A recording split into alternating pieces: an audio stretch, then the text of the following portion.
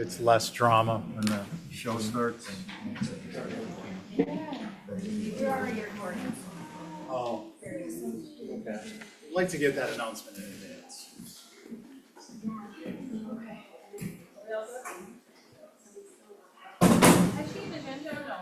No. Val, do you want an agenda? I actually left mine at home. Oh, that's a new one. Let me get So one. I'm That's taking fine. this one. All right, everyone. Good afternoon. Welcome to this edition of the Nantucket Historic District Commission. It's 4:02 p.m., August 6th. This meeting is being audio-video recorded. Please don't share or display anything you don't want shown on the town's YouTube. Comments for the chair, please. Once you're recognized, to maintain decorum and to make it easier for our minutes maker to make the minutes. Can we get a motion to approve the agenda? So moved. Let's see, there's no one on Zoom. Joe, why don't you sit on this? All in favor, say aye. Aye. Any opposed? Okay, that carries unanimously.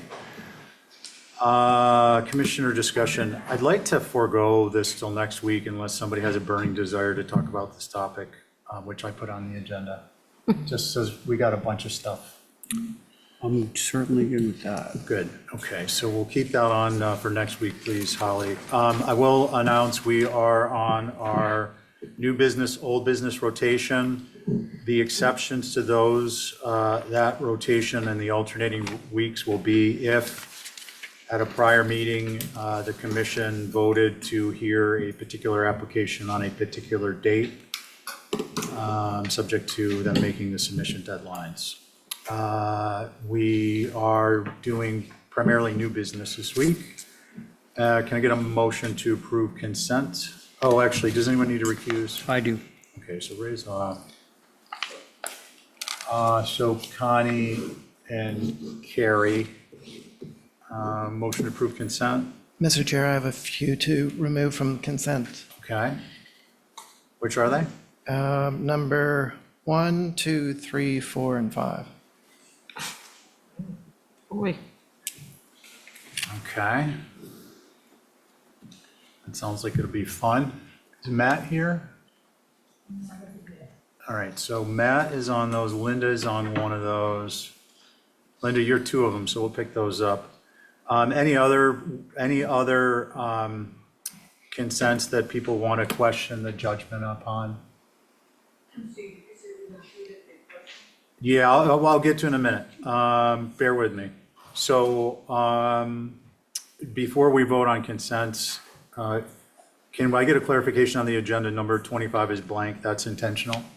No, that was an error on my part. So it's not meant to be a 25? Correct. Okay, so. All right, so consents number 6 through 24, Ray's recused, Joe, or Carrie and Connie are sitting. Can I get a motion? So moved. All in favor, say aye. Aye. Any opposed? Carries unanimously. We're gonna, before we do consent, we're gonna move to consent with conditions, just on the bulk vote. Who, if anyone, needs to recuse? I do. Carrie? Mr. Chair, I have a few to. Okay, hold on, Angus. Just Carrie? Okay, so it'll be regular board, Joe and Connie. And which ones did you want to pull? 1, 3, 4, 5, and 6. 1, 3, 4, 5. Angus, you're pulling all mine. I feel like this is going to be a competition. We'll see how the score works out. Well, actually, a couple of them were. Hold on. Yeah. Can we get a motion on 1, 3, 4, 5, and 6 to pull? Can we get a motion on consent with conditions? For the rest. X 1 through 6, right? 1, 3, 4, 5, and 6. I'll make that Oh, motion. 1, 3, 4, 5, correct. So did you just make the motion, Joe? Yeah, Oh, you one, didn't need to Okay. recuse? I did not. Oh, need you to- didn't. Okay, so it'll be Joe and Angus, Val, myself, and Ray. 3 is fine. 3 is fine? Yeah. So that'll be, we're going to start over. Actually, we've said which ones are in the hopper. We'll deal with the rest after the fact. Joe, you made a motion? Correct, to approve consent with conditions with the omission of 1, 4, 5, and 6. 1, 4, 5, and 6, okay. All in favor, say aye. Aye. Any opposed? Okay. So that will bring us back to consent number 1. Linda, you want to represent? The process here is going to be, it'll come up on the screen, normal stuff. Once you're done, I'll speak since I put it on consent, and then we'll open it up to discussion Okay. of the board. I had suggested a long time ago that you do consent after a hearing. Linda? If we did what we did, Linda? and you did, Can you you please looked at it. speak on, We did what you asked us to do, was put the salt box, the broken back, on the west side of it, I guess. and 34, what? Warren's Landing? Yeah, no, I know that. I'm just trying to find it in our list. It's on consent. It's all the way at the top. I think it's at the top, right under documents. Yeah, Yeah. mine's, It's OB 34. Business? Yeah. Oh, on the view list, it's down under old business, Right, it's an old business. probably the next section down. Can't tell you now. This would have been from last week. It's the one that had that strange I might be able to addition. expedite this to the, closer to consent. There was just one detail that didn't follow through. go ahead, Angus. So I would make a motion to put this on consent or to approve with the eve soffit down. Angus, we're down to not the going to head play casing. that way. We're going to have a discussion. I'm not going to have people select out, make a motion without a full review by the board. Gotcha. There it is up on the screen. And can you tell me which week it's in, because I still can't find it? It was last week's, I think, there's new business. No, we didn't get heard last week. It's been a couple of weeks since we got heard. June 23rd or If you pull up the 25th? agenda, it's under consent, it's the very first application on the view pack. Okay.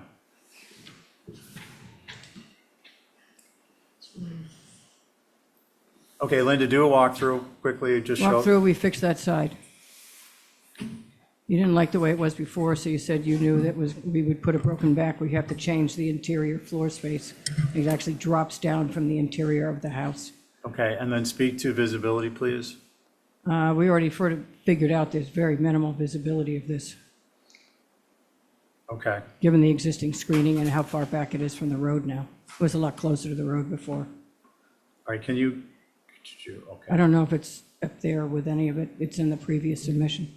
gotcha, There's about 20 pictures. okay. Angus, you had a concern? Just in the eave, coming down to the head casing of the windows.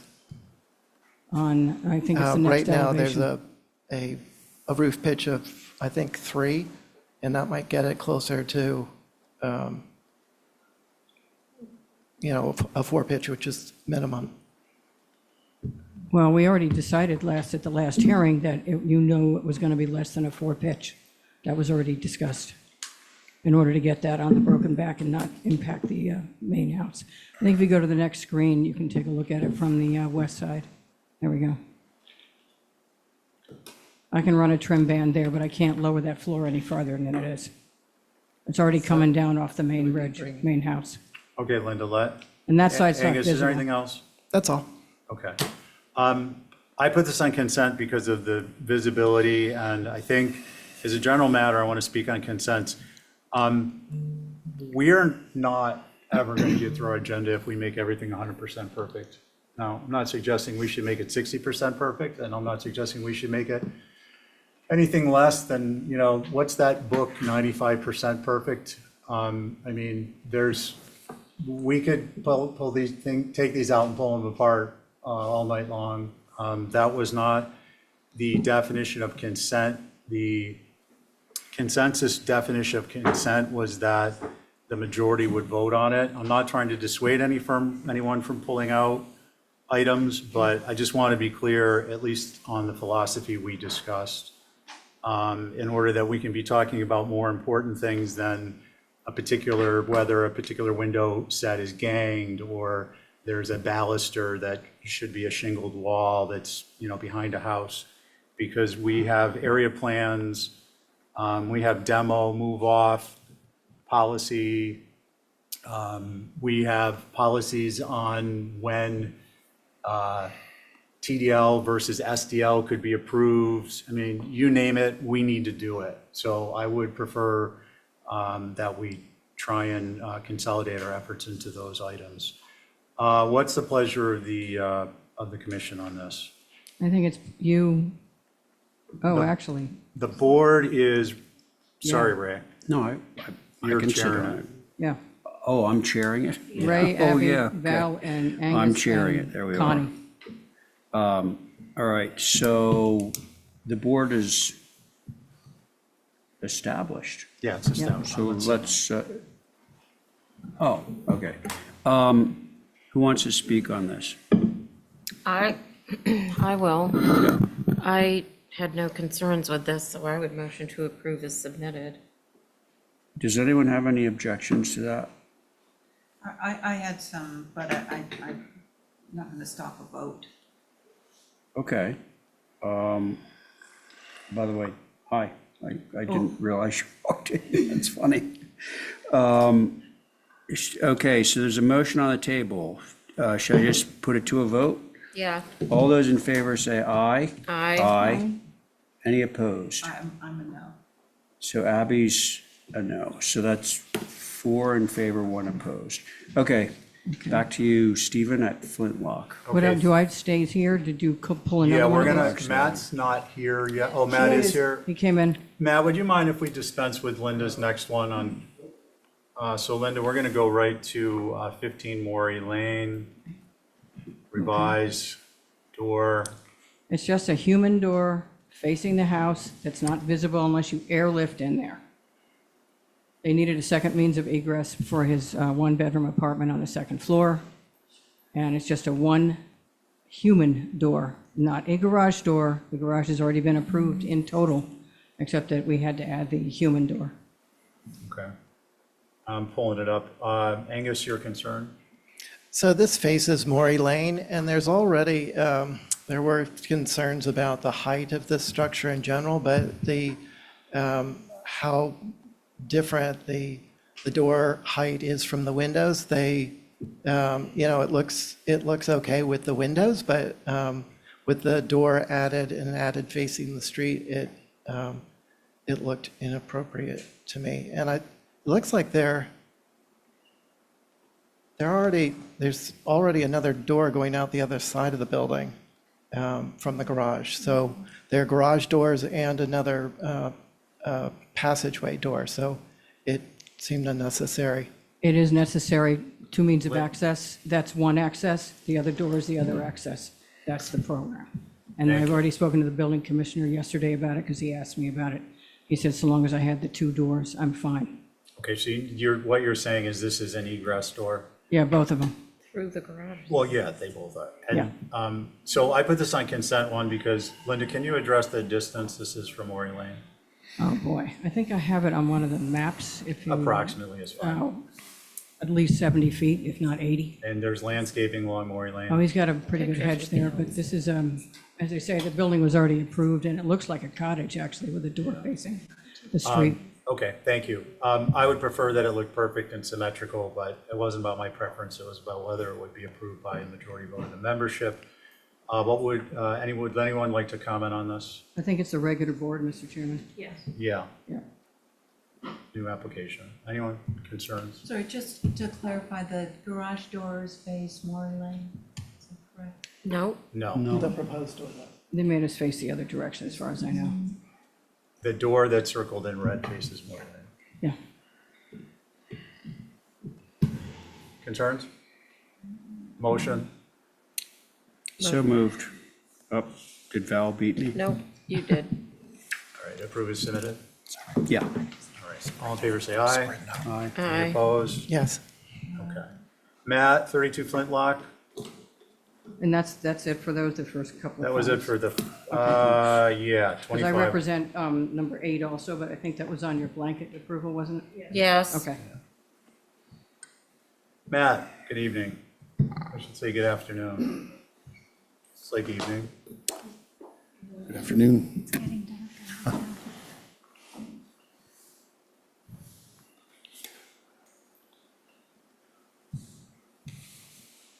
I was just waiting for the drawings to Yeah, come up. yeah. So 32 Flintlock, with your permission, Mr. Chair. Please. This is an existing structure. I believe the age is late 80s. Don't know exactly. Oh, so this is the existing guest house. So this is on the property. I think it's actually structure might be a little bit younger, so post 80s. And we're proposing just to simply replace the windows, have the exterior trim match the proposed on the primary dwelling, and expand the porch off the rear and add a farmer's porch across the front. So not doing really much to the interior, just trying to make the exterior emulate those details found in the proposed renovations to the main house.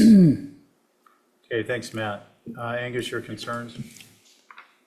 I believe my concern was with the move part that was listed. So with your permission, Yeah, Mr. please, Chair, I could just add some more to that. So Angus, yeah, initially we wanted to square the house up with the existing main dwelling because I suffer from severe OCD.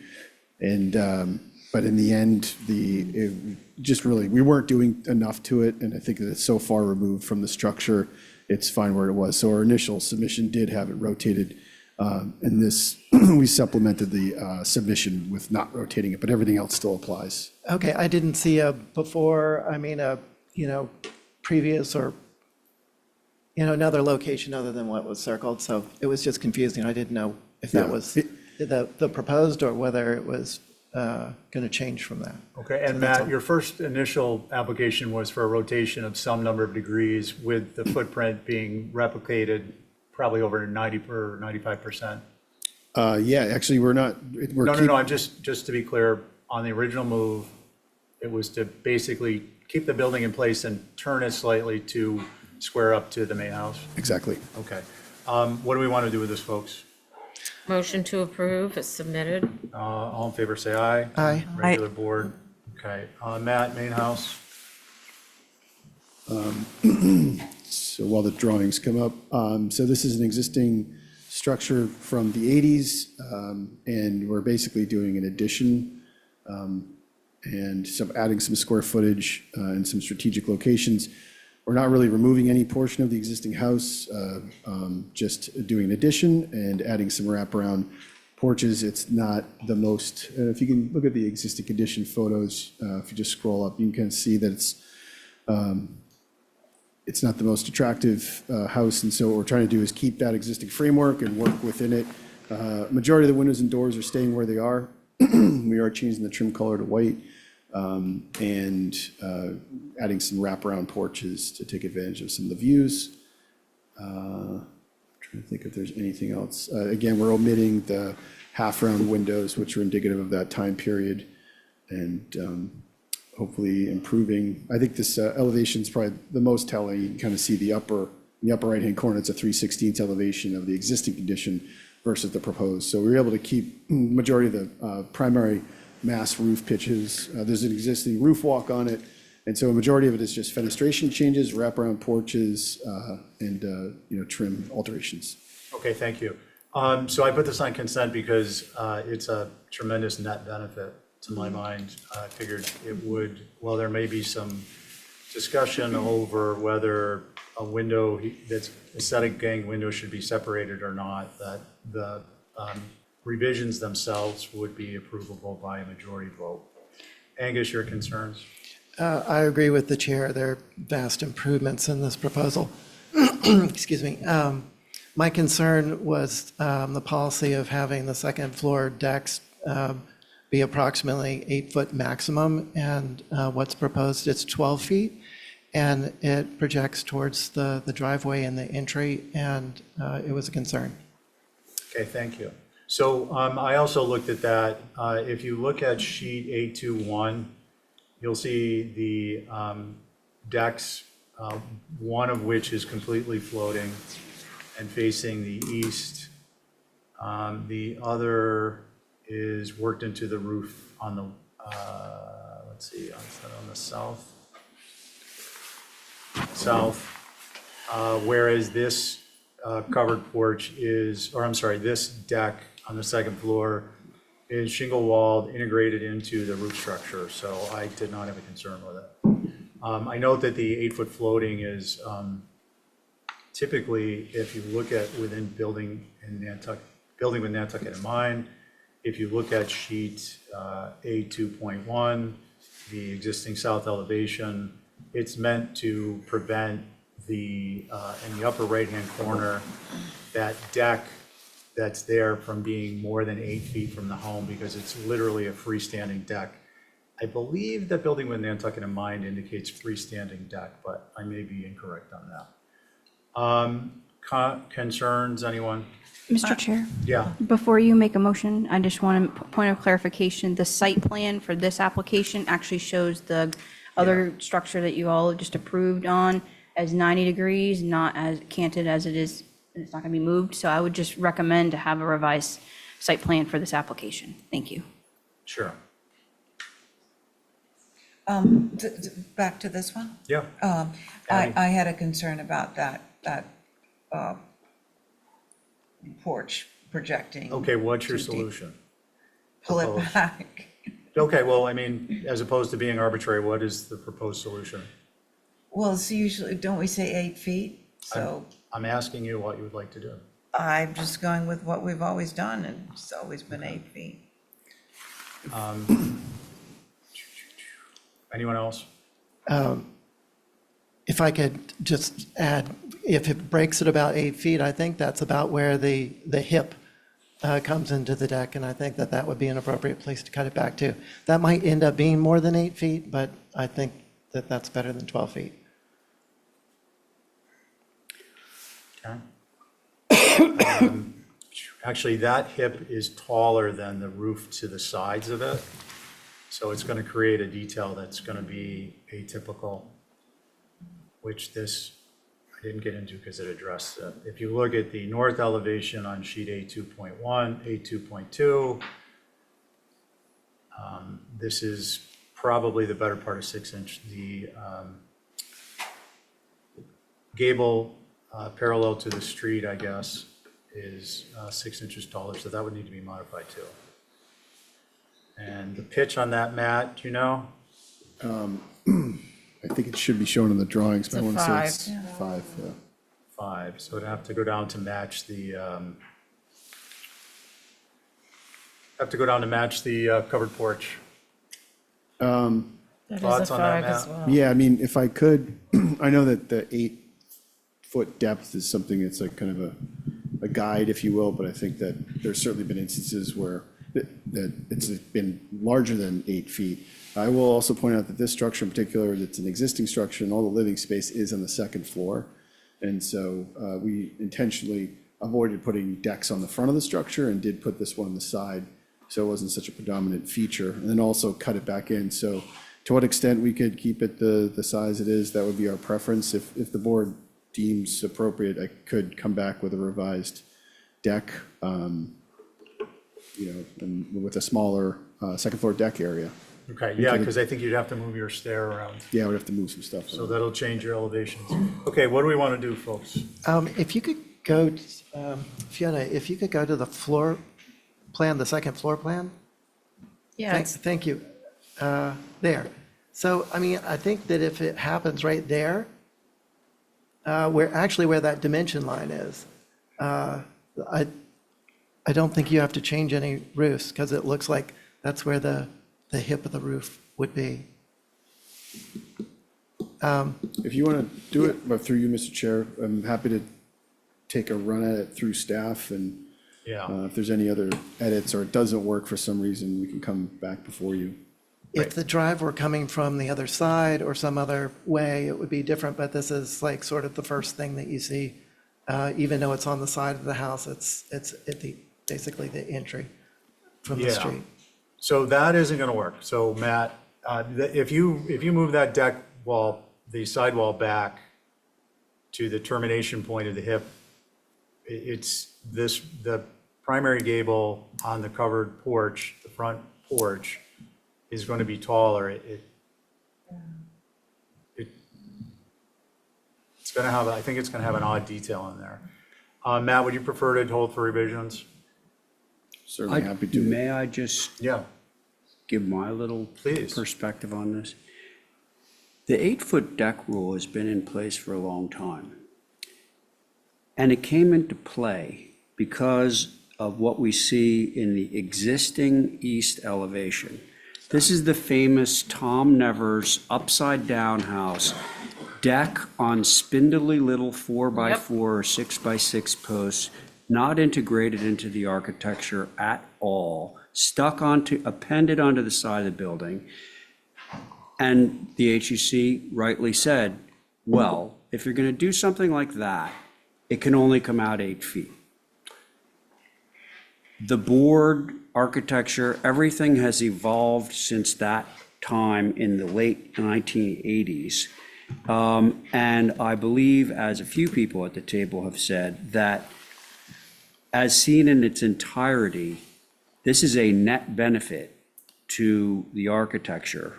Someone can disagree with me on that, but my own view is that in terms of, the sins that are being committed by the existing structure versus those that are being committed by its replacement are far greater.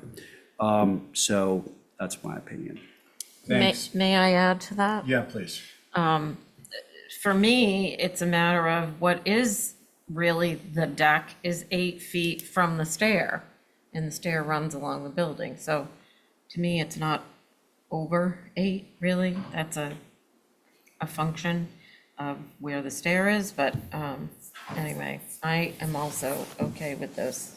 Okay, I think we should go for a motion then. I'd move to approve as is.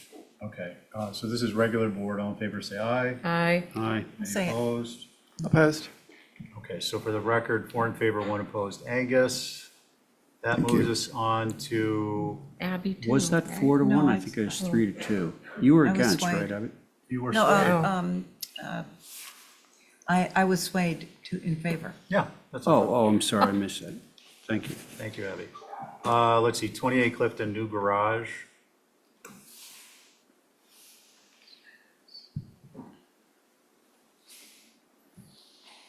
So with your permission, Mr. Chair, I can just give you a brief introduction Yeah, as the please. drawings are being pulled up. So this is an empty lot on Clifton. There's a house adjacent to it that I think the board approved maybe like 3 or 4 years ago. It's a really beautiful house. So this is an empty lot. The main house is on the agenda this evening as well. This is a garage as part of that same build. The garage is a 1-story structure. It's strategically placed on the site. So the garage in and of itself, I think, is a very modest scaled structure. That was done intentionally so that it was the closest thing to the road, and that the main house sits behind it, and then it also obstructs some elements of the main house that it's primarily an effort to capture as much southern exposure as we could off the living room, but it basically, this structure, both in terms of its size, scale, and placement, was strategically placed as part of a larger plan. But I think that the structure in and of itself is a very modest, small structure, and there it is up on the site plan. Thank you. Let's see, does anyone have a question on this one? Okay, Holly, Rob had submitted on this. Yes, Mr. Chair, thank you. And I apologize for not catching this, but yes, he had comments both on the new application that's coming up and this one before you right now. He said, while the design is approvable overall, it falls into a trend of placing garages on the street side of houses, which not only blocks the view of the house, it creates a visible parking lot effect in the front yard. In this case, at 25A Clifton, the house is wildly perpendicular to its quite deep lot and could be reconfigured to make the garage apartment subordinate to the main house. So comments for both the applications. Thank you. Thank you.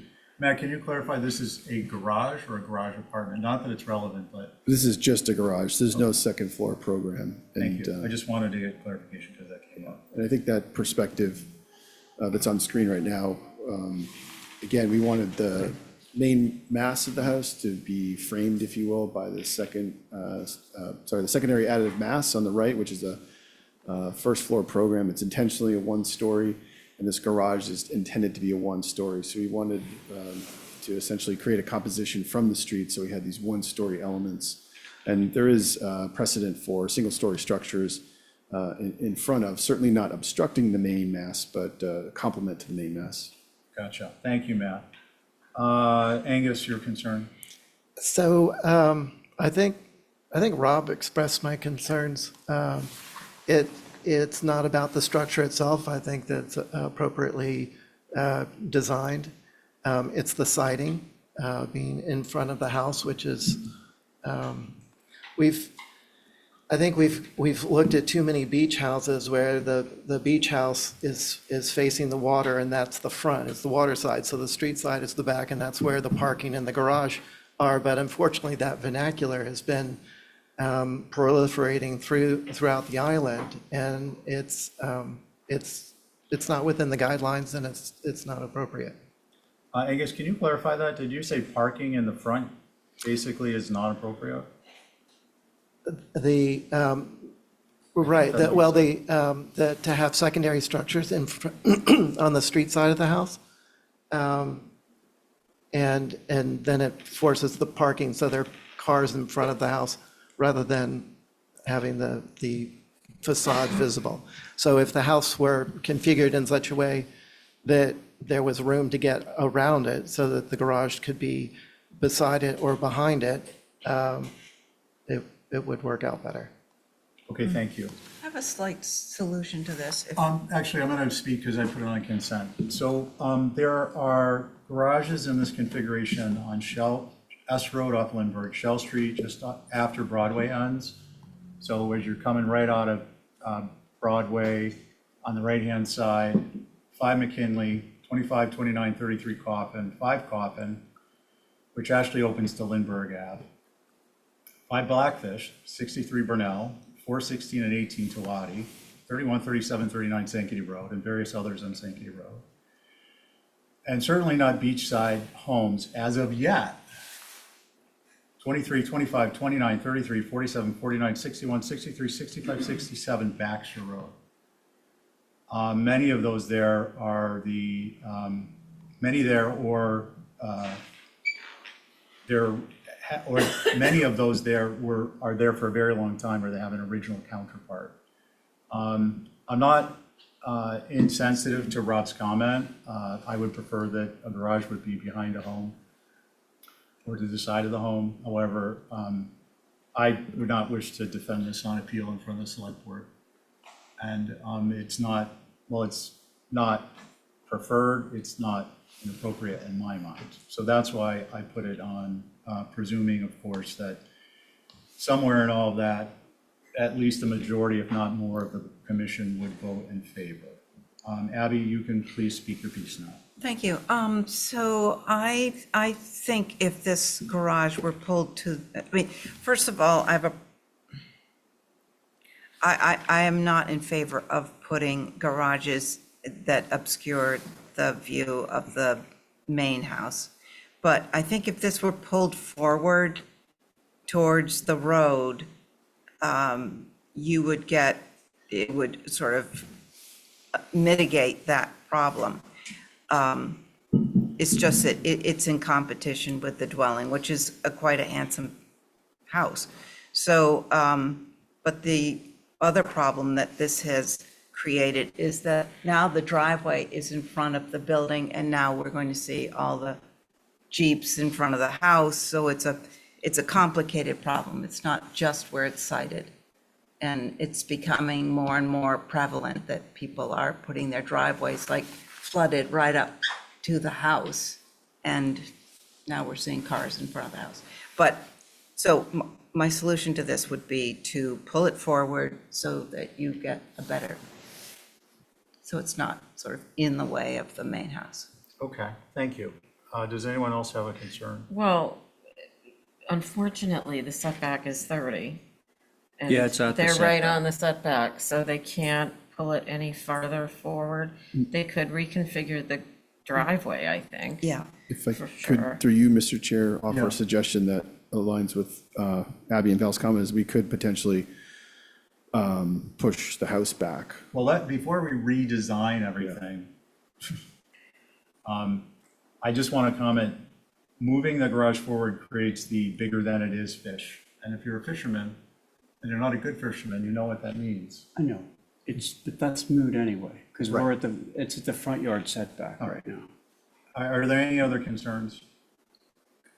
Do you want me to speak? Yeah, please. Okay. So, not against moving the house back, but just a few observations on this. It's not a garage that's obscuring an old house, A. It's a one-story garage that is obscuring a 1.5-story wing on the house in the back. So would we rather be looking at a 1-story element than a 1.5 stories? I would prefer that, yes.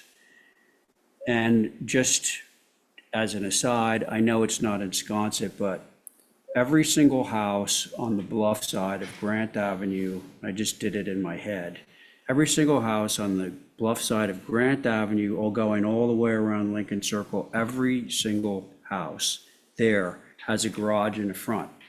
And most of them are very old.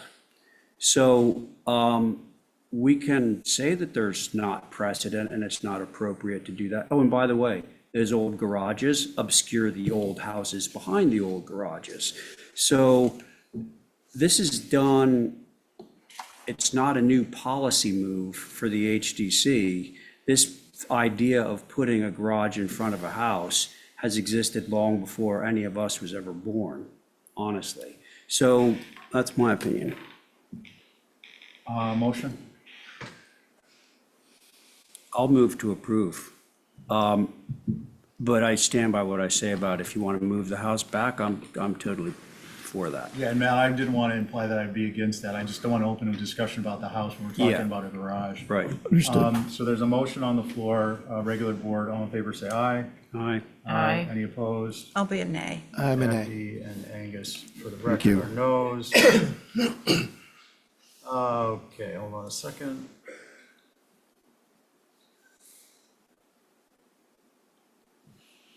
Okay, that moves us to consent with conditions, and Ray, you're chairing this one. And then I got the next group. You mean One number one? Jefferson, Oh, I see what you mean, yeah. Okay, so 1 Jefferson. Let's see, it's still you, Matthew. Let's see. Thank you, Mr. Chair. With your permission, I'll just give you a brief introduction. So this is a house that was approved probably 5 or 6 years ago. We've been before you as a follow-up to redo the front door and replace a Anderson screen door with also some more elaborate door surround trim. The applicant is looking to make some fenestration changes on the east elevation. We've provided existing photos that show an incredibly dense side yard area. That's a great shot there. The board has actually approved a spa previously, and I think this board has approved that spa because due to lack of visibility, and I think there's a stipulation in that approval that requires that this screening vegetation exists in perpetuity as long as that spa is there. And so to that extent, while these fenestration changes on the east elevation, which we've been before this board previously, and we just withdrew it because the application was being met with some level of resistance. We're back before you because it is not visible from a public way due to screening that is in place due to a previous application. I'd also say that because this is like a fairly small yard space, the privacy is really critical to the owner. And so with that, look forward to comments from the board. Mr. Chair, thank you. Okay, Angus, you want to voice your concerns? Oh, just in reading the notes that were included from the meeting, the minutes, 3 of the 4 board members, including the advisory board and the preservation planner, were not in favor of the proposed alteration.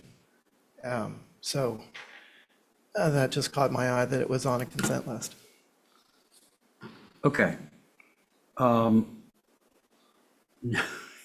Here's an interesting one. Okay, so the board that's on this project is myself, Stephen, Abby, and Diane.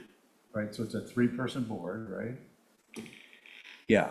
And Okay. can I speak to why I put on consent? Yeah, sure. Number 1, it's not visible. Number 2, the condition was that the evergreen screening remain and be maintained in perpetuity.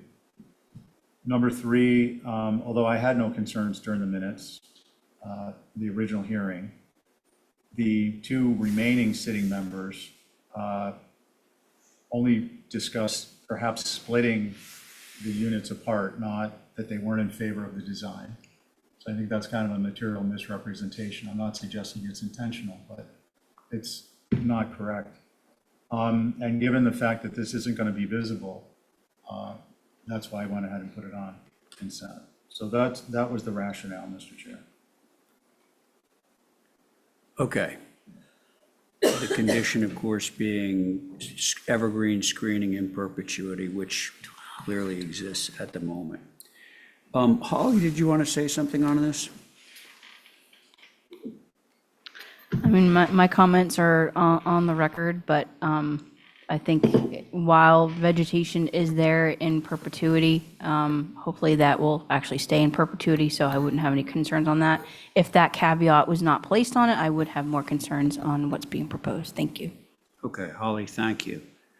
Mr. Chair? Yes, Stephen. I'm actually kind of thrilled that Angus brought this one in particular up, just so I could ask Matt, is there any way we can get them to lower that evergreen hedge by about 1.5 feet? You can throw that into the motion. I could certainly ask. I And then think they have topped them off, honestly. And you can Is get it that down to the Leyland? eave of the garage. We could get it down to the eave of the garage. It's not going to harm them at all. I can certainly ask him. I'd be hesitant to agree to that just in case there's some reason that I don't Yeah, know. and I'm not suggesting we do it mid-August. There's a good time for pruning that stuff I can up. certainly ask him, yeah. Okay, so I make a motion to approve as submitted, subject to a request of the applicant to lower the top of the evergreen hedge to the level with the rake of the garage, or the eave of the garage, rather. Yes, oh, yeah. Oh, yeah. Well, that's a condition of its, Yeah. the consent with conditions. I'll just say parenthetically, this cutting down of that hedge is going to be paddling upstream. We all know that. It's Leyland cypress. Okay, so all in favor of Stephen's motion, say aye. Aye. Any opposed? I'll be opposed. Okay, 2 in favor, 1 opposed. Thank you. Thank you. Where are we now? That brings us to consent with conditions number, 4. hold on a minute. Number 3 got Yeah, scratched sorry, I out. was just trying to get my composure here. I didn't know if we were going to be doing this the whole night. Number 4, consent with conditions, 7 Elbow Lane, window replacement. Thank you. Do we have a representative here? Linda. No. Oh, it's not. So I'll just speak on this without opening it up. We're not going to deliberate on it. The application was for window replacements, and I indicated the conditions were TLD, double hung TLD, and no casements. TDL. TDL, yeah. sorry. That's all Yeah, right. I'm still having some problem with the old noggin. Do we want to open it? I guess, do your concern, why don't we see what your concerns are? So it took a little bit to fully understand it because I felt like the application wasn't really complete. I didn't, the photos weren't very clear, and the existing windows weren't documented, and there weren't specs for the new windows, and the photographs of the inside didn't look like the windows that were originally there. It looks like most of them were square, and all the windows on the inside were like vinyl double hung windows. So I felt like there was information lacking, but this was a historic structure up on Front Street, and then moved down to Codfish Park, and then has moved to this spot. And there's historical significance, and I felt that it needed deeper review. That's all. Thank you. Okay, thanks. So I just want to comment too, now that you've seen the images, there are some images of the TDL windows. There's images of the structure. The windows are, in some instances, not in place. They're plywooded over. And it's a shed. What do we want to do? Is there anyone who would like these to be other than double hung TDLs? Would we consider awnings, hoppers, casements? No, I think it was just a matter of clarification, so that could be added, just clarify what windows you're putting in as a consent with Yeah, you conditions. can't tell from this. What I was looking for was elevations with windows drawn on them with, proportions and sizes and to scale. A lot of this is sketched and marked on photographs, and I don't feel it gives the information that's needed. Okay, I went with the red circles on each of the elevations. That seemed pretty clear to me. I'm going to speak on this. I think it's kind of ridiculous to ask for drawings for an existing structure that is in a serious state of disrepair, that someone is trying to put windows into, to make it, this is in Codfish Park, and it's a blight. So Can I I, think it's a historic building. I'm sure. they're putting in, the condition of approval was that they put in double hung, true divided light. I don't think we get any more stringent than that. Can I? Please. May I? So the one window that we're actually looking at, aside from the pile of them, right, actually happens not to be a double hung window. It's a 12 light Right, awning. like a And then window.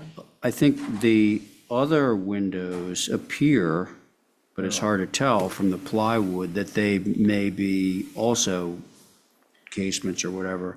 There's a stack of what appear to be double hungs, but they're very vertical and narrow. Oh, those are the Andersons, yeah. Yeah.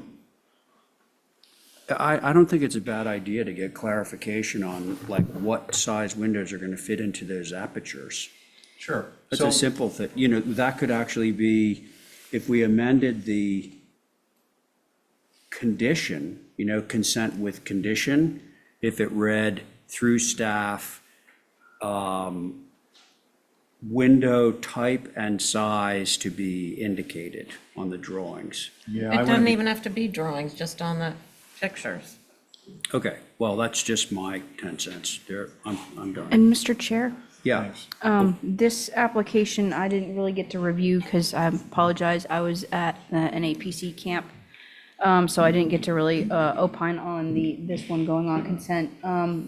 But I will say, to the whole point of this being a historic structure, the application does say 1910. That's incorrect. This was the structure that was originally mizzen-mast boathouse built in the late 1880s. It was the HDC at the time in the 90s allowed it to be moved to Codfish Park on the end And then during COVID, you all allowed it to be moved within Codfish Park's context, which this is the location it's been to. So we do know that the current owners obviously are wanting to retain it. We appreciate that this historic resource has been moved, part of our national identity. So on that end, I would, with Ray's recommendation of amending the condition, I would agree with that, as well as making sure we have the proper historic information on the COA. Thanks. And that still is hard to get. Could I chime in? Please. I think because of its date, I would like to see drawings that specifically show what windows are going where. Okay. I think the historical information would Angus? be helpful. Thank you. But it appears that there are these 12 light windows front and back, and maybe double hungs on the gable ends, but it's hard to tell with the plywood. So drawings would be helpful of showing what it's there, and the historic information, I think, would help inform our decision about whether the proposal is appropriate. Thank you. And does anyone disagree that TDLs are inappropriate or appropriate, or either?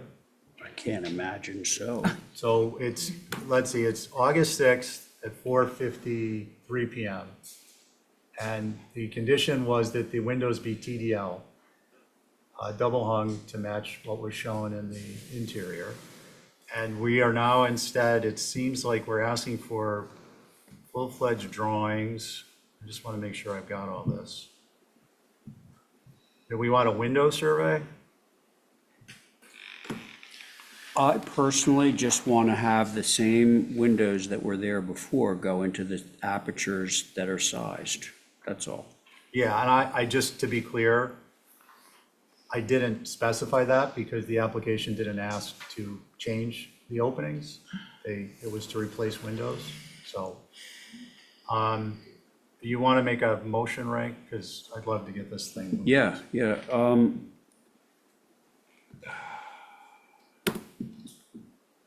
So we have an applicant that's not here to listen to this conversation.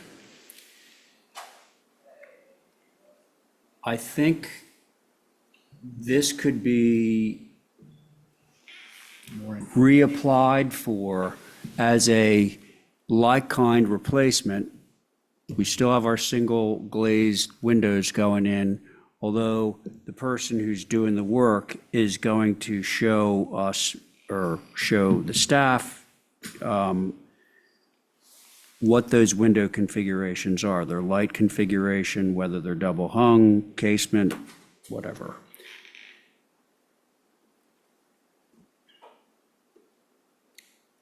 Somehow that message needs to get relayed to the applicant so they can revise their drawing. So how about this? Yeah, try me, go ahead. How about a motion to approve through staff, Yeah, subject to windows clearly documenting, images clearly documenting which windows which are in which prior location. That the replacement windows will be of the same, reasonably of the same size without altering the rough openings and type.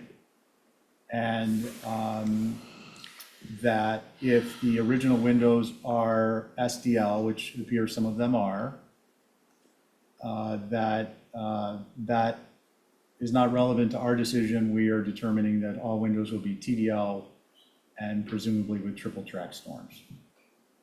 there it is. That's my motion. So the condition would, I just want to double check.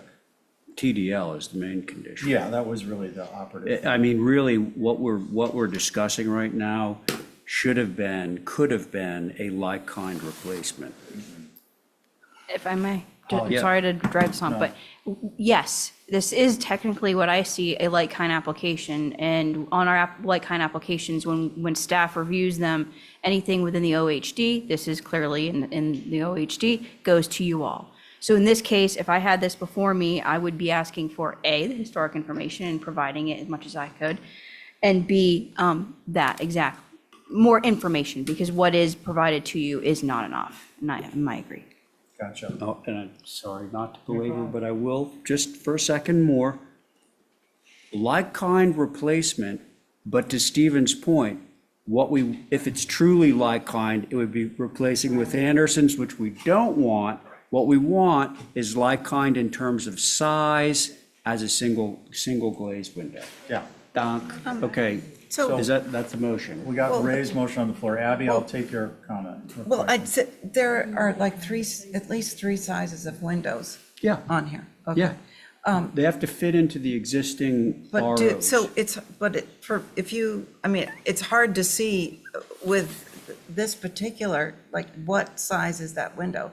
We Because don't it's just determine bordered. that. They've got to go Okay. in and measure for We that. just- And what about color? Do we know what the trim is going to be? Is it natural to weather? Is the sash natural to Okay. weather? If you review the application, it indicates on the application. With respect to the window sizes, we addressed that they need to provide images and they need to, of which windows are fitting in which orifice. So that this isn't a ripping apart the structure to put in windows that are bigger or filling in rough openings to put in windows that are smaller. Correct. It's a shed. There's no color on the sash. No color? It's, but it's, so it's replaced windows, so the color, The photos show white windows, I believe. yeah. So it'll be, I think that motion is fine and it stands. All in favor of the motion, say aye. Aye. Who's opposed? I'm not, Aye. I'm opposed. Abby and Angus. All right, for the record.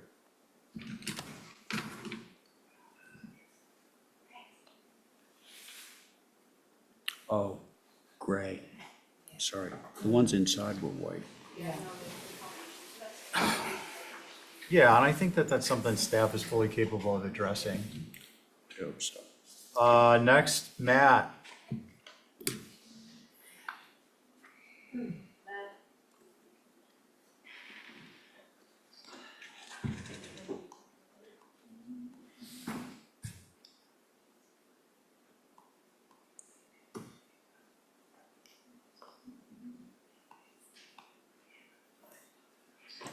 Thought it was done.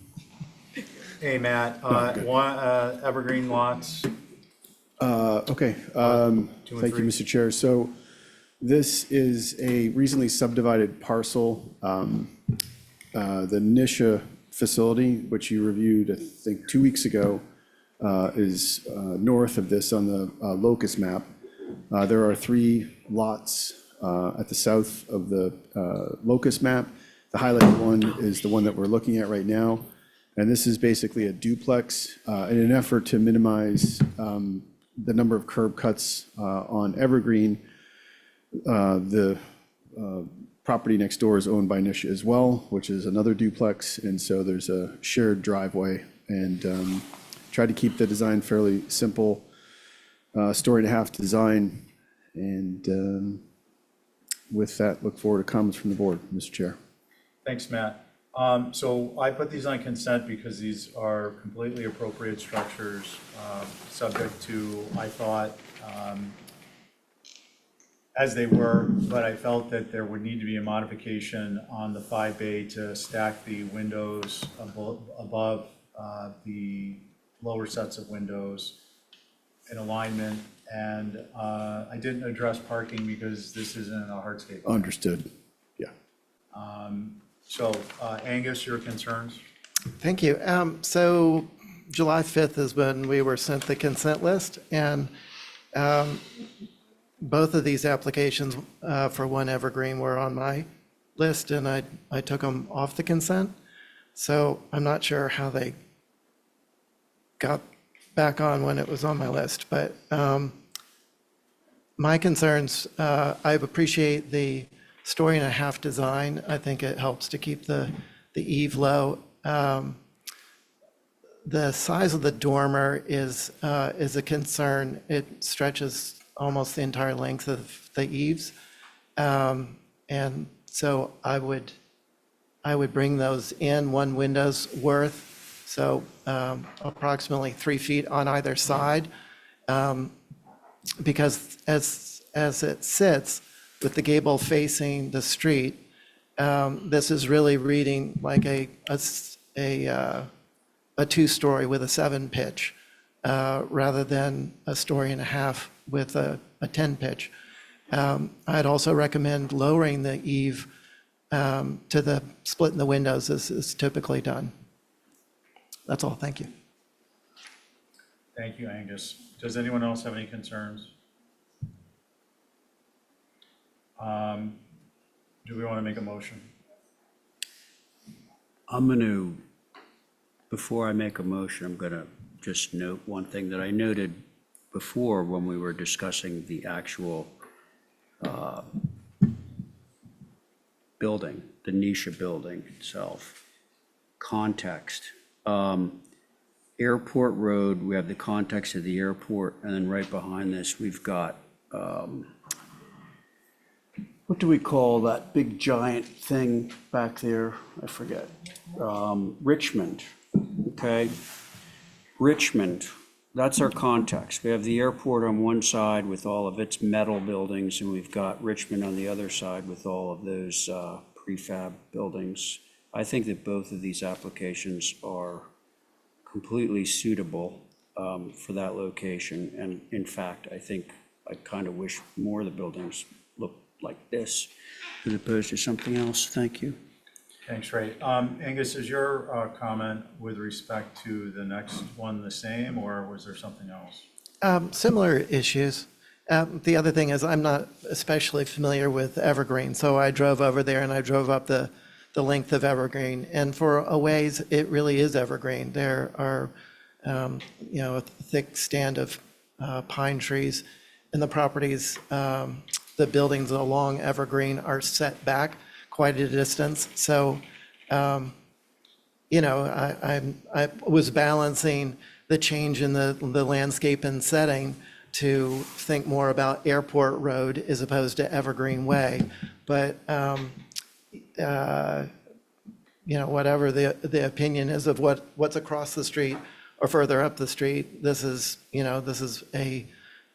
where we're beginning on the development of this property. And I just wanted it to follow as close as it could to the building with Nantucket in mind. Thank you. Thanks, Angus. I guess the question I have for you, Matt, is I might have missed something here, but there isn't a landscape or hardscape plan in here. I presume you're not clear cutting the lot? Correct. There is actually a larger landscape plan we do have developed for the entire site. So, but that would come in as a separate application. I presume. Okay, thank you. May I just point something out? Yeah, go ahead.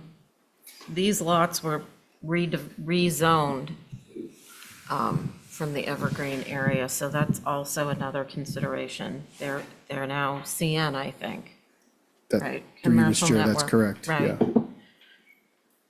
Yeah. Motion? I would, if I may, motion to approve both as submitted. Okay. Let's see, regular board, all in favor, say aye. Aye. Aye. Any opposed? Aye. Okay, for the record, Angus, pardon me? With notes, so main gables, add gable vents or appropriately Oh, yeah. proportioned for light fixed Yeah. windows. I presume that was your. Yeah. And the other one was the same, and on the east and west elevations, align the second floor windows over the fenestration below. Okay, so now we are 5:05. We are moving on to old business. Thank you. Thank you, Matt. 1826 Sparks, revised building A. I revised move to building B. adjourn. Oh, I'm just kidding. I'll second For that. those of you on Zoom, I'm just kidding. That one always comes back to bite me. I recall now, yes. Got to be clear. Hello, George. Hello. Hello, everybody. Good evening. Raise your chair. I know we confuse things here, but That's not the application, it's the application of it.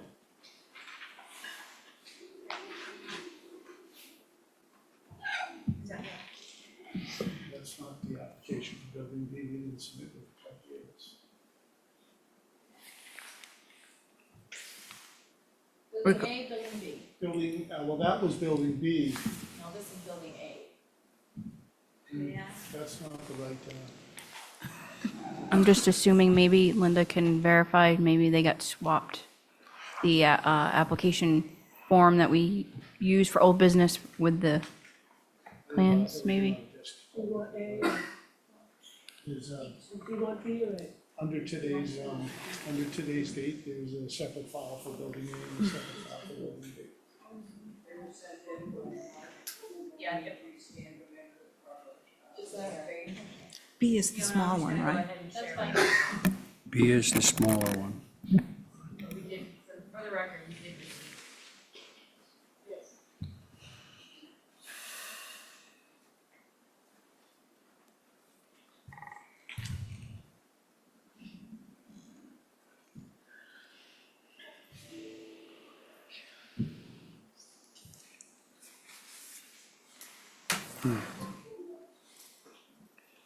All right, building it. Building A.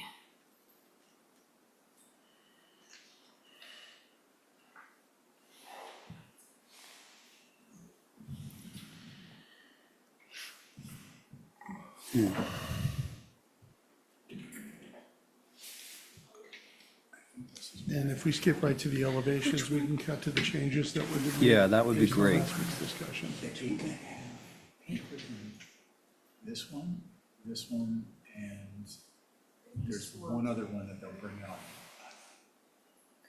The B cover is the one that shows the cliff gables, but the 8.5 by 11 ones are the ones you want to put out. While we're waiting, George, I'll just fill the airspace with, I'll say who the board is. Oh, they're gonna do a dad joke. I was going to do a tap dance on the table, but I'm wearing the wrong shoes for that. Let's see. Welch, Pohl, Camp, Joe Paul, Connie Patton. That sounds familiar. Okay, how are we doing? We're getting there. Yep. Okay, so on building A, I think we agree, we had a pretty vibrant conversation about extending the gables out and considering a number of other things. In looking at building A, what you're, on the front elevation, effectively building A didn't change really, except we are projecting the rakes out about 6.5 inches from the face of the shingles in the mass on the right-hand side. And then what you're seeing on either side of the edges is, again, those rakes extending out about 6.5 inches from the face of the shingles. George, can we get a clarification through you, Mr. Sure. Chair? What sheet is this? A 301, 302? Yeah, looking I at have the a bottom. different Yeah, okay, 301. just to be able to see the side. There it is. Yeah. Okay, thank you. Okay. Oh, we all good? Yeah. Okay. I'm good. Yep, sure. So again, on the back, actually on the side elevation of building A, we extended the gables out over the windows about 2.5 inches to create sort of a shadow gap there. We also extended the rakes on, this is the back. We extended the rakes on the gable ends out again. They're about 6.5 inches. There's a detail on the previous sheet that shows that. Not I think that. it was on that sheet. Yeah. Although, Aren't those, isn't that it right there? correct. So we created a little bit more definition and interest on this elevation. Next sheet, please. We're still on A. So we're looking at the bottom elevation is facing house fitters. And again, what we did was we punched the gables out at the top on the third floor above the third floor windows. And we also extended the gables out about 6.5 inches. We looked at whether or not a band would be appropriate on this side of the elevation, but we felt that there's a lot already going on with the different roof lines and the different window fenestration. So we felt that an additional band would not necessarily be appropriate on that elevation. But again, looking at punching out the gable ends up above the third floor windows and the 6.5-inch extension of the gables would provide the definition that I think some of the commission members were concerned about, breaking up those elevations. And that's just the window sheet. So so just to summarize on elevation A, we punched out the gables 6.5 inches to create a shadow gap there.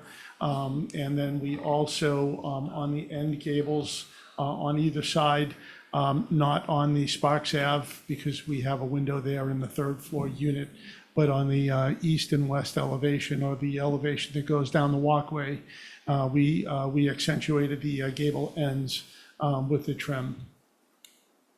And that's pretty much the modifications on building A. Okay. I think what I want to do here, because I noticed that B is going to take a slightly different turn than A. I'd like to stay on A, and I think that I'd actually like to move on A separately from B. We want to kind of do that anyway. But I think that the range of comments might differ between the two buildings. Okay? Sure. So staying on A, folks, comments from the board. Holly, your input too. Why don't we start with you? Up, and I'll do you next. Thank you, Mr. Chair. I think they've done a great job addressing some comments, and I have no further concerns. Thank you. Holly, thank you very much. Val Oliver? Well, these comments are really for the whole project together, not building by building. Okay, that's fine. I listened to the video of the last meeting since I wasn't here, and I didn't realize it was going to be reviewed. And I got a strong sense that this board is ready to approve this. And I would just submit that the massing is still the same. It doesn't relate to the identity and context of the area. It should have been required to adapt better to the scale of its surroundings, like other buildings that have been built in more recent times. You have made those requests consistently along the way through this project, but you've been ignored blatantly by the applicant, and he has stated as much that he will not change them.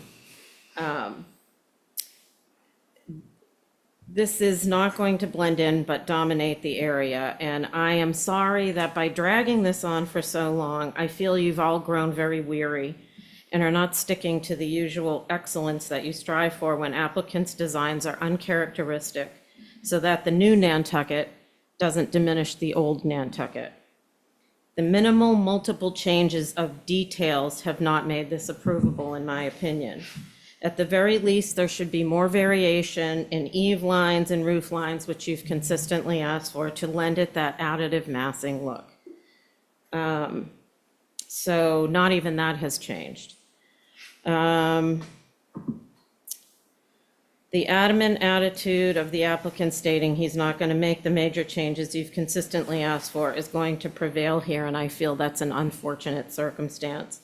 I believe the threat of legal repercussions of a denial are overshadowing and preventing your decision to act as the premier advocates of the island's historic status. This is an example of somebody building with themselves and their profit in mind, not Nantucket, and it's very telling of what our future may hold.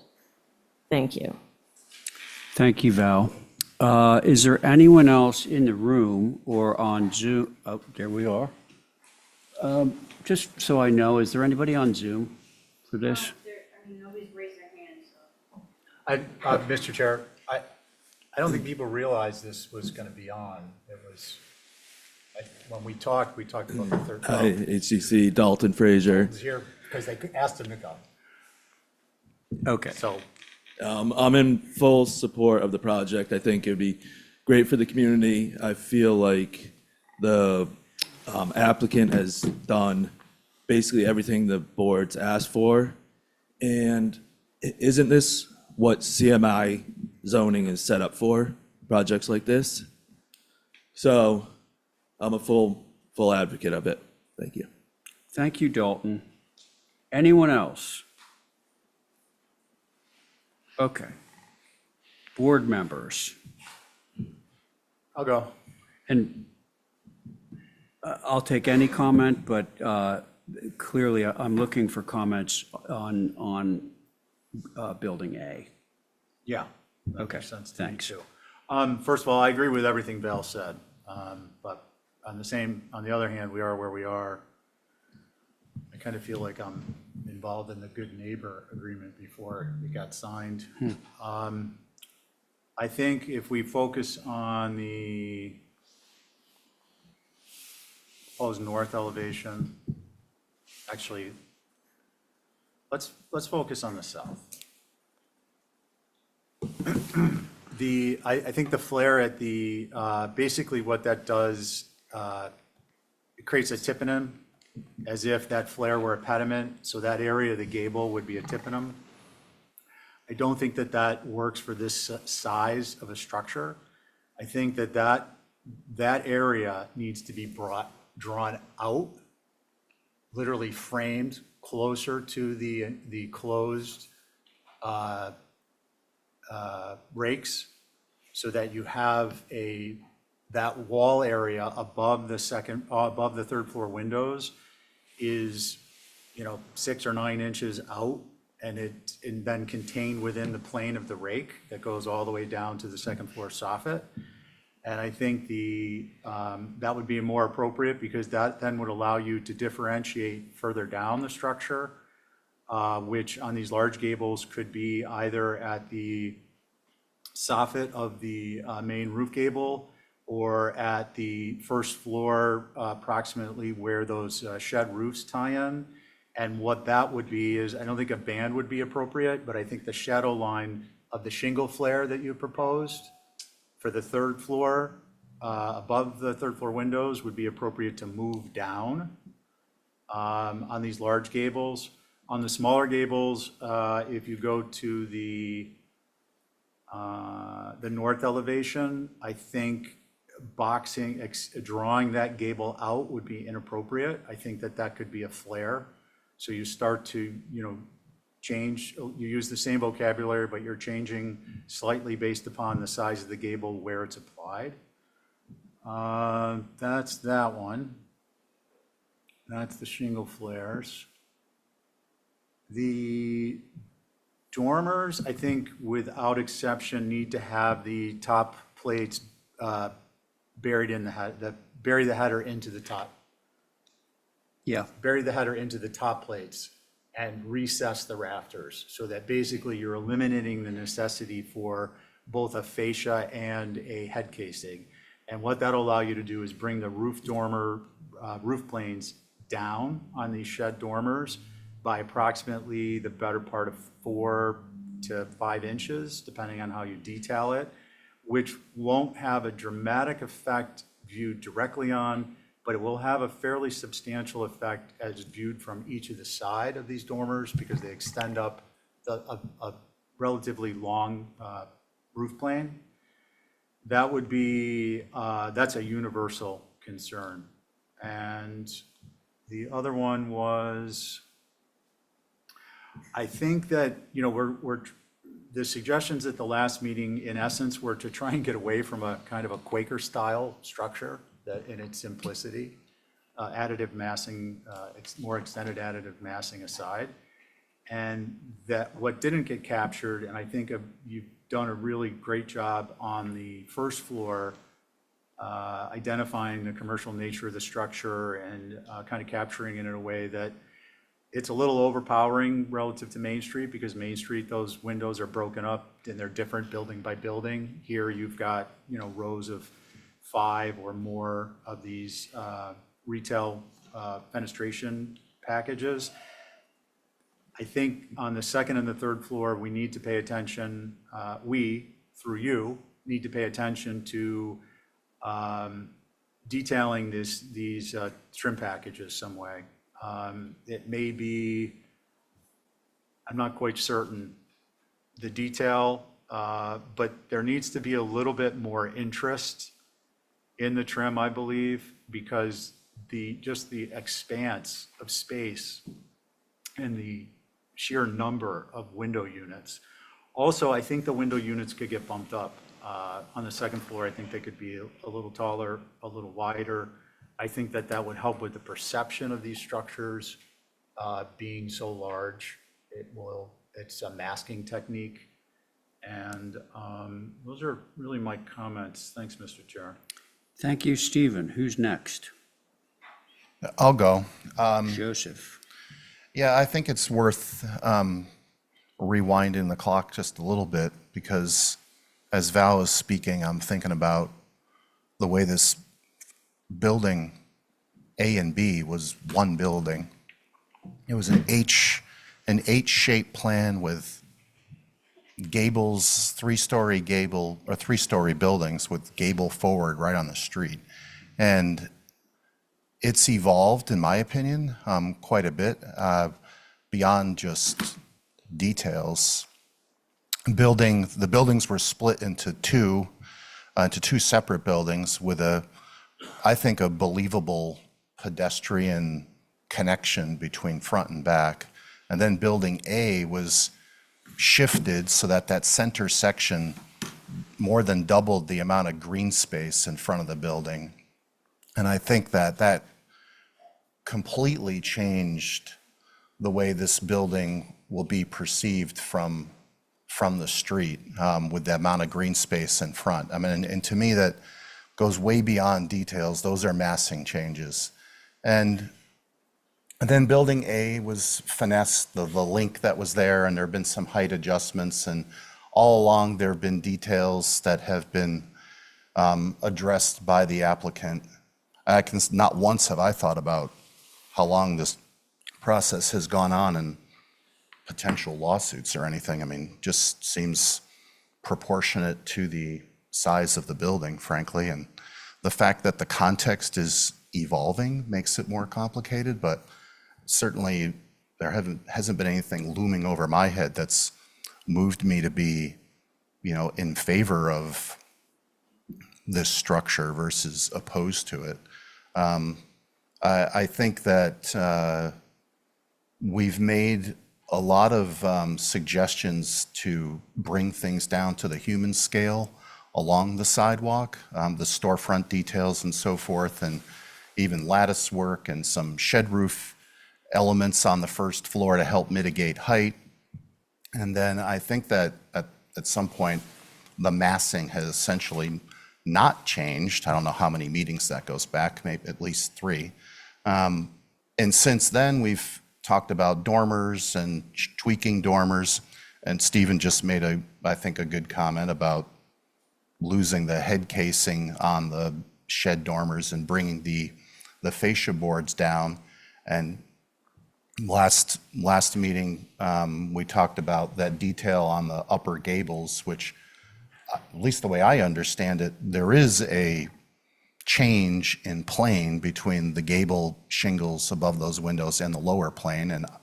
And I think that, in combination with the projected rakes, makes for a subtle way to break up the height of this. So I'm at a point where I would motion to approve building A as submitted. I mean, this is a change in context. Certainly, we're talking about 6 lots that are combined together into one lot that are currently occupied by single-story structures. I don't see those single-story structures as a context that we need to respond to. I Stop and Shop and the other larger buildings in this area. So I think that the applicant has worked with us as a board, maybe not everybody equally, but I believe that they have. And the renderings and the information, the videos, and the supporting documentation, I think, has been done well, and I think has conveyed how this will feel as you move past it, because you very rarely look at this frontally unless you're leaving Stop and Shop. And as Ray pointed out the last meeting, you're at an elevated elevation in that Stop and Shop parking lot, and I think that also helps to soften this. So I would motion to approve this as submitted. Let's not let that be a motion yet. That's fine. Sure. Okay, because I would like to hear from Abby and go. you. Oh, Connie, go ahead. So I looked at this, before we came in, and I first want to say that, George, you've been very gracious with all of our suggestions, and I think that, it's been frustrating on both sides. I can see that. And I hope you appreciate that we want to get this right for the town of Nantucket, and, that's what we're here for. I, too, remember the big mammoth building that was first submitted, and how we kept saying, make it more like Main Street, break it up, and have it so it's unique. And I really feel that you've done that. And, I think, my colleagues, as you can all tell, have very great architectural backgrounds. I don't. And I always support their suggestions because they see things that, I never would see. And I think, some of Stephen's suggestions last week, I thought were great. They would, just add those fine little points to these buildings. And, by making them unique and making building be a little bit different, that's what we had asked. I think, there may be a little more finer tweaks to go, but I really think that this has come a long way, and I am in support of it. Thank you. Connie, thank you. Abby? Thank you.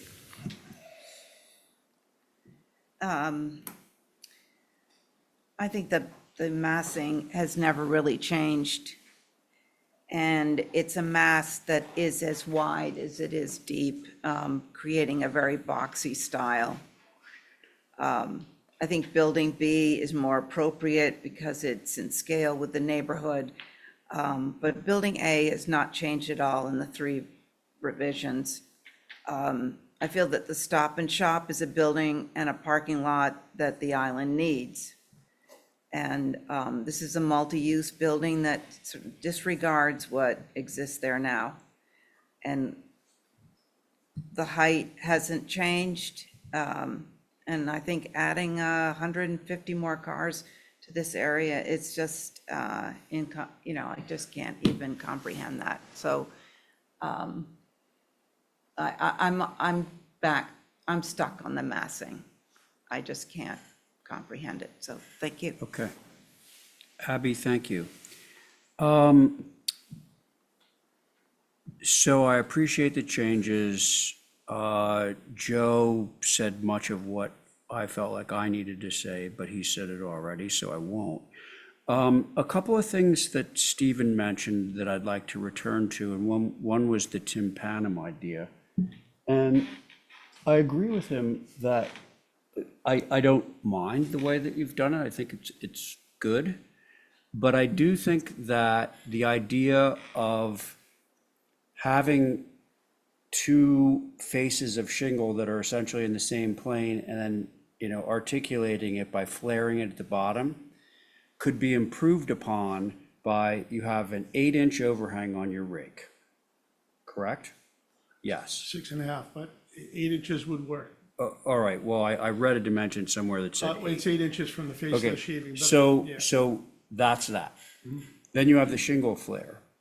What Stephen was suggesting, I believe, is that rather than have them in the same plane in the flare, you simply take that whole top piece and pull it out so that it's just further out, no flare. Now you get your shadow line, and traditionally, like on, sort of a shingle style or Greek revival, if you saw that detail, there would be like little dentils underneath. You don't have those, but that's kind of what I'm getting at. So pulling those, we'll call them tympanums out, so that Can they're you all. point to what a tympanum is? I've never heard of that. This guy. Oh, that like the I thought that detail was describing what you're describing. Okay, That white space. where Okay, it sorry just to do disappeared. this, but if we go to the details, all right, It's just a flare. it's just a flare. Yeah. Now, Can you- but, so even though they're rendered exactly the same, Can you show that detail? It's Yeah, the on the detail is right-hand side of I this think it's on page. the right-hand side of and the George, sheet. There. It is right there. George, you know what I'm talking about, right? Exactly. Yeah, we can pad that Yeah, out okay, into so very look, simple folks. detail. Ah, There it is. okay, so this is right there, okay? So what happens here is this flares out, but then it goes right back to the same plane as all the shingles underneath. What it should be doing really is all popping out, so that instead of this flaring back, it just goes straight up. It's a subtle difference, but I think it's an important one. So that's one thing. And then the second thing I wanted to address was this dormer and the head casing eave thing. Okay. Yes? Mr. Chair, before I move on, do you have I just want to be clear in my understanding of your comments. Yeah. I get that point, that's the point I was making, but are you also in favor or not in favor of a flare lower down to create a hierarchy and differentiate the planes? I'm only afraid that, Mr. Chair, through you, if I may, when we get to Building B, we have a detail that shows that at the lower band level that may apply to this, particularly in between where those two sheds meet on the mass. That's a Okay. fascia though, right, George? I'm sorry? That's a fascia? It's not really, it's a slight flare, but as It's a you flare. can understand, what we're dealing with is the corner boards. We can't bring that flare out too far because it will affect correct. corners, right? We have corner boards, so. Or you do a return, Well. like a piece of trim? Yeah, I don't know if we would want to do that, but when we look at that detail, I think that's Ray, what you're asking about, a similar detail. Whether Okay. it's a flare or a trim So detail. part two of Stephen's, I think Stephen was three parts, one here, and then the third on the dormers. The second part, I don't mind having it, I don't mind not having it. So if we see it on the second building, that's fine. Now, the point I was gonna get to, and I wanna show everybody this drawing, is on the dormers. Okay, so you don't have a section through the dormer, but I'm gonna guess, George, given the height, look at A105. It's a section through the building. Okay, very good. So there's the window heights on the third floor, okay? If you take it over to where this dormer is, you're gonna see that the head of that window is like right underneath the dormer. The problem with the elevation is it doesn't take into account the gutter, because we have, right where the arrow is, that is our rake overhang. Presumably you have that so that you can have a gutter that runs between to catch the water, right? Well, we pulled those back to make them as flush as we could, Ray, again, we were concerned about what the massing of the dormers. I mean, we can put a gutter there, but we're gonna be into a structural header to achieve what Steve's talking All about, which is I'm doable. suggesting, George, is that I don't think that it's going to read as window fascia like that, because you're gonna have something there, maybe you're not. Well, actually, if you look at the elevations, I think I agree with you. We did have it, we originally got rid of the fascias, and we were combining the head casing of the windows with the fascias that were removed. If we pull those down a little, we can come up with a structural detail to get the head of the dormers down as close to the top of the window. I mean, I know you understand that we have to head those up somehow. Well, right, but so if you're able to do that, then I would suggest that you do. Okay, Certainly, we wouldn't be opposed to any of then it that. is getting to Stephen's consideration. Right. Okay. That's all I have to say on building A. Yeah, and I'm voting for this because I feel comfortable with it, not because I think that we spent too much time on this or that it's been a war of attrition. That's my own view. Thanks. Okay. What do we do? Do we move this? Can I Yeah. make a comment?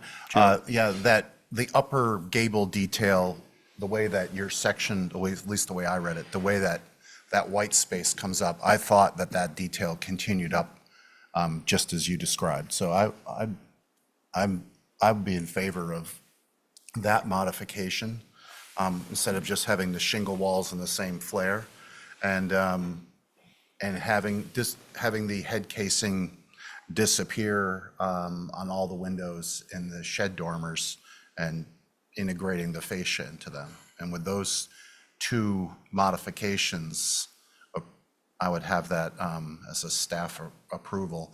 I think that the other board on this one feels like it's making it unnecessarily busy, and I wouldn't be in favor of it on the lower level. So that would be my motion. Joe, through Mr. Chairman. Yes. I'll second for purposes of discussion. Yep. Excuse me, can we clarify that the planning and hardscape plan is, although it's included in this application, is not part of this application that's being approved? We plan on submitting a separate Well, application. that's an interesting point, Stephen, and one that we've been sort of like pulling along with us. So I think, at least I've gone on record a number of times throughout the hearings on this, to say the assumption is that in all the wonderful renderings that you created for this board, that we're going to get vegetation that's going to give us that look. That is true, Mr. Chair. And you said, well, we couldn't do a bona fide hardscape plan, but we said, okay, but what we are going to hold you to is that look. So what has been submitted, and we've tried to replicate it as best we can in the renderings and the movies, is there's a schedule in the lower right-hand corner that identifies the species of all the trees and the intended caliper that we would be putting them in. I'd also point out that some of those calipers exceed, I believe Planning Board requires 4-inch, we have some 4 to 5-inch caliper trees were appropriate, but that, we intend to stand by that. That's what's being submitted, and when we come back with our hardscape plan, that those trees right now will be what we see. Okay, does that satisfy your? Yeah, I just wanted to make sure we register. Yeah, I think that's a great point. Yeah, and thank you, Stephen. And I think that sadly, Joseph, I think you become the scribe. Okay. Could we do an Exhibit A on this one to help staff out? Yeah, And You know, Mr. Chair, you're gonna circle the detail. right. Get it? I do. Okay, Mr. Chair, good. Yes. I also Holly. want, regarding the landscaping, I did want to remind that there was a recommendation through the applicant's attorney, as well as I mentioned it previously as well, or after the fact, that the plan here, they're going to have to go back to the planning board anyways. So staff could, provided the board puts that in their motion, we could write a letter or a note to planning board staff regarding the landscaping, hardscaping, that this board, what they see is what you all want to see. That should be Part of the motion, yes. That would make sense. I wanted, please, clarification. I haven't, as a commissioner, weighed in on the landscaping. So my point is what's here is not what I want to see. I want the vegetation to match what has been presented in the end result. And I think that needs to be tied into any approval of the structure. So for instance, approval is subject to Exhibit A and includes that the trees be located largely where they are in the calipers that are noted.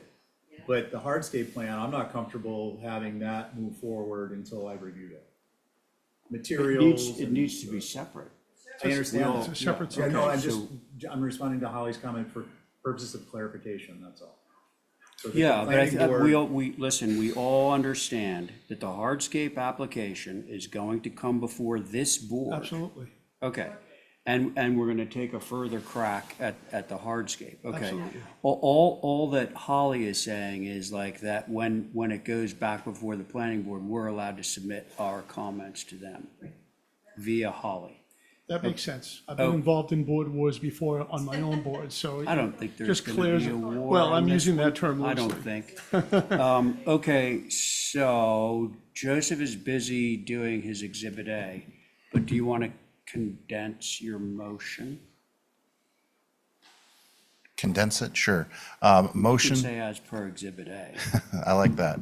Yeah, motion to approve as per Exhibit A, which will address the detail of the upper gables, will address the shed dormer relationship with respect to the fascia and the window trim, and it will address the inclusion of the landscape plan that's been shown in all of the renderings. Okay, that sounds good. All those in favor say aye. Aye. Aye. All those opposed? Okay, 3 in favor, 2 opposed. Motion carries. Okay, let's move on to number B.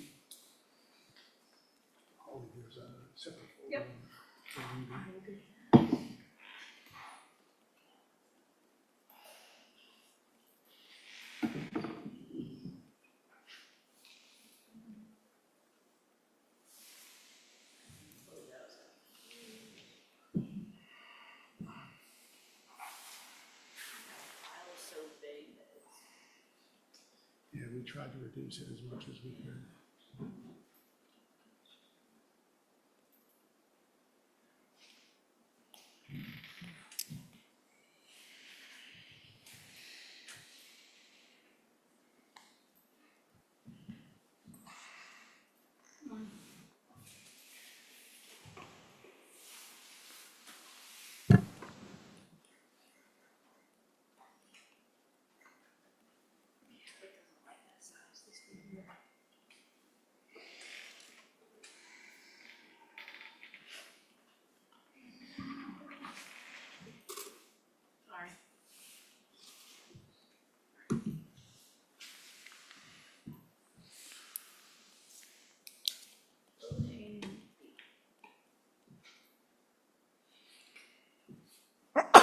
Bless you. Thank you.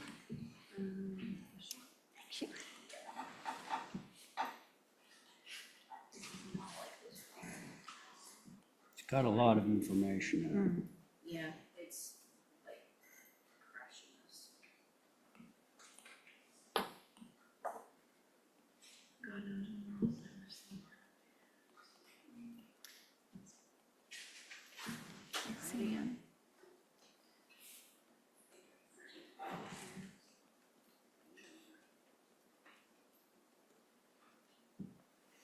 It's so big that it didn't.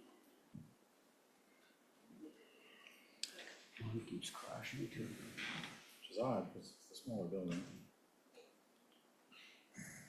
Oh, that's true. Yeah. My aid, God damn it.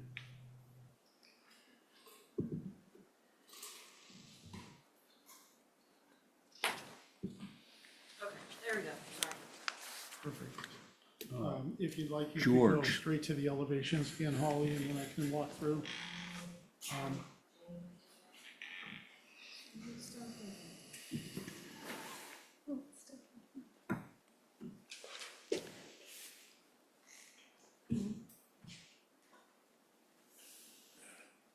Yeah, it's not. I can't get it. Oh, no. It's not liking it. It's not liking this either.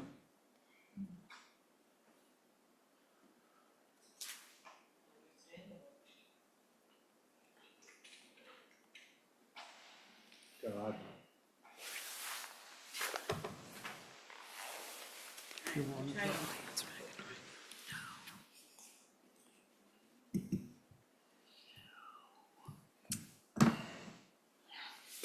Hang on, hang on. Let's try that submission. Thank you. Try it again. On the screen. No, I know, but I also have to make it so the general public in Zoom land can see it too. Oh, is that creating the problem? Let's, there it is. All right, elevation. Perfect. Yeah, we go straight to the elevations. There's a little Okay. One more, Holly. This is the smaller one. This is, yeah, small. So tiny. No, it's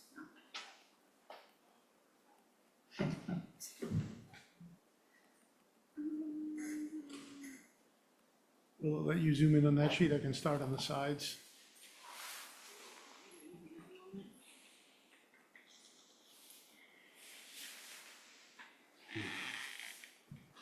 And actually, that's the Sparks Ave elevation in the lower right.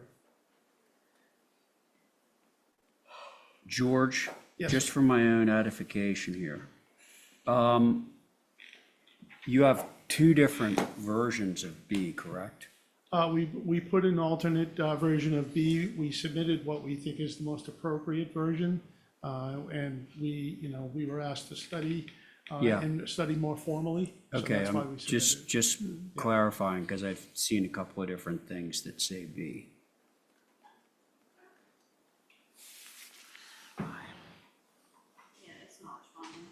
Oh, brother. All right, what are we gonna do? Let me just make sure of one thing. Are all the board members on this able to access from their tablets? Yes. Yeah. All right, because I got mine. Took a while.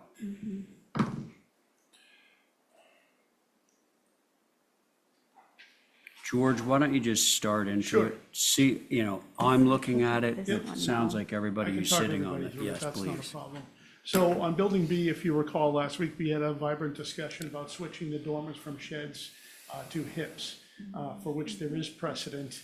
The benefit of that was it obviously reduces in a significant way the sidewall exposure as you're looking at the hips there. So we took that theme and effectively worked it, again, across the dormers on the Sparks Ave, all of the dormers, quite frankly. Along with that theme on the Sparks Ave, the covered porch, if you will, we're proposing to hip that roof. And then in the back, there's a single-story mass that bumps out. We would want to just continue that theme of hipping the secondary masses on the building. We also included extension of the rakes here. However, we thought because the building was a little smaller, it's actually a lot smaller in mass, that the above the third floor, pushing the shingles out, just got a little bit too busy for us. We are looking at putting a band around the perimeter. You'll see a detail. There's a detail, I believe, on the right of that sheet, where again, it's a simple flare with a piece of trim to create a shadow building. We would prefer not to wrap it or close it on the corner boards. Would prefer to have it die into the side of the corner boards. It's just, we think, a cleaner detail. Also, that trim band does give it sort of divided massing, but we think the hips significantly change the dynamic of the roofs here. They're hard to see at this scale without zooming in, but we think that is, there was a very positive response by the board members, the commission members last time. And we think that, we think that is a good move for this building. All the other comments, with regard to landscaping and things like that apply to this. Okay. Were you going to submit the other, do you want us to review the other option? Well, we'd prefer to get this approved if we can. Frankly, we don't think the clipped gables look quite right. If you would, it starts to get a little Dutch colonial, and I don't think it adds anything to those side elevations, which is what their original intent was. What we'd prefer to do, if we had to, is use a similar detail on those gable ends, at least the larger gable ends, not the small gable end on the side-facing cumbies. We'd prefer to use that detail to sort of differentiate that. But we think tipping the corners, cutting the corners on the gables, it just didn't look right to us. We put it up on the screen. And, if the commission feels compelled to go in that direction, it doesn't affect the plan, but we have fairly strong opinions on the aesthetic, which obviously we're all here to discuss. Okay, fair enough. And the other thing that I don't believe you mentioned is that you are doing the pulled out rakes the same way that, well, not, oh, they are the same. Yep, they're the You're same pulling them out by dimension. the same amount. Correct. So, yeah, all these rakes are being extended out the same way that they were on Building A. I'd also like to point one other thing out that we Yep. really haven't talked about, and this gets into sort of the finer details. But our window detail is fairly standard, but we're looking at using a 5/4 head casing on the sidewalls, which does create a little bit of a shadow gap on the casings. And it's a minor detail, but a detail nonetheless that if you know what you're looking at, you'd see it. Okay. George, thank you. Thank you. Holly? I have no further comments. Thank you. Okay, thank you, Holly. Anyone else before it goes to the board? Okay, board members.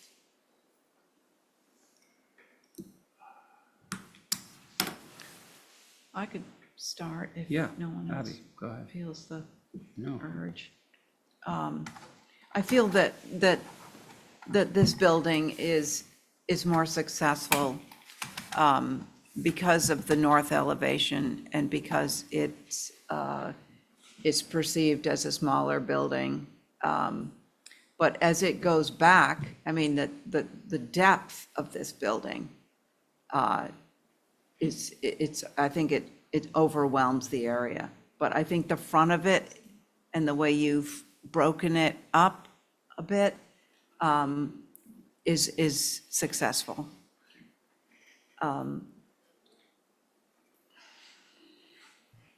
But I think that the way the 3-story is still perceived, it's still 36 feet high. And Building A was almost 38 feet high. So I'm still worried about that. Thank you. Okay, Abby, thank you. Who's next? I'll go. Stephen? Can we bring up the other file that shows the clip cables? The thing I didn't mention while we're waiting for that to load was, and I had a note for the other one, I regret not having mentioned it, was chimneys. These are sorely lacking the character that chimneys imbue. And so I'll certainly be mentioning that this time. Okay. Thankfully, this file is a little bit smaller. It's the cover B. You'll have to rotate the, Call me on from Let me see if I can. Thank you.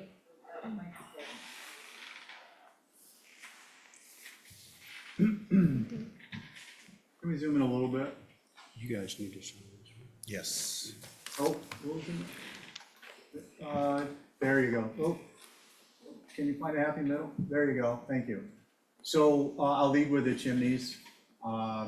Easily support a couple chimneys, maybe a couple major chimneys, a couple minor chimneys. I understand they'll be faux. But this is really kind of in many ways an artificial structure to begin with in terms of fitting in with character and setting. So what's a couple or a few chimneys to help reel it in a little bit. Other than that, my comments are, again, raise the bird mouth on the rafters for the dormers so you can raise the top plates or eliminate one of the top plates, use some joist hangers. I think that I think to embrace these clip gables, you have to go a little further. You need to look at more of a shingle style. You definitely want to be engaging the flare, perhaps the pop out of the third floor to create a overhang, and I think that would be very successful. I note that I'm not particularly enamored with the north elevation here. The proportions, I think, are slightly off with respect to the dormers and the Cliff Gables. However, the relationship that they have versus the relationship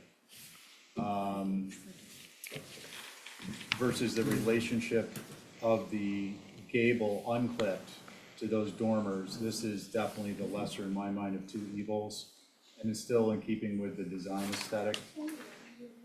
I'm gonna reiterate the fenestration is an issue, the trim package on the second and third floor where there aren't dormers. And I think on the dormers, there may be an opportunity on the north dormer to actually not shingle those, but to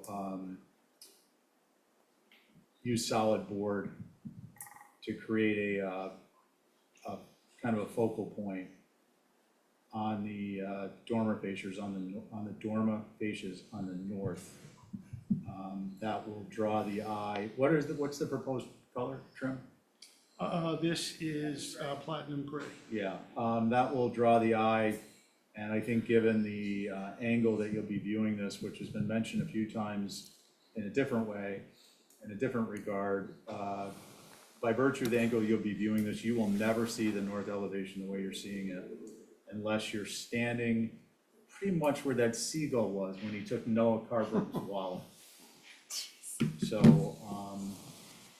over at the Stop and Shop. Those are my comments. Thanks, Mr. Chair. Stephen, thank you. Who's next? Connie and Joseph. Yeah,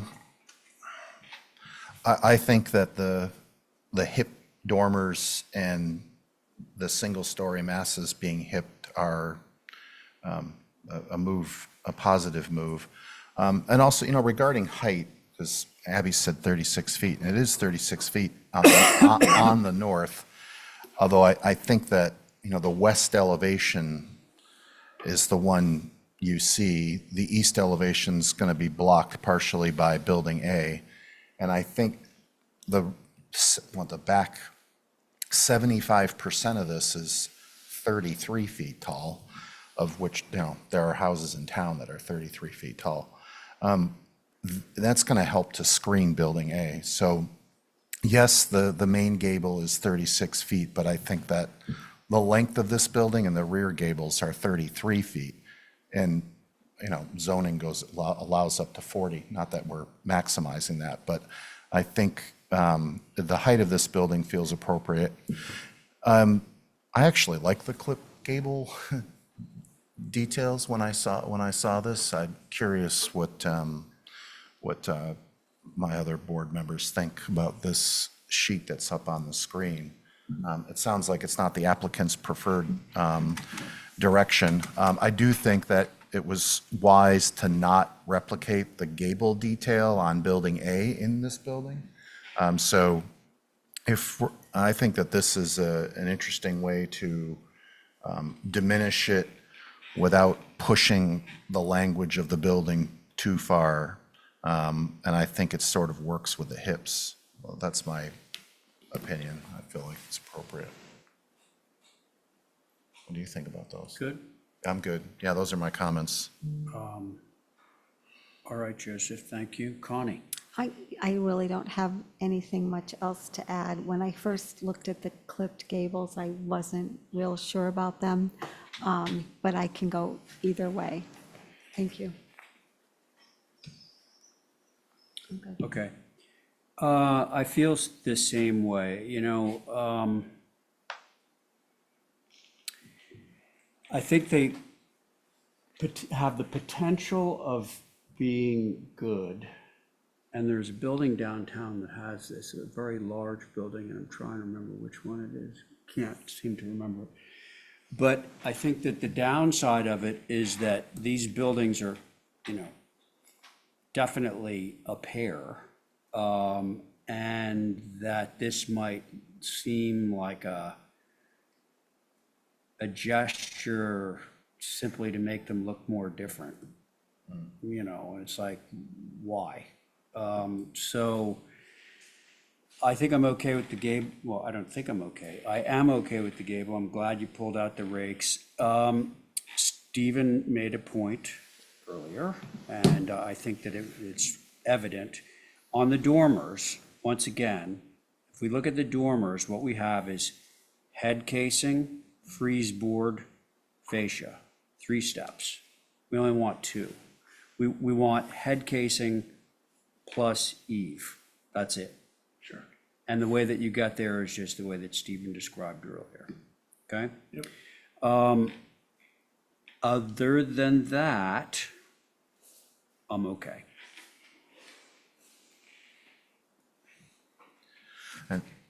I would motion to approve Building B with that adjustment to all of the hip dormers, to drop the height of all of them, the dimension of the head casing, to have the head casing disappear and be integrated in with the fascia, and the same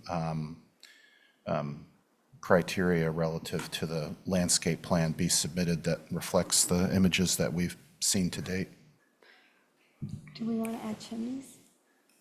Oh, actually, yeah, that was the other thing. Do you mind just adding 2 fake chimneys? I think, I didn't say fake, I said faux. That would be the politically correct. It's a French word that means disingenuous. So east elevation, like if there were 2 chimneys flanking those 2 dormers, what do you think? I think we can make that work. It's Okay. provided we don't run into any height concerns. Did you say height concerns? Height, yes. Chimneys, From what perspective? are we allowed to extend into the 40? Yeah, the chimneys don't count. Okay, yeah. Chimneys don't count. And you're right. Yeah, we can explore And that. literally, they only, I mean, if they were real, they would need to be 2 feet above the ridge to the top. But I actually like that We idea. can explore that. Can I make a comment on this chimneys? Just I know. I You know do? what you're gonna say. Go What ahead. am I going to say? Because I haven't fully formulated the thought, so maybe you can help me. There's a flat roof in this section, right? That is correct. in the And center. the thing about the chimneys is that you're going to want to see them engage with the roof Of plane. course you are. Right? You know what? So- That's a seriously good point. So if you're going to put the chimneys on there, then they need to be on the gables, like, when you look at it from the west, it's in the center of the north elevation so that it's on the actual ridge. The flat well is in between those 2 gables. Right, yeah, so, because, although I like the idea of the pair of chimneys I do as, too. where you described them, but then you'd need 4. And, yeah, Okay, do I understand you correctly where, let's see, it would be the north elevation? Couldn't you just have chimneys, sort of inboard of the rakes on either end of that? well, I was thinking you'd have one there and there. I mean, the chimney, what scale chimney do you put on a building like that? I think Starts we'd to, like to study that and maybe through staff review a couple of options. That would be my only concern, is if you're putting Okay, well, a scale of a chimney. I didn't even remember to bring it up in my comments. yeah, Joe, continue. I would leave my motion, if I actually articulated a motion, I think I did, relative to the dormers and the landscape, and not have the chimneys, but if the applicant brought chimneys forward, we would certainly review them with enthusiasm, with some options. But I think it would be difficult to arrive at something that would feel appropriate by describing it verbally. And we may just go full circle and decide they just don't feel appropriate. Okay, so boil that down. The motion really essentially is previous package plus the reduction of the eave, or the dormer eaves. Correct, yeah, with Exhibit A to Exhibit A. That's the motion, correct? With the clipped gables or The gables as drawn. this one? Gables as drawn, Not that correct. one. Okay, No clip. no clip. Okay, that's the motion. All those in favor say aye. Aye. Aye. Aye. Any opposed? Aye, one. Okay, there we go. 3 in favor, 2 opposed. Motion carries. Okay, everybody. That was fun. Thank you All for right. your, I want to Thank you thank for- this entire board, everyone on the board, for all the work and time and put on this. Everyone, You're welcome. Yeah, thank you very much. all right. All right, we're gonna take a 7-minute break, Smelling the pizza. 6:07. Are you really I going? am. So, this is called 6:15. 6:15. Got it. It's good to see you. But save the sound.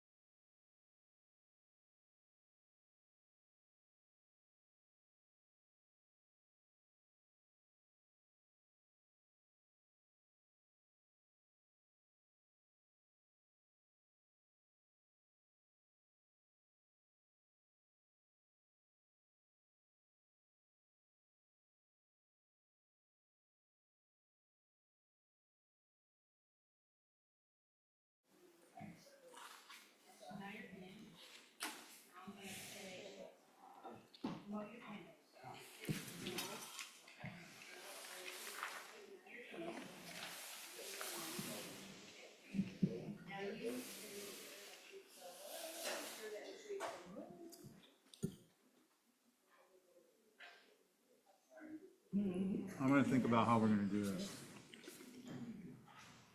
The agenda? No, this next hearing.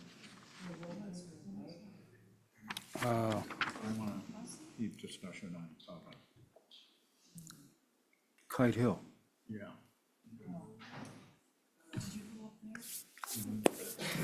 Oh, I think I know what you mean.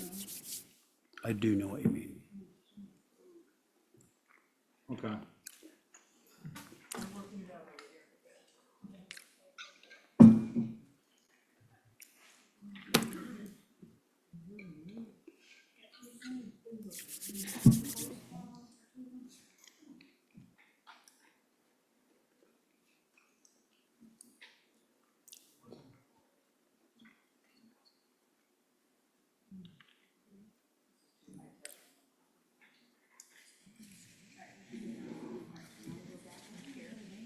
This is why we have a submission deadline. Well, we didn't know it was coming up this Tuesday right after.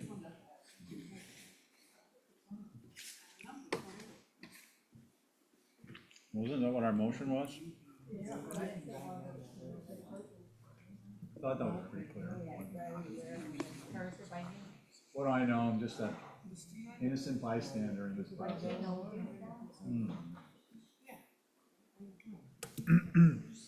Okay, Linda, we gotta get moving. We are, she's just trying to get it up on the screen. I'm not, I don't do it. Waiting on my technical. Linda is sharing.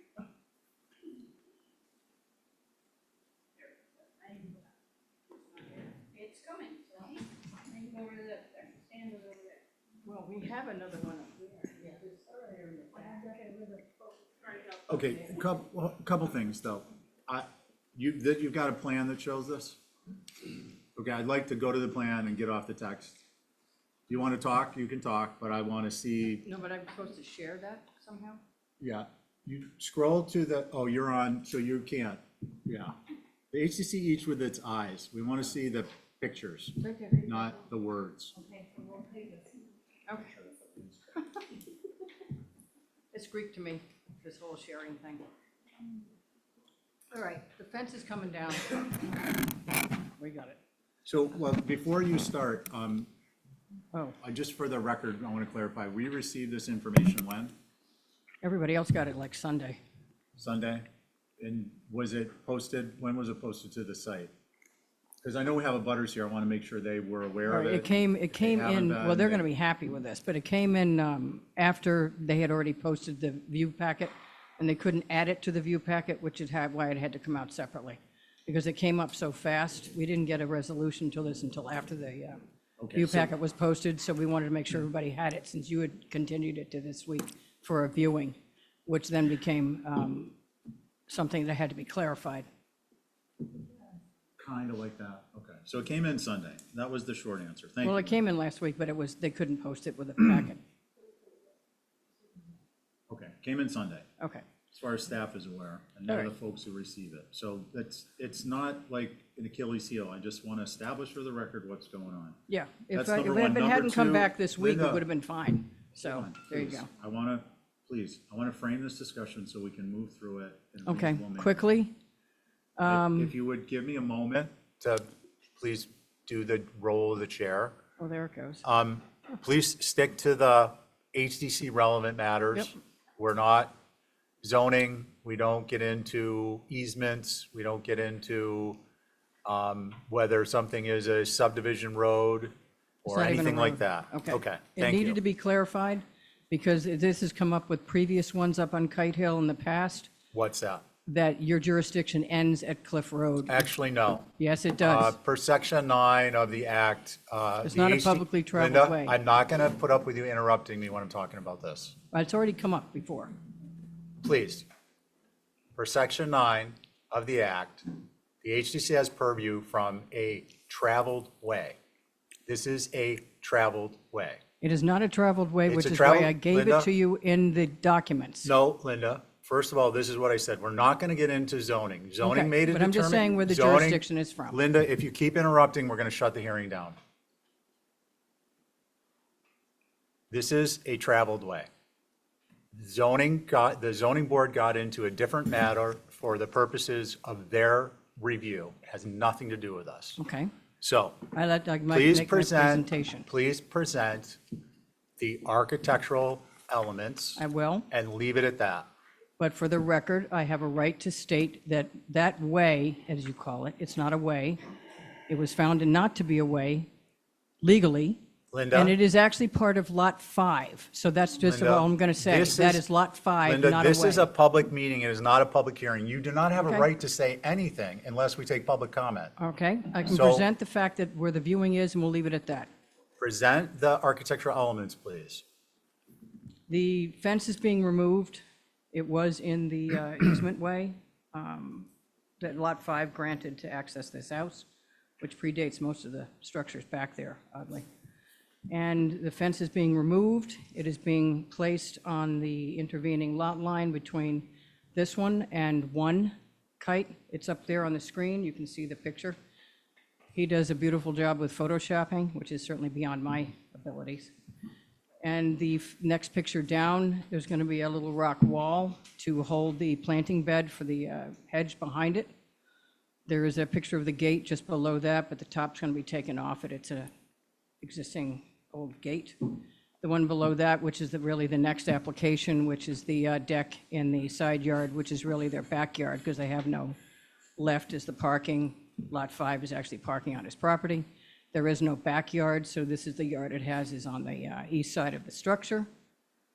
If you go down further, you can see the rock wall, which is directly next to us at 5 Kite Hill. And if you go to the next one below that, that's a close-up of the Pennsylvania fieldstone wall. It's probably a little shorter than that one on his property. If you go down below that, that's the one on 2 Kite Hill. If you go down below that, you can see the view looking up Kite Hill towards Cliff Road. There's a small rock wall on the left at what is now 12 Cliff. It used to be 10. We lived there. On the right, you can see more rock wall on 2. If you go down, you can see the rock wall goes all the way down to the sidewalk and the road on Lot 2, and then you go down to the one below. We're standing on the sidewalk, looking up at this property. You go down below that. We're standing across the street and looking up.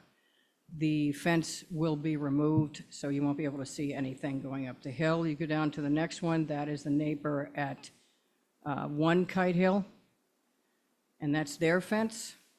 And it runs the length of their property line. We're going to do a fence, move the fence that he has built in the easement over to that side. And then you go down, that's the screening, that's got part of the screening that's going to be planted in the planting bed above our rock wall, because there are substantial grade changes on this whole thing. Going up from Cliff Road, there's a grade change. Going from his property to the next one, there's a grade change up to Folger. And if you go to the left where 1 Kite Hill is, it drops down all the way down to Westchester, so there's a significant drop there. There is one more house beyond 1, 3, and 5 at the very end. It was a multi-unit structure. If anybody's been around long enough, you might remember Bob Eppel. He's responsible for this whole thing. And that's why they had to go to the ZBA to figure out how to access these properties, because there was no frontage anywhere for any of them.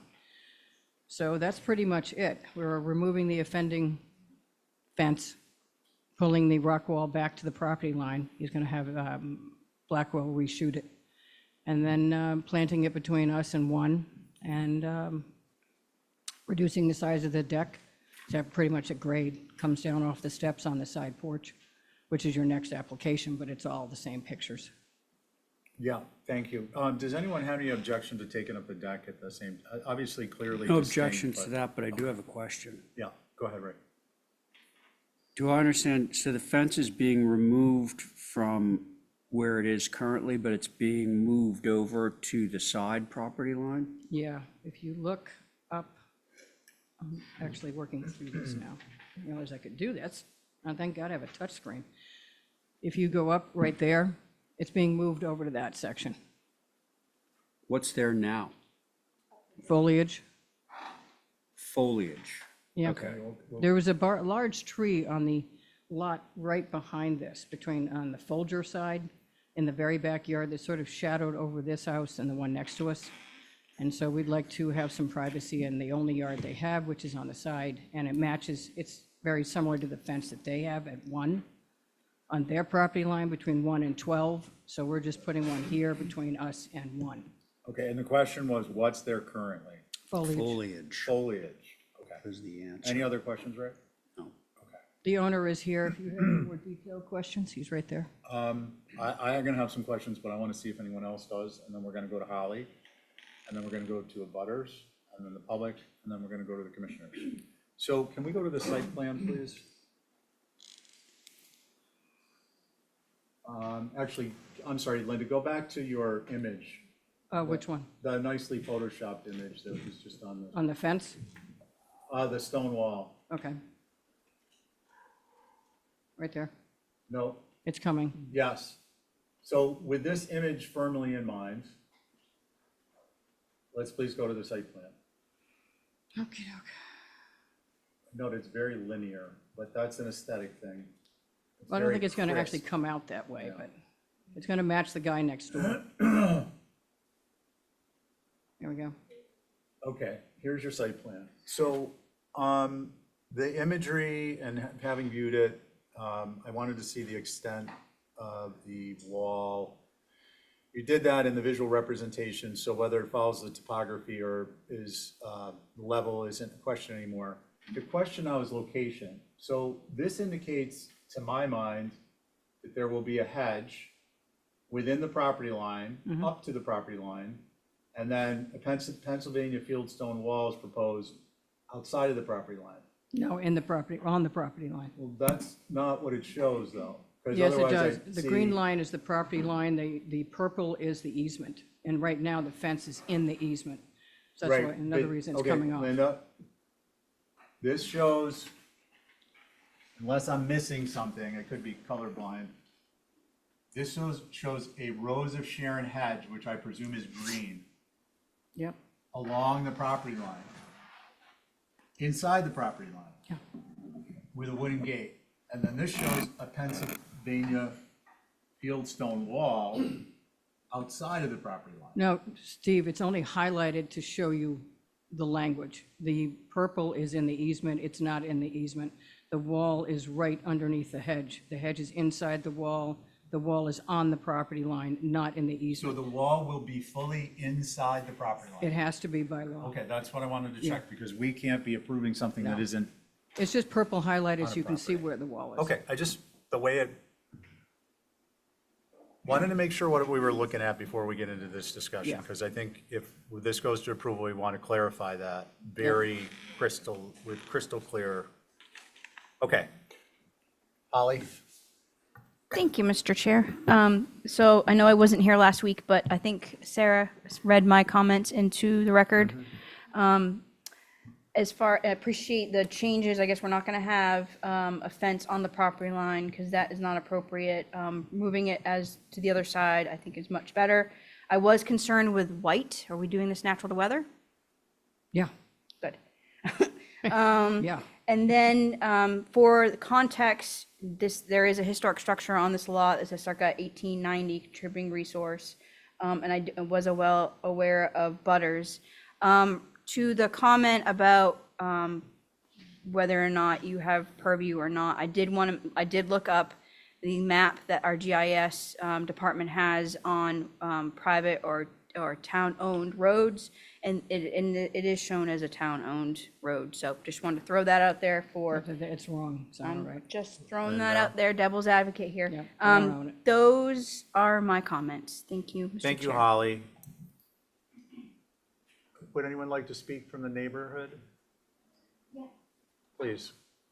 We have a couple people on Zoom, but I'm Kite Hill. My name is Donna. So where the fence is now going to be moved to, I'm the other side of what is an existing privet.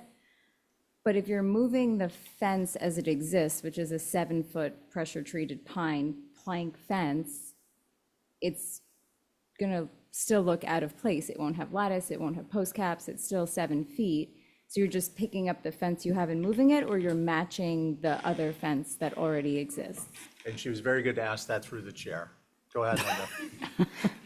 It's 6 feet tall. It will not be 7 feet tall. I did measure it, it's 7 Yeah. feet. Might I finish it, We'll address please? that. Because it's going down to the ground and it's not supposed to be there. We'll address So that. it'll be 6 feet tall. It says 6 feet on the, up there on the map as well. It's going to be 6 feet tall and that's the end of it. So I think the question in there was, you are literally you're proposing to do literally what you said, relocate the fence as it exists. 6 feet. No change in the cap, no change in any other aspect. It's going to be Okay. natural to weather, 6 feet That's tall. what you're that's it. proposing. Okay, fair enough. So answer the question, but we still need to deliberate on the topic. Any other concerns? Well, my concern is, one, that it will actually be placed in the proper location, and also without having the lattice and the post caps and all of the other kind of details that sort of match the other fence, it will look out of place if it's just picking up the plank fence and just plopping it on the property line. I would hope it would be on the inside of the privet, and he's not going to disturb the privet in any way. We have beefed it up and added some more privet during all of this to block the, unfinished work. So I just want to be clear about what the fence is going to look like. Thank you. And Okay, just thank to you. give her some comfort, where Blackwell's going back up there and he's going to string every lot line up there. All to right. Make sure everything's on the inside of the lot. And it's Thank- not visibility from her house, it's visibility from the street and it looks like hers. Thank you. And since we're now talking about it, can you go to the fence, not the one that shows where it's located, but the one that shows it Where it's going? exists from Kite Hill? Okay, hold on. This is just so new to me here. Well, will the aerial help you at all? No, just want to Okay. see the imagery of the fence along Kite Hill Road. Okay. Because we're going to be discussing relocating it All right. as it is or There it is. making. No, along Kite Hill Road. If you want a picture of what it looks like right now, Yeah, that was in the previous thing. can you bring it up, please? I took a picture of it from down on, you can see it down up the street there. Linda, will you stop sharing? Okay. I don't know how to stop sharing and then share again. Way too Oh, much. there's a button on there somewhere. It's too much. All right, Holly's got it under control? Okay. Yeah. You're good. Okay.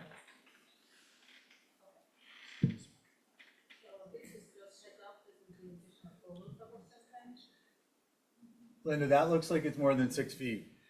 Most of it is not. Well, I know, but can we go back to And that? the reason why it's more than 6 feet, because it's all the way to the level of the road, and this goes up several Okay, inches. That's 7. Let's go to the Yeah. bottom, please. So it's not going to be Okay, over just, 6 feet. Linda, please, let us deliberate. For goodness sake, you've sat here, you know what it's like. Well, it's not going to be So 6, he's about 7 4 feet. inches off, because he went down a little low on the Yeah. roadside, but, so it's still 6'8". Okay. gonna be We've 6 established feet. that fact. Can we go to the next image that shows the length of it on Kite Hill? Existing, Yeah. it's about 50 feet or so, if that. And then we're gonna move this. I think we'll get, there you go.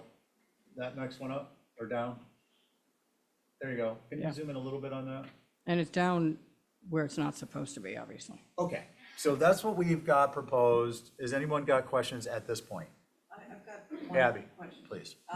First of all, is the framing on the, right, is it facing, The Inside. brackets are facing into the lot, yes. okay, I just want to make sure of that. And then the material of this wood looks really like hot pine. Is that? Is this PT or is it yellow pine? What is it? It's cedar. It's Cedar. listed on the So application. white cedar? Okay. Excuse me, Mr. Chair, it's listed on the application as pressure-treated pine. Well, it's not. Yeah, it looks like pressure treated yellow, southern That's yellow pine. what's to listed me. on the Yes. application. Okay, so it's pressure treated southern yellow pine is what our assessment is. Okay.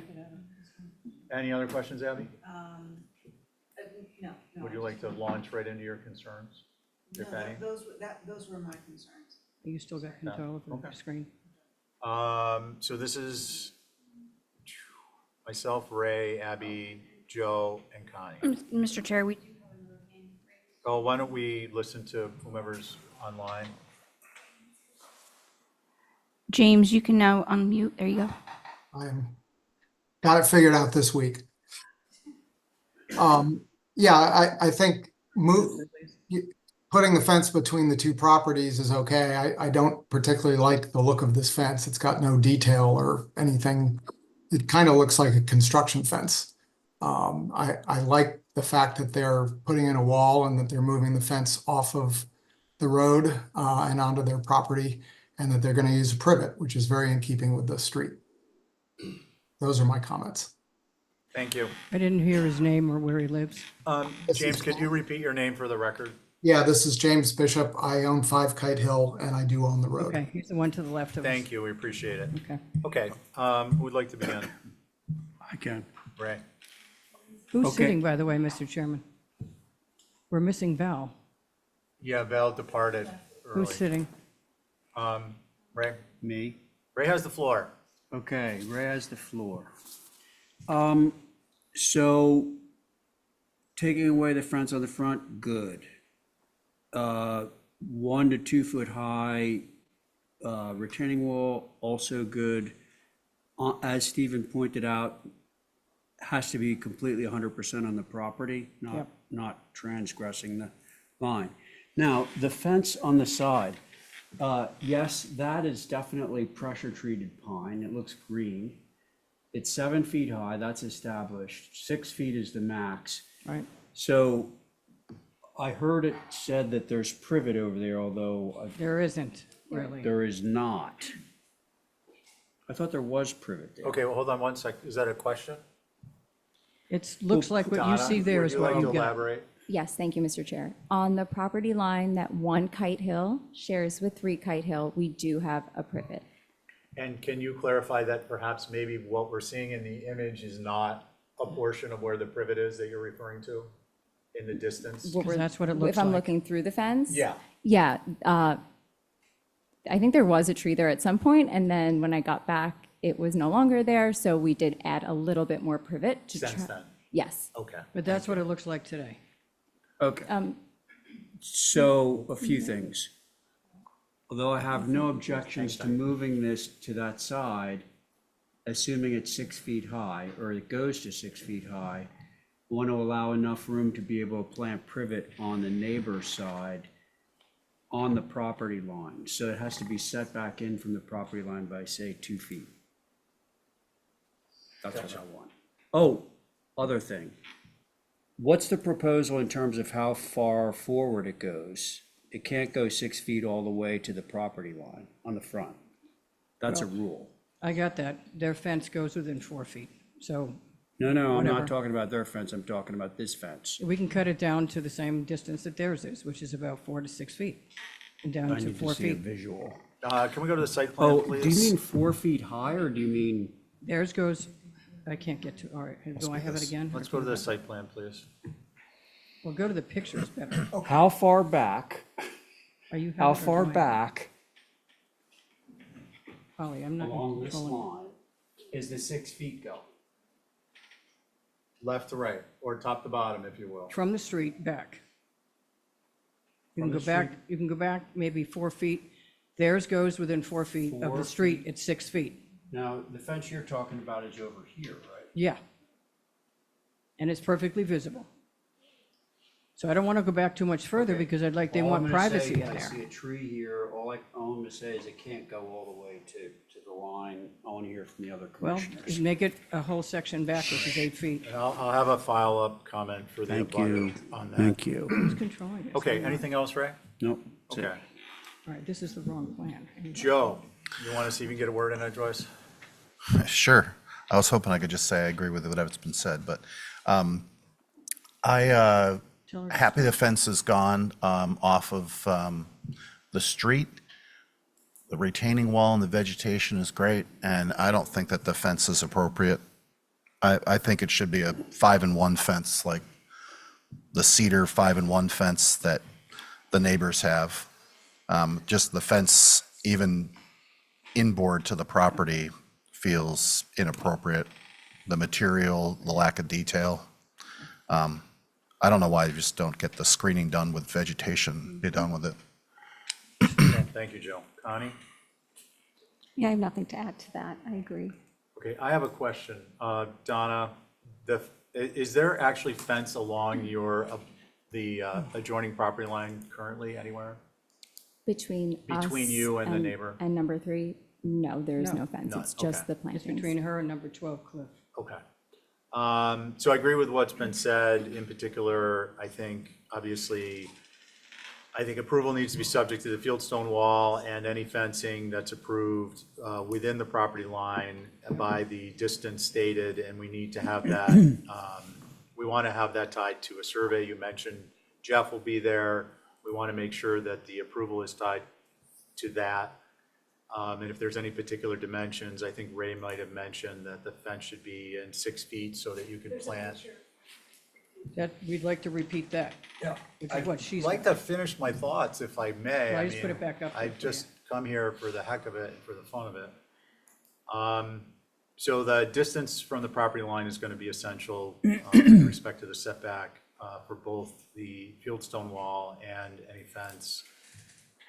I agree that the fence should not be a full 6 foot up to Kite Hill, and it should be at least, I think, a couple of sections length before it drops. This is on the side of a house.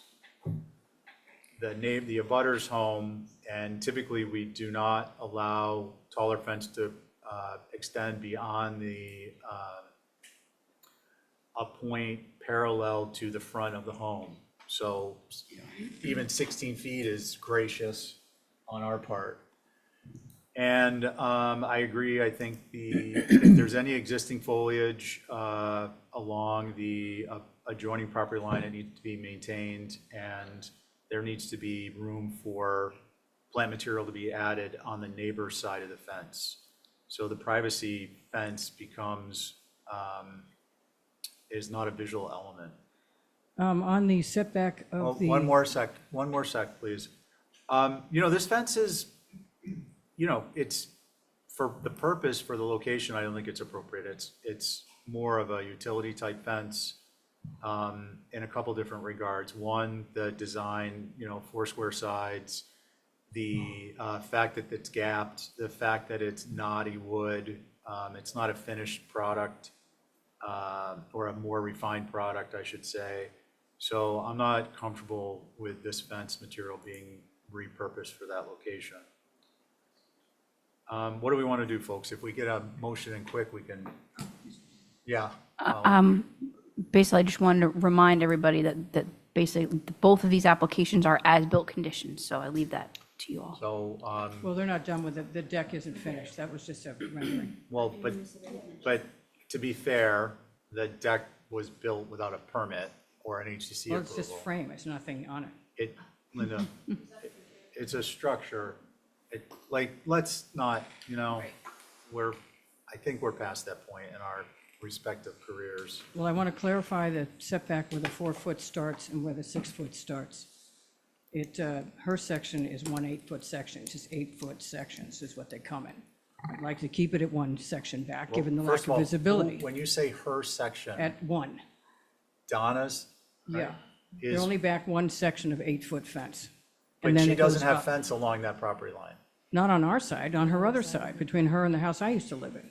So it's got a Oh, so the 6-foot fence you fence. showed an image of is. That's her fence. Is, goodness. But I'm just saying, they're only back Linda, 1 please, section. please. I'm trying to figure out how far Donna, back. okay, I'll ask you a question, because you seem to be able to answer it. Do my best. The fence that was shown that has That one. thank you, that's the other side of your property line facing Yes, from Kite Hill? we bought the house, it had that fence there, Okay. and it's weathered beautifully, it's holding up fine. I don't love the idea of any other fences, but if there has to be one, if it matched that and was an appropriate material and size, I would think that if vegetation wasn't an option, that would be the only other palatable option if we had to have more fences. I didn't construct the fence, it was there when we purchased the home. Gotcha, thank you. So my thoughts on that are that the fences would match, as Joe said, with respect to the 5 and 1. And with respect to the setback from Kite Lane, the differentiation in the height, I think would match, and the shorter fence would match. So that would be all the same fence, to raise point 2 feet in from the property line so privet can be planted on the property line adjoining the abutter who is here. And the retaining wall would be within the property line along Kite Hill Lane. Right. Is that? Is that your motion, I Mr. Chair? think it is. Exhibit A. That's my motion. Raise motion. Good?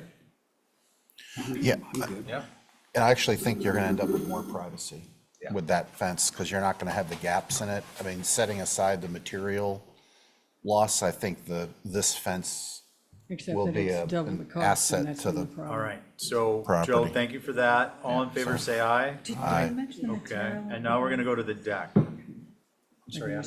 Did we mention the material for what, is that staying the same? or It's that gonna match. changing? Yeah, okay, good.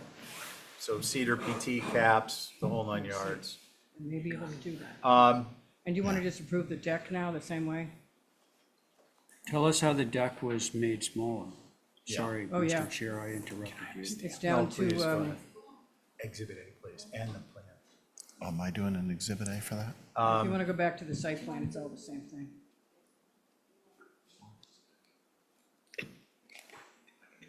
You good? This is cool. Thank you. I like this. And please make sure you get the fence materials. The deck is now only 16 by 15, that's it. And it's in that rendering that I gave you. What was the original? Oh, it had a whole nother piece going out into the yard that was angled, so that's gone. Okay. So it's only a 15 by 16, which is up on the map up there, towards the back of the lot. Obviously, there's going to be screening and a fence to cut it off. And there is a, oh, running low. There is a picture of, right there. It'll come up in a second. There it is. Okay. I have a question when we're done getting questions answered. Would anyone have a question for Linda? This is what's being reduced from this Yeah, picture it went here? out another at least 12 to 16 feet that way, to the left, to the right.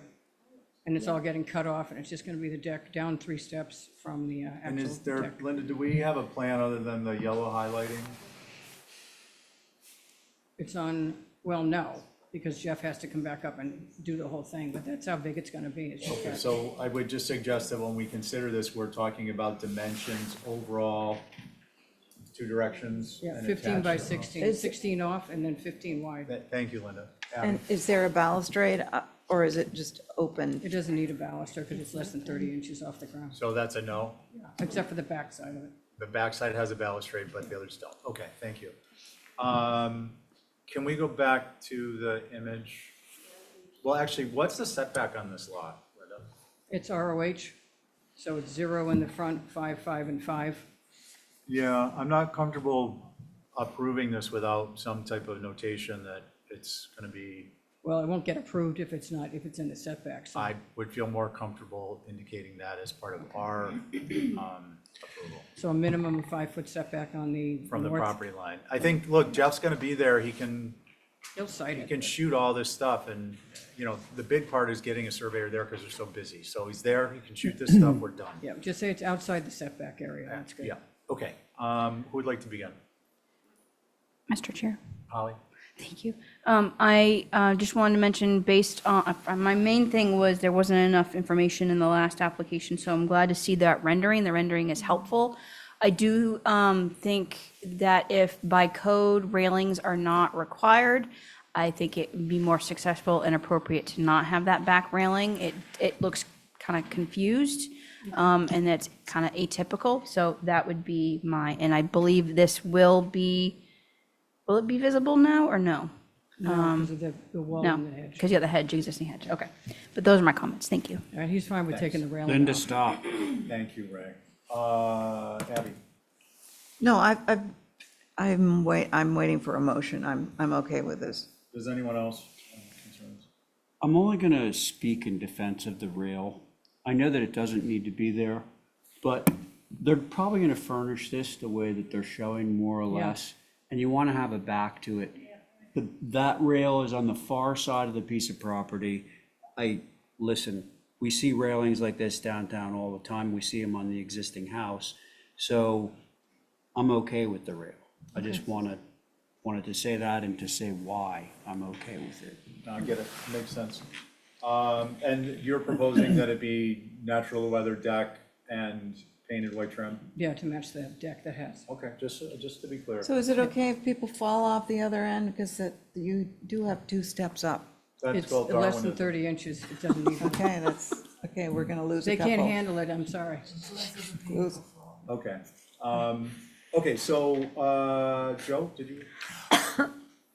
I wish it was a patio, but, Yeah, but well, I think that we've established that we're creating a lack of visibility with the vegetation that we're approving, and it's low to the ground, but it's an unusual grade deck in front of what is really a charming porch overlooking the lawn. So I wish we were looking at a patio, which would not have to be compliant with setbacks.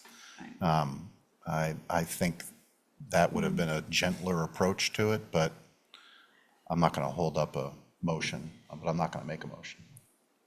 Gotcha. Connie? Yeah, I have nothing to add.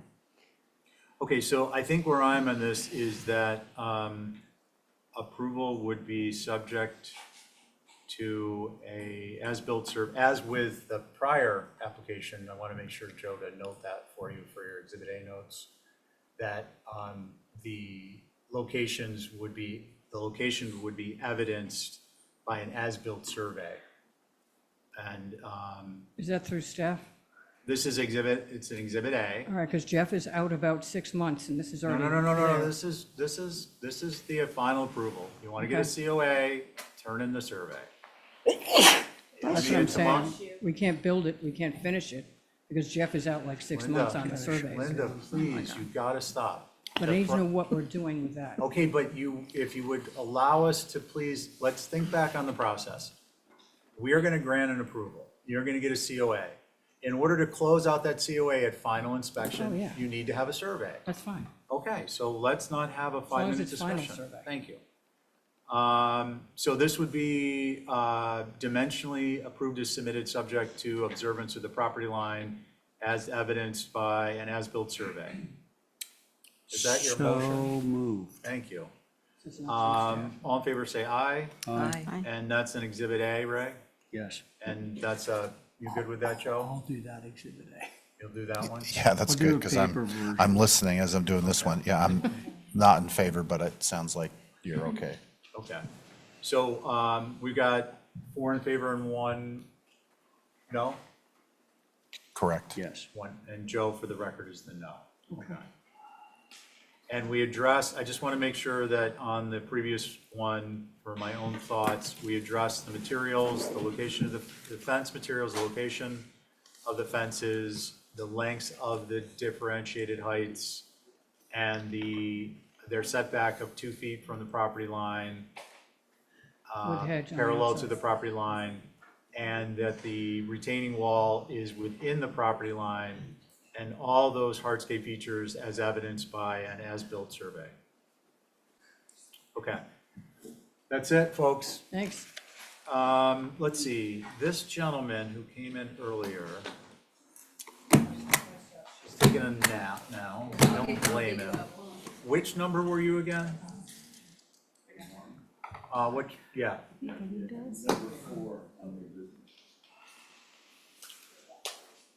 All right. So, and are you George? Yeah. George, I just want to get an idea. Which one is this? He's down here. We're not gonna get to that. Oh, no, Oh, it's so already we just 7 do- o'clock and we've gotten nowhere. No, I was just gonna let him know not to, Nowhere. Oh, I see. Sorry. right? Is it just literally a window? Does anyone object I don't. to us taking the non-regular applicant and out of sequence for one window? It's more than one window, but Oh, he it's, is a pro, though.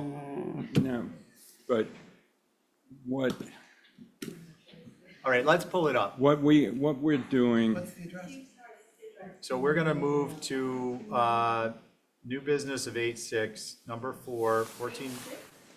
Yep. 14 New Mill Street, replace window. Mr. Chair, what about new business 7-9? We're just jumping ahead for a moment. Oh, okay, sorry. Just this once. Just this That's one. okay, sorry. George flew all here from New Zealand. He's only going to be here for another 15 minutes. No, I'm living here now, and I'm the proud owner of 14 New Mill Street, and one of the mills that actually doesn't hurt the environment. Ah, there you go. Big points for you. Okay, can you Right. just tell us what you got going here, and we'll Right. catch up in the drawings? We have some old windows that are covered by relatively ugly storm windows, which are sort of an oxymoron because the storm windows are obviously up 12 months of the year. And Pella Windows is going to do a in-kind replacement matching these current windows, and the new windows will not require storm windows.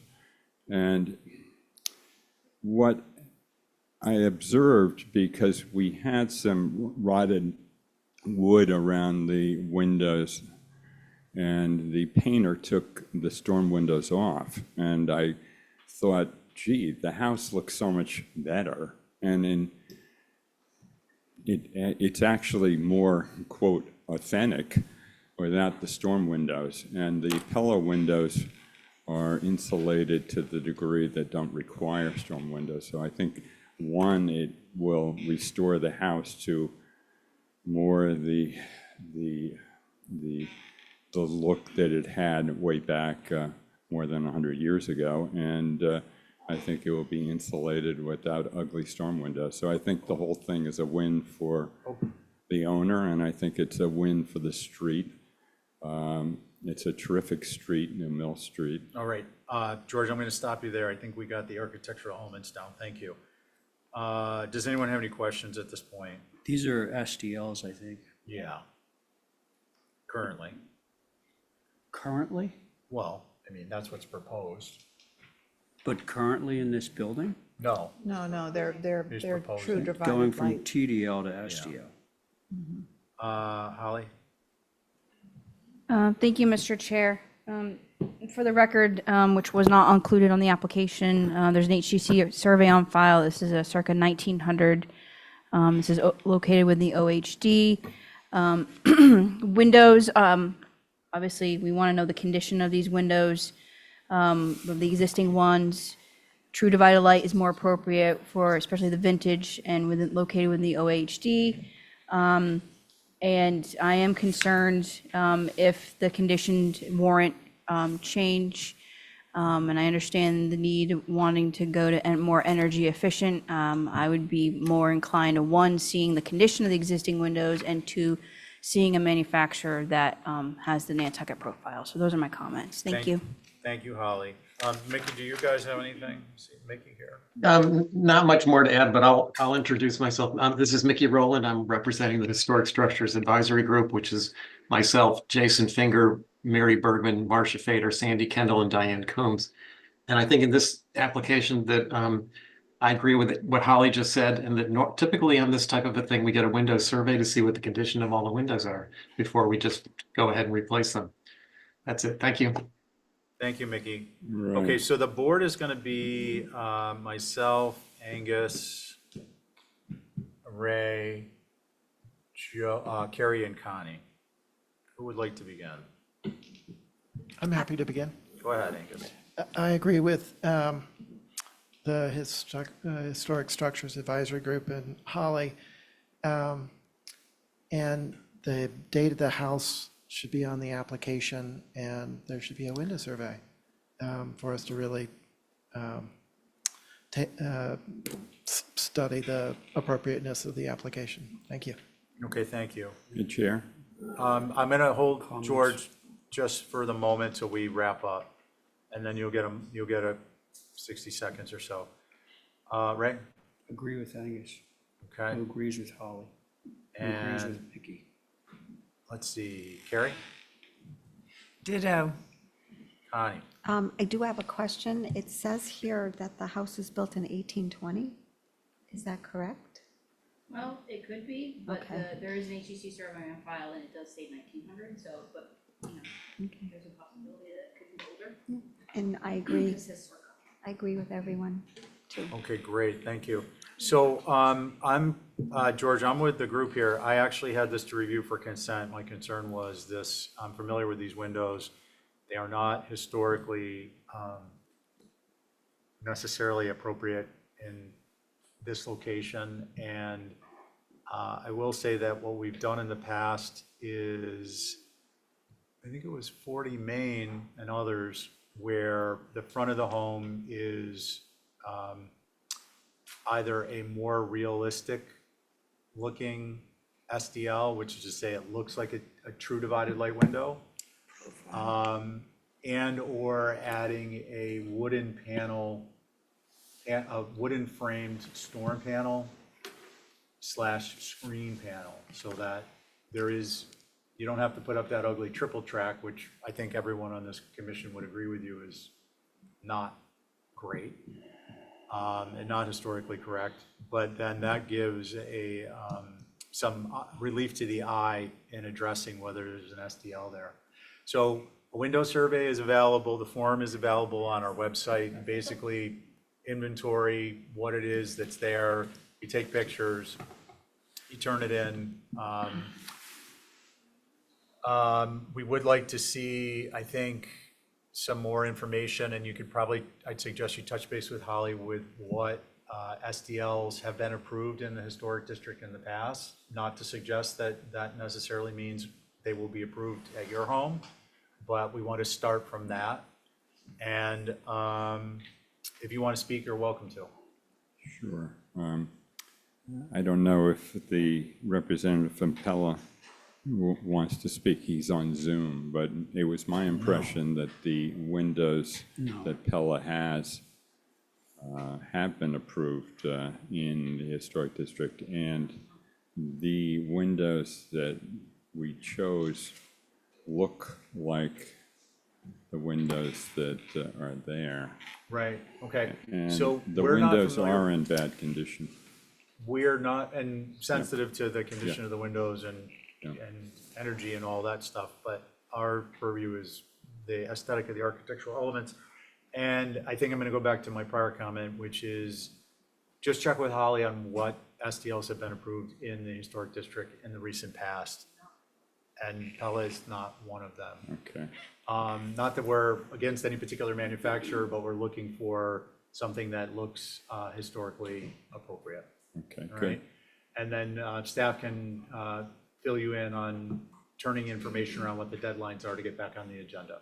Good, Okay? good. Thank you. Thank you. Hold for more information. So a motion to hold for more information, Ray? That's, aye. All in favor? Aye. Aye, okay, great. Who's up? Oh, he's the color come on. gentleman. Yeah, I'm not, we've closed that hearing, but if you have a sample that you want to send into the office and save George on the shipping, that would be fine. You know, sometimes you have those little mini windows. They're fun to look at. Okay, we're gonna move on.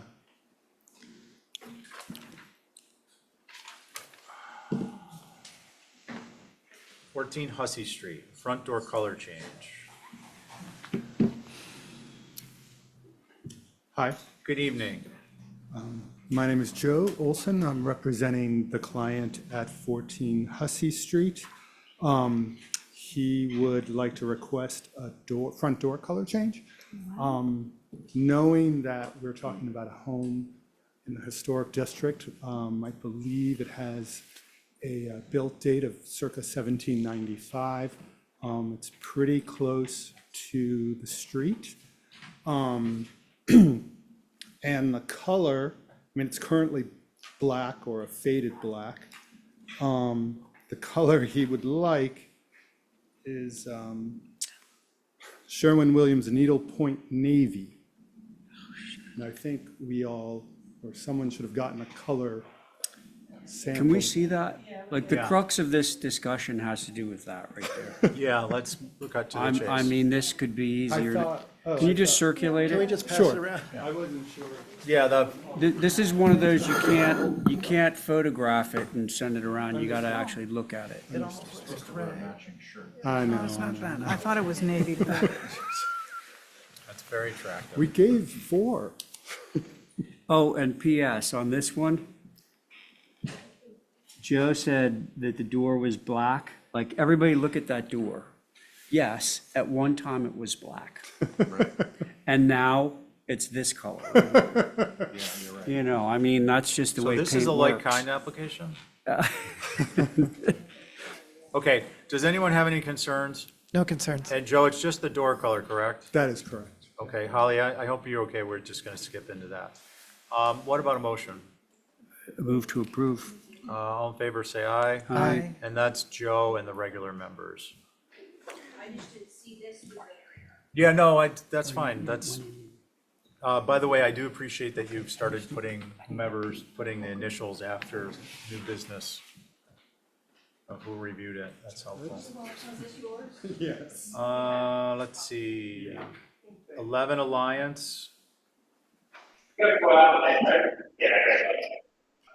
We got some feedback there. Yeah, I'm sorry, I'm in Grand Central. This is not my easiest presentation. I hope you guys can still hear me. All right, well, you know the drill, James. Yep. So this is James Krapp Studio Park representing 11 Alliance. This was a previously approved cottage application that was approved about this time last year. The owners made some programmatic changes, which brought us to make some minor changes to the massing and fenestration. The bulk of the changes are there's a small 90 square foot addition on the south side of the structure and an added wraparound porch. And then on the second floor as well, on the north side, we've added a triple door and a balcony, which was not previously there. There were some associated minor window changes as well to do with the program. You can see on A200 right there, all the clouded orange changes. On the left-hand side of that drawing is the previously approved. On the right hand is proposed. So you can see the left-hand side first floor addition, right-hand side balcony addition. And if you scroll down to the next one, you can see the other elevations. That's the bulk of the changes. So hopefully not too big of a change. So Okay, that's, thanks, James. and just for frame of reference, it's gray on gray. It's Quaker gray windows, natural to weather everything else. Thank you. Who would like to begin? Board is me, Abby, Angus, Carrie, and Connie.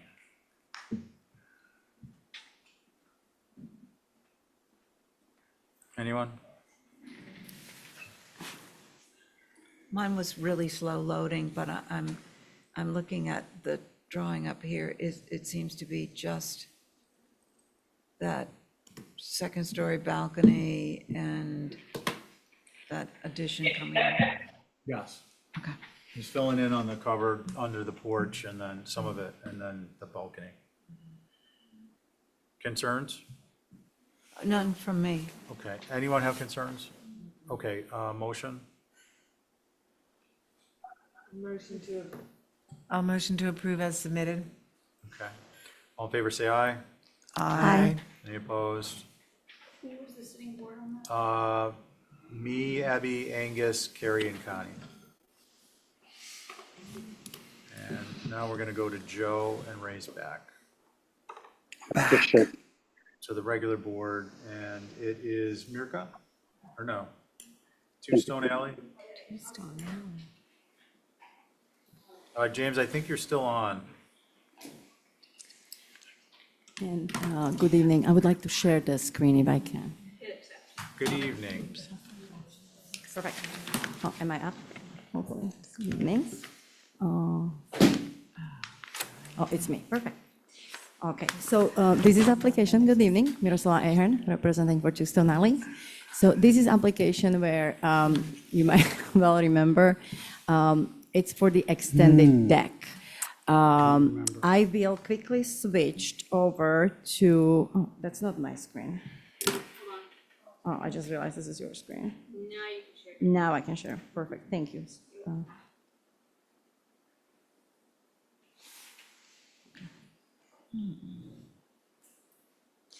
So I want to just pull up the approval, which we did not include in our approvals, but I just want to pull this, what was approved. It's real, perfect. So this application was approved, and that's why I wanted to bring this to you. It will just take a little bit of time. It was approved with a deck, but we had a patio in this area with, retaining here. What the client would like to do is omit the patio altogether, but extend the deck 4 feet forward and wrap it closer to the basement walkout, which is not existent at this point. So I will quickly go back to the proposal, which again, I will just go to the site plan. This, as you can see, this is the outline of original approved patio and outline of the deck. So what we are trying to do is just practically extend of this portion of the deck, which will not be, when this project will be completed. Right now, as you can see, there's a construction access, but once we bring back this existing landscape with the hedges, this part will not be visible from the stone alley. In cross-section, this is practically the elevation. I would like to just extend a little bit of the railing. This all part is approved with the architecture, so this is unchanged. So it's really just would be the extension of like 4 feet of safety rail. And this is the same landscape as we had it before. So we're just really just extending of the decks, Okay, thank you. eliminating the hardscape. Thank you. Any questions at this point? Holly? Thank you, Mr. Chair. So Eliza Codd House, individually significant structure, circa 1858 to 1871, barn turned dwelling, as you all know.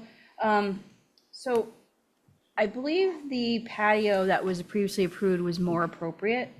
And I believe historically there was one.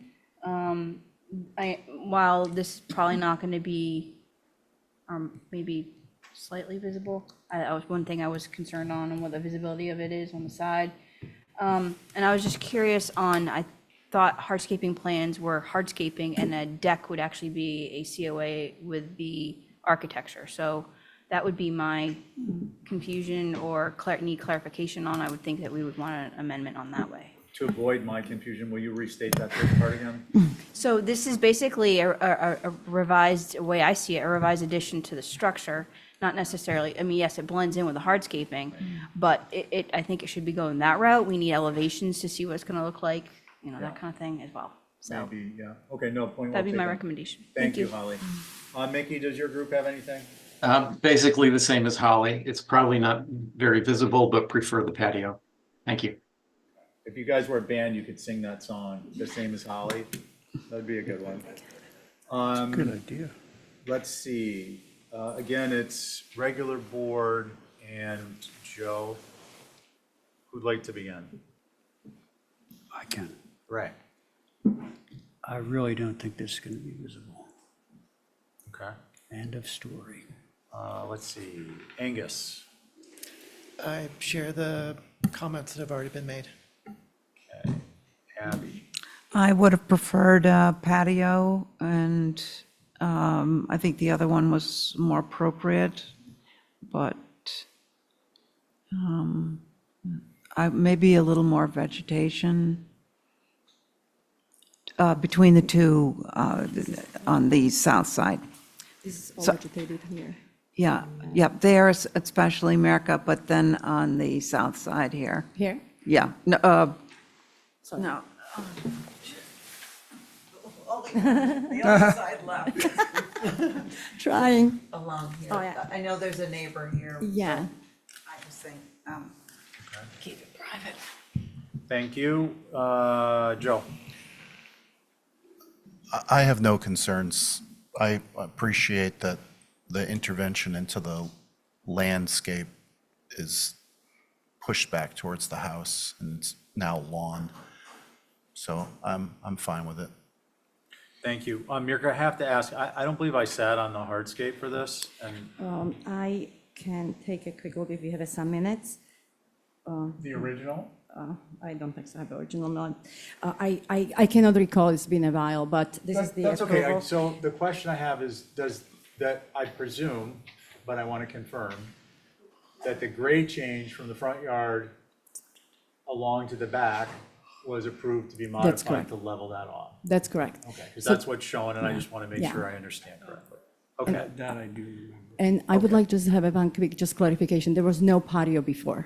Before this project started, it was just lawn. So we were getting the patio approved with this initial, just want to clarify that. so There's when no you say patio. patio, you're talking about a prior approval, This, not an yeah. existing? No, pre-construction, any addition, extension, there was no landscape in this area. It was just open lawn. So it was the decking, but there was no hardscape. So I just want to clarify on Holly's comment that it was some Gotcha. patio before, it was not. Gotcha. So the Thank you. patio was approved, but it wasn't something that prior existed? Exactly. Okay, Thank you. fair enough. Okay, what do we want to do, folks? I would go out on a limb and move to approve this as submitted. Okay, let's see, all in favor say aye. Aye. Any opposed? Okay, carries unanimously. Thank you very much. Thank you, Mirka. That moves us along the list Clifton. to Clifton. Okay, I'm gonna head out. Okay. Let the record reflect that Joe is, what are you skipping out? Yeah, not forever, just for the next hour. Take the family to Yezi's. What's that? There's a military term for what Joe's doing right now. He's going AWOL. Scoops, that's good. Joe, thanks for coming in. Joe, say hi to mom and dad for me. Ow. Me, Abby, Angus, Ray, and Carrie. Matt, when you're ready. Okay, this is 25A Clifton, I believe. Is that right? Yes. Okay, thank you. Okay. What's that? No, I'm just gonna do analog today. So, so first of all, thank you, Mr. Chair. So this is an application, we looked at the garage earlier. So I think it might be helpful to start with a site plan, just to see the placement of the dwelling. Per the previous review of the garage, we're more than happy to slide the house back. You can see from the site plan that we do have the room to do that. But I would say that staying on the site plan, what we try to do with this structure, and actually if you scroll to the top of the page, there's just a street view perspective. We wanted to show that just in terms of comparison with the next door neighbor's home. That was, again, completed within like the last like 4 or 5 years. But we really took an inventory of the streetscape. Sorry, was that Chip Webster? I believe it was Studio Park. Are we That talking? one right there? Yeah, yeah, Okay, all right. yeah. Yeah, I'm almost positive. And it's built? beautiful. Yeah, it's built and it's beautiful. But we just wanted to show that in terms of like immediate, massing context.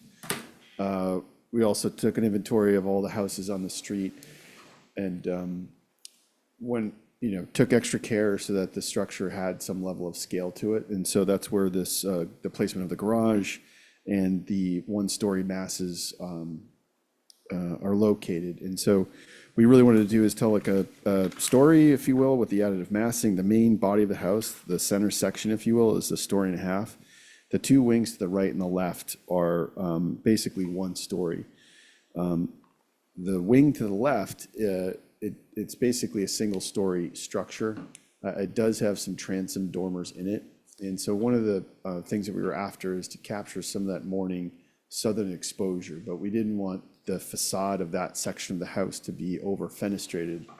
And so that also plays into the garage placement. And so it's obstructing that section.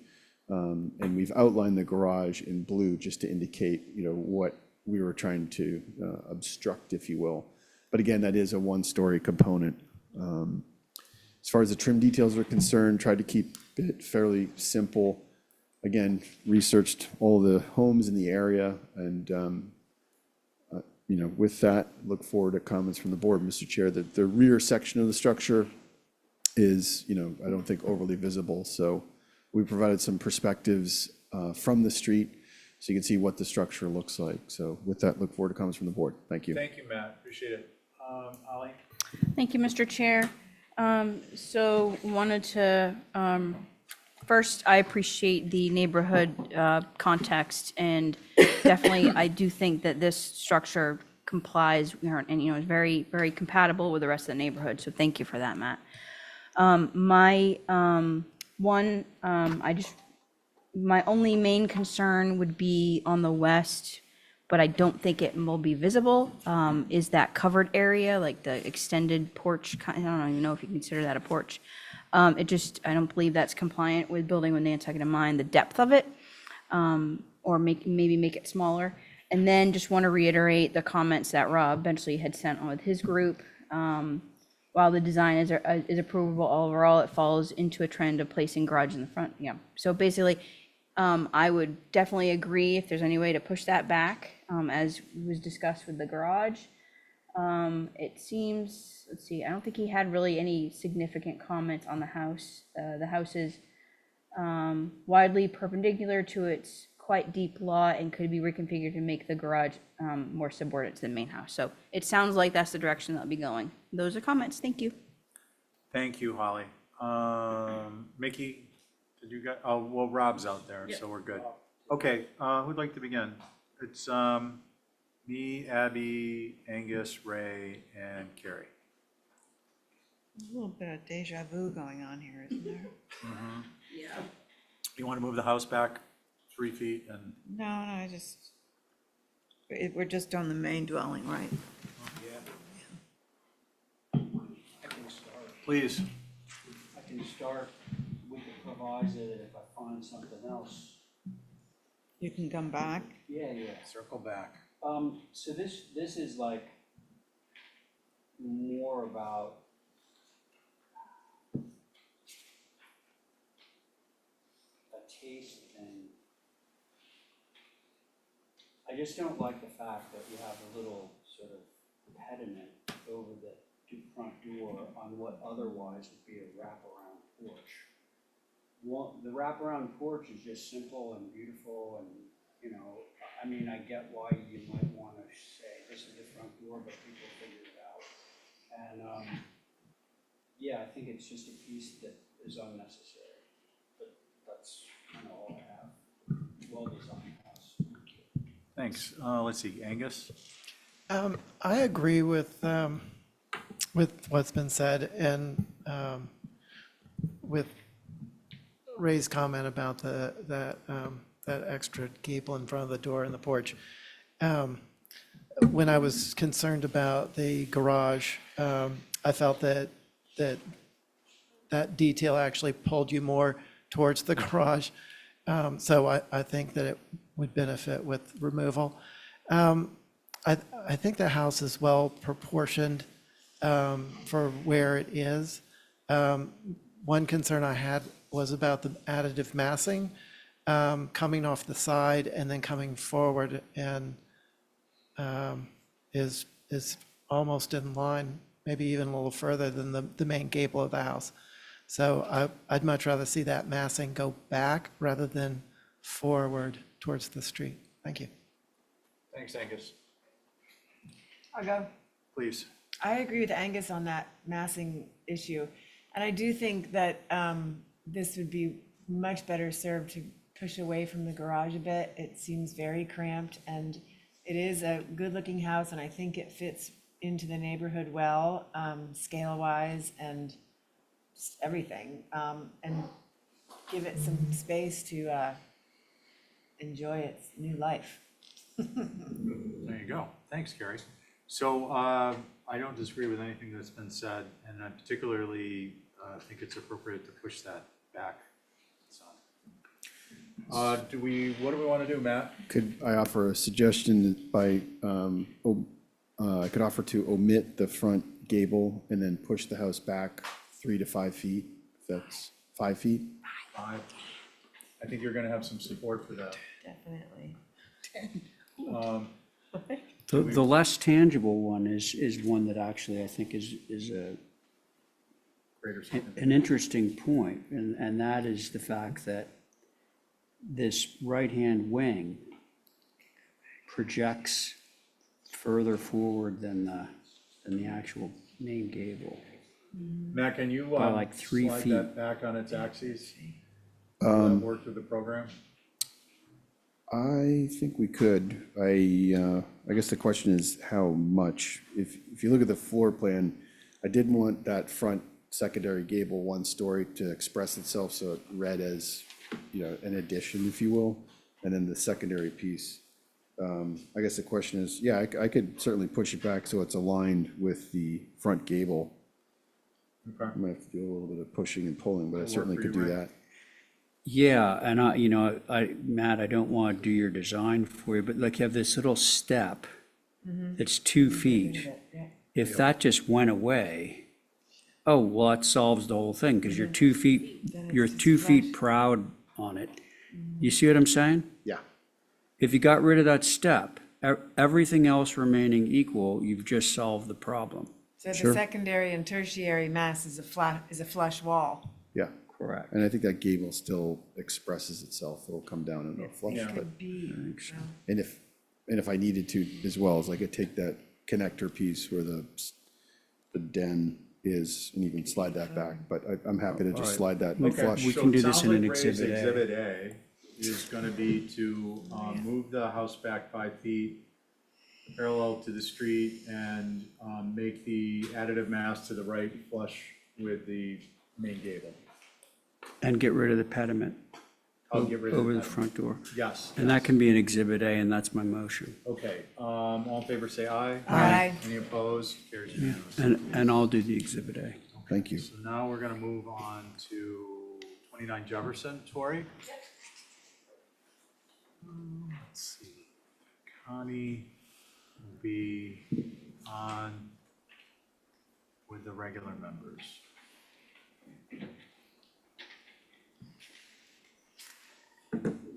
Excuse me. Could use like a little lungo or an espresso right about now. Oh, thanks, baby. I think the town, because we have such late meetings, They should buy should them get us one of espresso those, machines. the good kind with the big dome top, like you get in Italy. Wait, I just picked up the Nespresso machine. I know. Oh, those are all right. Yeah, those are good. Yeah, I mean, you can't beat it for convenience. Yeah.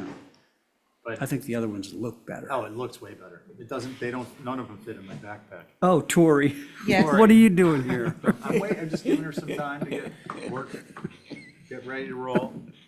When you're ready, Tori. Are you guys my 5 that are at the desk right now?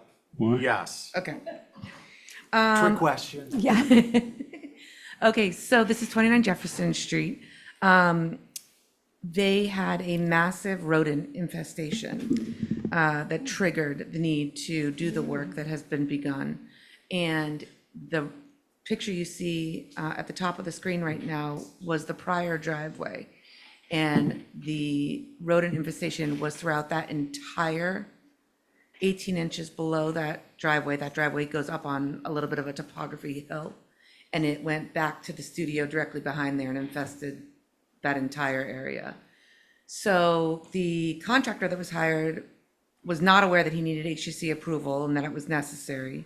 So we're before you now with an application asking permission to replace the driveway as proposed in the drawings that are a little farther down. I've included photos of how as-built we are as well so far. This plan here is the proposed. It's a new, and there is one note, I wrote cobblestone for the material of the driveway, but they actually want Belgian block, not cobblestone. So I'll have to update the application with that information.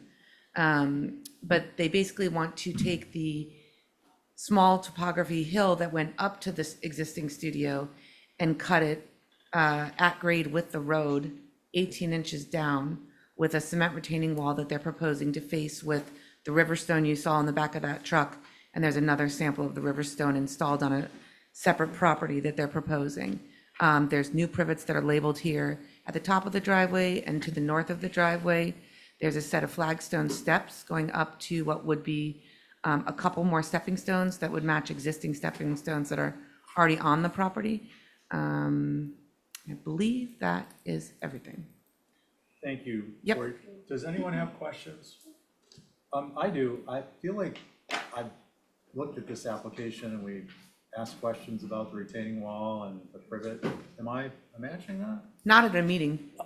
I had You the mean at a same meeting? feeling. Yeah, didn't it? Not this one, yeah. Very strange. This is the first We time it's must come have up. reviewed something very similar recently. Yeah, and I thought it was you too, who did it. It could have been, but this is the first time you've seen this one. Okay. But it No, is, I just- it is an as-built situation. I was just trying to figure Yeah. out where I was, might have slipped and fallen. So this is the bathroom home, or yeah, this is the home from the street. Huh. It's well covered with the privet hedges. Holly? Oh, yeah, go ahead, sorry. That's okay. That's existing right now. And so All work, that's gonna all be work what? has, yeah, I'm sorry, I have a question. yeah. What's gonna happen to that? So they've stopped all work until we get approval, or what that ends up being. So that's gonna be Depends on veneer, what we decide, yeah. is what's Veneered proposed? with the river stone, yep. And there's a picture of the proposed look of that they're proposing veneered on that wall. That's where she's proposing a gate and a couple more stepping stones, and these are all, Oh, I had another question. Yeah. So I have to ask, I mean, rodents, like, do we have groundhogs or something? What? like massive, like the entire 18 inches, like the entire however many 100 feet of the property, all the way into the studio. They were in all of the walls, all underneath the driveway. And is there something in particular to this property that's not affecting the neighbors? No, evidently it's a Brant Point thing, Huh. and it's a Okay. regular thing. I didn't know if something, we were gonna have a slew of these And coming in. like all rodents, Like not just rats? Yeah, all of it. Dwarf rats. Moles, voles, Okay. mice, rats. Sorry to interrupt, Holly. No, you're fine. Golly. So what's happening to the cement wall? That was the question. So they didn't know that they needed Right. approval, so they started the work. It's all been stopped until we get a conversation going with you and get an approval. That's the former driveway. They've now taken that wall in the exact same spot. It's a little wider, I believe. Can we go and back to the concrete? They've cut in to create the concrete wall, which they're proposing to face with Riverstone, which I have a picture of the proposed Riverstone look as well. And then a gate to your left at the top of the stairs, a couple more stepping stones. So that answers the question, they lowered the grade. 18 inches, what you're looking at there is 18 inches. I was just trying to figure out. Yeah. The plan indicated. And then you can see the yard is still at where the top of the topography from the old driveway used to land. They didn't change that. And do we have last question at this point, do we have a sample of what you're suggesting? For the stone? Yeah. Yeah, it's farther up, It's I in the believe. truck. There's also Oh, a that's picture all, of. that's the only image we get of it? No, there's a There's a- finished wall there's a photo right stone above it, wall. right there. That one in the middle, that's Oh, what okay. they're proposing. So one more question. Yeah, go ahead. So if you have that poured concrete wall and you're going to face it with stone, are you still going to have 12 inches, 12 feet for your width of the driveway? or is Possibly it- not, no, I would say we'll probably lose 3 to 4 inches, would you guess? Okay. At the Say facing. Minimum on each side. Yeah, Just as long exactly. as you know you may not get a car in there. Frankly, I'd be a little concerned about that being too little, Opening. which I'll mention when I get to my. Okay. comments. Opening the door. I think they've got what's the width? I think they've got plenty of width there I think it's now. 12 by 18, if I remember correctly. I think it's wider as it exists, but it should be fine for parking. Yeah. Holly? Thank you, Mr. Chair. So this house in the lot, I believe, was either altered or new construction in 2010. There originally was a 1929 cottage on site. This is why we're trying to update our surveys. This obviously is this driveway is an as-built condition. I believe the concrete sides of the driveway, as it stands in that photo, is highly inappropriate. Not just aesthetically, but I also believe that it doesn't comply with our resilient Nantucket design guidelines, which talks about having porous material for low-lying areas, and this is within the 2% of FEMA flood area. So I would, and also the plan provided, I believe doesn't also provide the contours of the lot, because clearly there is a topography change. Maybe that's just me, but that's what it looks like. And there are abutters that are concerned with this, code enforcement and even the next door neighbors over here at the police department were involved with this. So I'm glad to see Tori before us, before you, to get this resolved for the owner. But I have major concerns on what's there now and what it's going to look like. But what the functionality of it is this going to, create more issues than what it's trying to resolve? So those are my comments. Thank you. Thank you, Holly, appreciate it. Mickey, you guys got anything to add? Yes, so Jefferson Avenue has traditionally been a neighborhood of informal beach cottages, and the landscape generally reflects that sort of sandy, beachy character. The existing driveway used to fit in with that level of informality, but the proposed stone retaining walls really change that character. There's no real need to change the grade here. There's no real need for these retaining walls. They can easily replace the driveway at the existing or pre-existing grade. I can't believe that the road issue necessitates lowering the grade and cutting it, leveling it off. So I don't think this retaining wall is necessary at all. Thank you. Thank you, Mickey. Who would like to begin? I can echo what's been said. Okay. Any other echoes? I'm trying to think of a solution. It just looks so, as Mickey just said, it's a beachy area. You know, you're down there on Brant Point. It's going towards the galley and Jetty's Beach. It just looks so incongruous. I don't know much about poured concrete, but something tells me it's really hard to remove. A wrecking ball? Yeah. I don't know. Quite a process. It's It done is a quite a process, bit but these days. yeah, and as remember, this board it won't well be knows. concrete visibly, is not what we're The proposing. only thing I can think of is what if you took out the most egregious stone wall and started with a natural stone wall and then put a facade of the. Right, from what I understand, the wall was to plant all the privet around and retain that layer. Well, yeah, well, if you took out one of those walls and put in a stone wall, it would still be a retaining wall. Right, so I think Abby is saying, as opposed to having a veneer so close to the street. Got it. Start with a real wall and transition using the same materials, but at some point it becomes a veneer versus a full stone wall. Right? And is that recognizable? Is it that recognizable, a veneer versus a? It depends on the stonemason. Yeah. I mean, not to be. Right, yeah, no, I agree. It's gonna be, you know, their level of experience and so on and so Right. forth. Ray, you ready? Yeah, you know, to Mickey's point, I question why? Like, why is it sunken down? Why can't it just be like at grade the way everything else is? We're sort of creating this needless level of formality that I really can't explain. I don't understand why. Can we show the existing, or the prior existing? This grass. Yeah. Okay, so that one actually goes up in Yes. grade. This one's going down in grade. Or So at grade, yeah. here, I'm just gonna offer this up, just for kicks. Because I too have an aversion to Belgian block. Seems like a very formal treatment in this area. Again, to Mickey's point. So what if you filled halfway up, you did gravel or something, you'd be at the level of the road, and then you'd see maybe a foot of retainage rather than 2 feet. I don't know, just an idea. Oh, got it. Connie? Can you Yeah. go back to the, Really agree with what's being said. I'm not quite sure. So this cement, you're saying would be with the river stone veneer? Yeah, completely covered in the river And stone then is the what she's Belgian proposing. block would be on the bottom? The full area of the bottom, yeah. Yeah, to me, that seems much too And there was the formal. Belgian block prior as well. Yep. But in the strips, yeah. Yep, yeah. okay, so, thank you, Connie. I was gonna go where Ray's going, but a little bit more of a backfill situation. Raise it up to that first tread, not at grass level, but the next one down.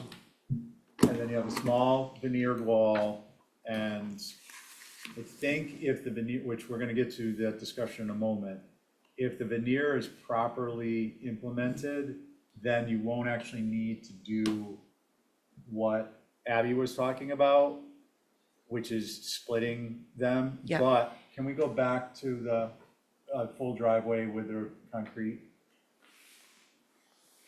Yeah, so you also won't need to come all the way out if you raise the grade, because you're gonna be raising this grade to approximately here.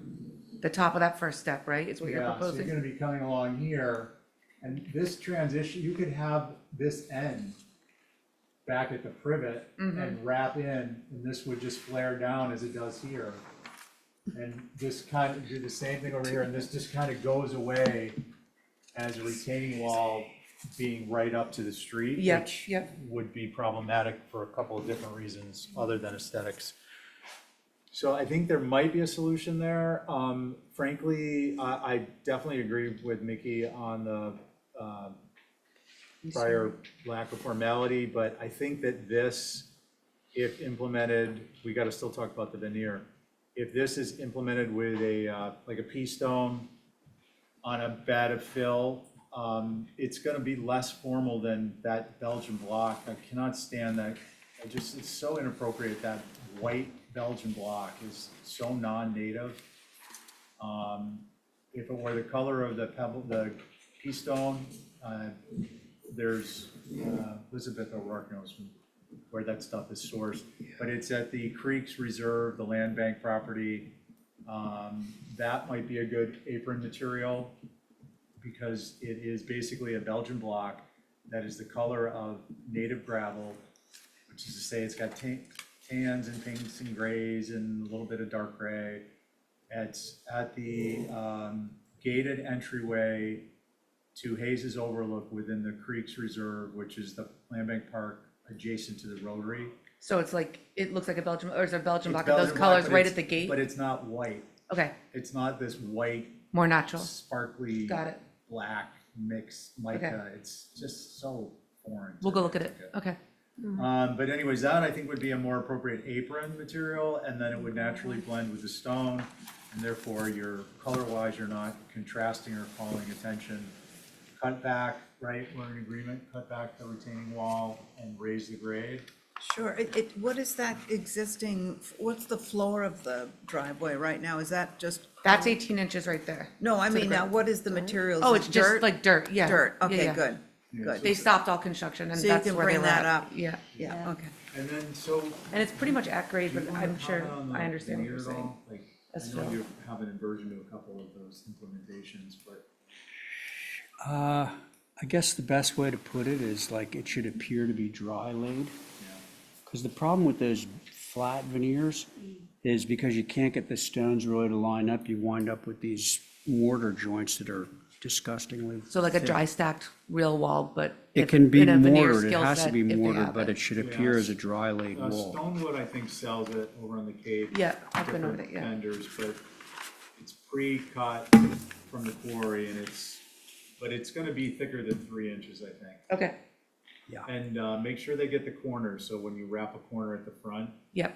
because there's nothing worse than having, it just screams fake. Yeah, the intention is to see no concrete whatsoever. Yeah. That's the plan. Are we comfortable with that, or do we want to see a picture of an example? And we can approve it subject to staff signing off on a representation of what Materials? the implementation will look like. Are you guys, So want to we take that can't, approach? have we ever done like a section of something and then gone all and had a look at it? It's, I mean, I think a veneer down there is just so, it could go so south. It's gonna come down to what it's, if it's implemented properly, you're never gonna know what happened. If it's not, I mean, there's a house on Pine Street, right, that has real stone and it's been What do you filled do in about and the it's top? right on the You corner. talking about my house? No.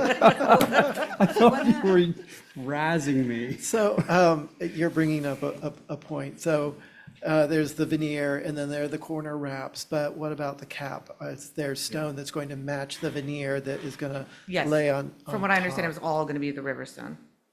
So made it look like it was a properly built So wall, So but just to, so Riverstone. That's what depending they're on where calling you it, are, yeah. Riverstone is gonna look more like a cobble. It's rounded. It's rounded, which I think would be inappropriate there. Okay. You're looking at a field. fieldstone is maybe better?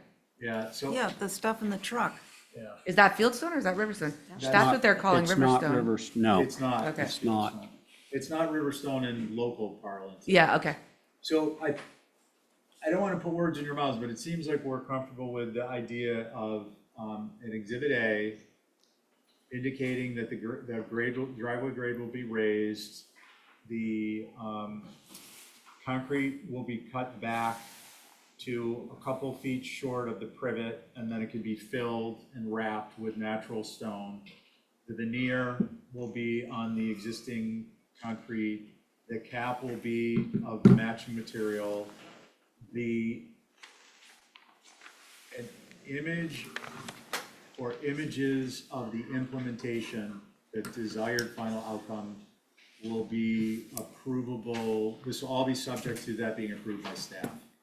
And when you say images, you bring them in samples? You're gonna need to bring in something that Holly can say, oh yeah, that looks right to me. And then- that matches the conversation we're having right now? Exactly. Okay. Make sense? Yep, and can we just remember, there's also a gate at the top of the stairs, the stepping stones, The gate, if that, as part of the application, if it's yeah, okay? does anyone have any concerns about the gate? No. No, I didn't think so. No. Okay, great, I think that's everything. Okay, so great on the gate. Oh, So and who's- flagstone steps is what they were gonna do, So it'll be which is what's there right now, I think. we'll call it approximately 8 inches down from an existing grass grade to fill. So to the top of that first step, is that what you're saying? Yeah, you'll end up pulling that off so you can do it, but yeah. Okay, And then you'll have a tiny retaining wall. yep. Is that your motion, Ray? Yes. Okay. And I'll do the exhibit A if you want. unless you want to Thank do you. Thank you. it. All in favor, say aye. Aye. I'm Any a opposed? no, I'm a You're skeptic. no, I'm sorry. I will do the exhibit A if you will do the next application. Yeah, I can do it. 12 Pilgrim. So Matthew, curiosity question. Yes, Did we approve another house on this property? you did. Right? Yeah. Okay, I just was curious. It's like how many lots can have this configuration? Yeah. Okay, thanks. You know, one thing that this board likes more than anything else in the world is when we review the same lot multiple times and issue multiple approvals. Because that's the way we like to spend our nights. Yes. Exactly. Okay, Matthew, go. Thanks. I'd just like Let's to see, open. 1, 2, Carrie's back, so you want I'll to sit sit in- off this one. Oh, that's right, you're sitting off. I'll be Okay, an so alternate. everybody ex Stephen, go. Okay, thank you. So, thank you, Mr. Chair. So you're correct, this project, you have seen this, sorry, this lot you have seen before. You did approve a home, and the property sold, and so it's a new owner. And so it's a new design. Having said that, having been familiar with the previous application process and taking into consideration the neighbors, this board's concerns, we tried to come back with what I think is an appropriate design. I think going to sheet A 2.1 would probably be the most helpful, which is right there. And I do think that this, in terms of scale, size, it's very similar to what was approved previously. I think there's actually more 1.5-story elements to this structure than the previous iteration. So we tried not to deviate too far from what the previous approval was, because I know how hard it was to get there. And, you know, as far as the trim details are concerned, window types, massing, details, we just tried to make the most appropriate new dwelling possible. So with that, I would look forward to the board's comments, Mr. Chair. Okay, thanks. Are you here for this? Yes. I thought so. I forget your name, but do you want to speak on this?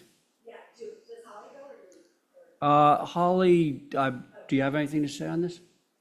I have one comment. There you go. Thank you for no rocket ship. Yep. Remember that was a Yes. conversation before? We were so tempted. I know. You had to just fight it back. Really had to didn't you? restrain And it myself. fits within the lot, so thank you. Thanks. Okay, thanks, Holly. Go. Sorry, Hi. I forget your name. Yeah, Kristen Graham, There we go. and I'm at 11 Priscilla Lane, which is the abutter to the south. And as you know, the original submission by the previous owner of this lot was concerning to everyone, including the HDC and the Priscilla Lane Loop neighborhood. And it was quite a process. I'm grateful for the efforts of all the parties for the improvements of the plan over time. But one of the best things that came out of that process was that the neighborhood really connected and became closer. I want to say that I'm excited to welcome a new family to the neighborhood, and I understand the owners are previous renters and know what a great spot it is. I believe we can also show them how nice the neighbors are.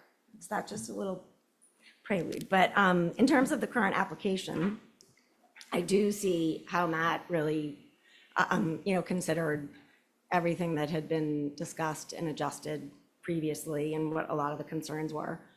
And I think it looks really good. I'm choosing not to formally represent the collective of neighbors this time because I'd like to keep our presence small and minimal.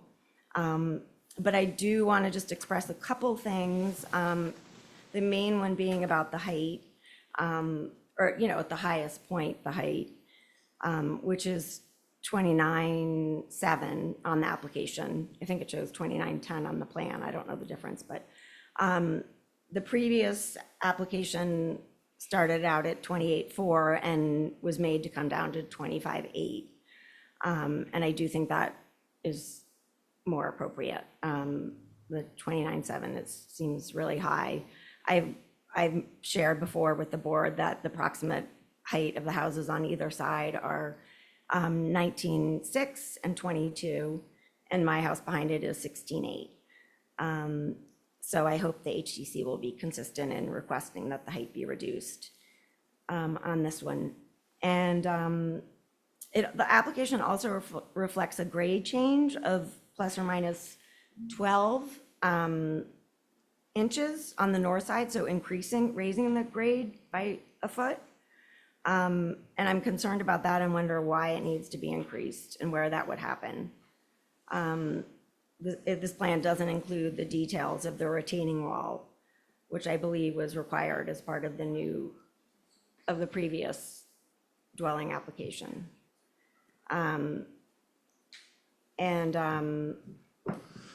then as was the case before, when it comes to the hardscape landscape plan, I will be interested to see how they manage the property line and the existing fences.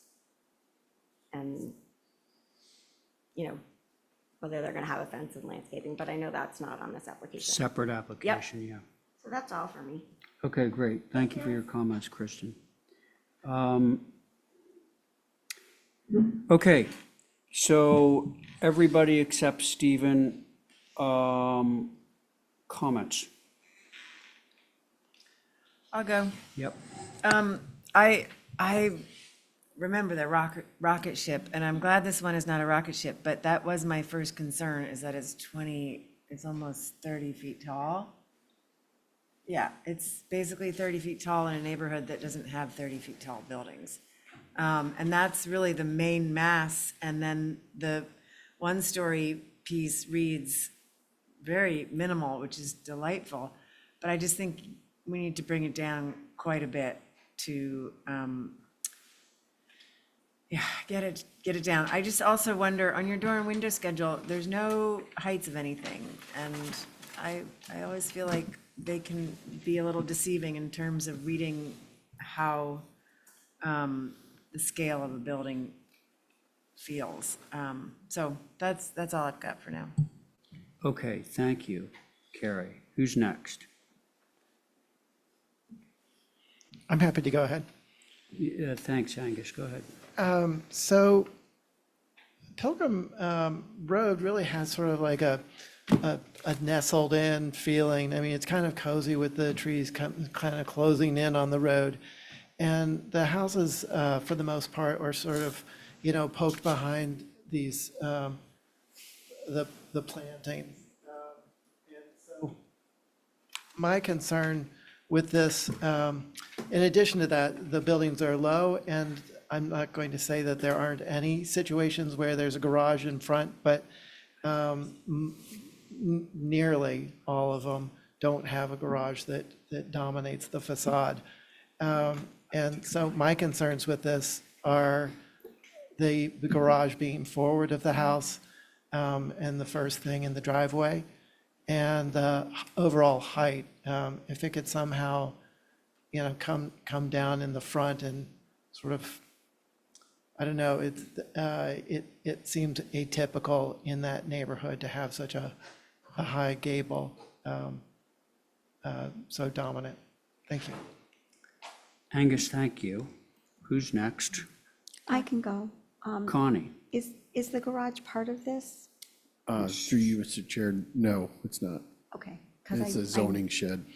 Okay. Oh, Connie, sorry, through the chair. The reason I bring it up is that it has to do with the massing of the house to be able to fit it behind Yeah. or beside rather than in front. Yeah, no, that's fine. I was just looking because I was thinking the same thing about it being, in front of the house, but I didn't realize it's not part of the application. Yeah, I'm just echoing what everyone is saying about the height. I think it is all too tall for that neighborhood. That's about it. Thank you. Connie, thank you. That would leave you, Abby. Yeah, I agree with what's been said about the height. The neighbor just said the heights of the other buildings around, they're pretty tiny. And I'm sure that's not a shower on the front of the house, because that wouldn't fly. But, I'm thinking ahead to this garage. I don't mind it, but, and we're not there yet, but, so I won't talk about that. Yeah, if I could come down a few feet, that would be great. Thanks. All right, Abby. Sounds like the consensus view is mainly on the height of the building. I want to, well, first of all, I can't remember exactly what this board approved here last time. I'll accept that it was 25 something high, but it was a knockdown, drag out for quite a while. So at least we're starting from a good place. And it looks to me, here's the situation with the topo, as I understand it. With respect to from Pilgrim, you're kind of at grade, and then the house is going down from there. The house platform is down. And the reason that there's regrading and retainage is because you're actually cutting into the side of a hill. So yes, it's retainage. From what I understand, it's going to be all retainage that faces into the site. And the net benefit of all that is that the house will be lower down as opposed to it sitting up on like a built-up platform or whatever. So I just wanted to point that out. But clearly, I think what we're looking to have happen is try and get some height out of this thing. Should we move this for some revisions? Yeah, so moved. If I Well, I just wanted to make one comment, and it might really help to just not have gable forward. Just to have a low eave might really reduce the impact of the height. Thank you, Angus. I just had one quick follow-up. And Yes. thank you, Mr. Chair, for we did, and up on the screen is the site section, just shows the topography. And so that the house is cut into the hill. The grade slopes up away from the street. And so that's what the plus or minus 12 inches is. We're obviously cutting into the hill, probably about, at the rear, it's probably like maybe 30 inches, if you will. So just, we made an effort to your point, of not sitting it up on the highest point, and kind of cut it in and tried to find that middle ground so it doesn't look like it's in a hole, but it's not on top of the hill. As far as the height change, obviously, I think it's kind of a function of the 11 pitch, which I think is a nice, attractive pitch, but we can certainly go back and see if we can reduce it for you. So with that, happy to hold for revisions. Okay, so there is, did you make the motion? I was going to, Okay. and then, Oh, right. quick one. Okay, I just wasn't sure, wasn't so clear about the going up 12 inches. I don't, I don't think it's going up 12 inches. And so what we try to do with that sight line is to show you what the site section that shows the natural grade, which is that dashed line. So if anything, we're actually sinking it into the ground. You're not adding, okay, I might have missed that. Yeah. Yeah. No, what's this plus You or know, minus? look, I'm just looking at his site plan right now, and Pilgrim Road is about elevation 20 and a half, okay? And the house is at elevation 21, so it's like 6 inches up, but from there, the site rises up and he's just cutting back into the hill. So, I mean, it's not, he's not really berming it up. He's cutting it down. Right, I understand that it's going down in the back, but it sounds like it's getting raised. It doesn't look like appreciably. Yeah, it's Anyway, so, Certainly not our plan. thanks. Abby, was that your motion for hold for revisions? Yes. Okay, all those in favor say aye. Aye. Aye. Aye. There we go. Okay, I'll move, oh, it's you again, Matthew. me again. At North Water. Okay. I'll let the chair this one. Chair. Matthew? go Okay, ahead. thank you, Mr. Chair. So this is 4 North Water. This is a structure that you've seen previously.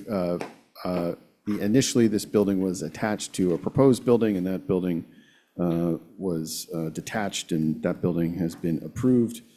In the short term, we're looking to renovate this existing structure. As you recall, we were hoping to take these rear one-story additions and find a new home for them. It was determined that, given their age and the context, we wanted to keep them, so that's what we're doing. So we're now working with these structures, and so what we're here before you tonight is for some revisions. So on the site plan, you can see that we've indicated 3 leaders. One is to indicate a new addition, which is towards the south of the page. That's an addition to the existing structure. We tried to utilize the same language that's found in these existing rear later additions, or what were, I believe, freestanding structures. The other part is to replace the foundation like kind for that center section, which is kind of the middle of the page. In the rear section, we're hoping to replace the foundation, but we also are trying to take that existing portion of the structure and essentially keep it intact with some fenestration changes that are facing away from the street, but basically elevate it or add 12 inches of height to it. So if you can imagine that rear section that's indicated, and I could point, but you can kind of see where that leader is. Just that rear section is what we're asking to add 12 inches to its overall wall height. And what we're planning to do is lift the structure, pour the foundation, and basically extend the wall down. And the reason for that is that the ceiling, the wall heights are just so low, they're basically not habitable. But we understand that it's an important, structure, and so we're just trying to work with it, and that's what we're proposing. The other portion that we're proposing is there's an existing, if we go to sheet A202, you can see the existing condition drawings. There's an existing second floor deck and some fairly unattractive stairs that run down on the exterior of the building. So we are adding a fire suppression system, and therefore we don't need that exterior stair. So we're omitting that stair. And then in that elevation, you can see the one-story addition that we're adding, which again, I don't think is going to be visible from any public way. And then the rear section, you can actually do the comparative analysis between the existing and the proposed. I don't think that this 12-inch change is going to be, detectable, to be honest with you. And again, I would also say that I think that this portion of the structure as a whole, currently it is visible, but I think with like vegetation, it's not going to be. But again, we're keeping it and we're working with it.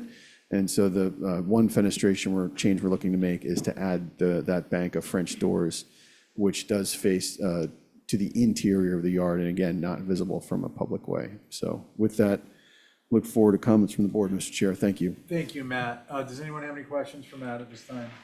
Holly? Thank you, Mr. Chair.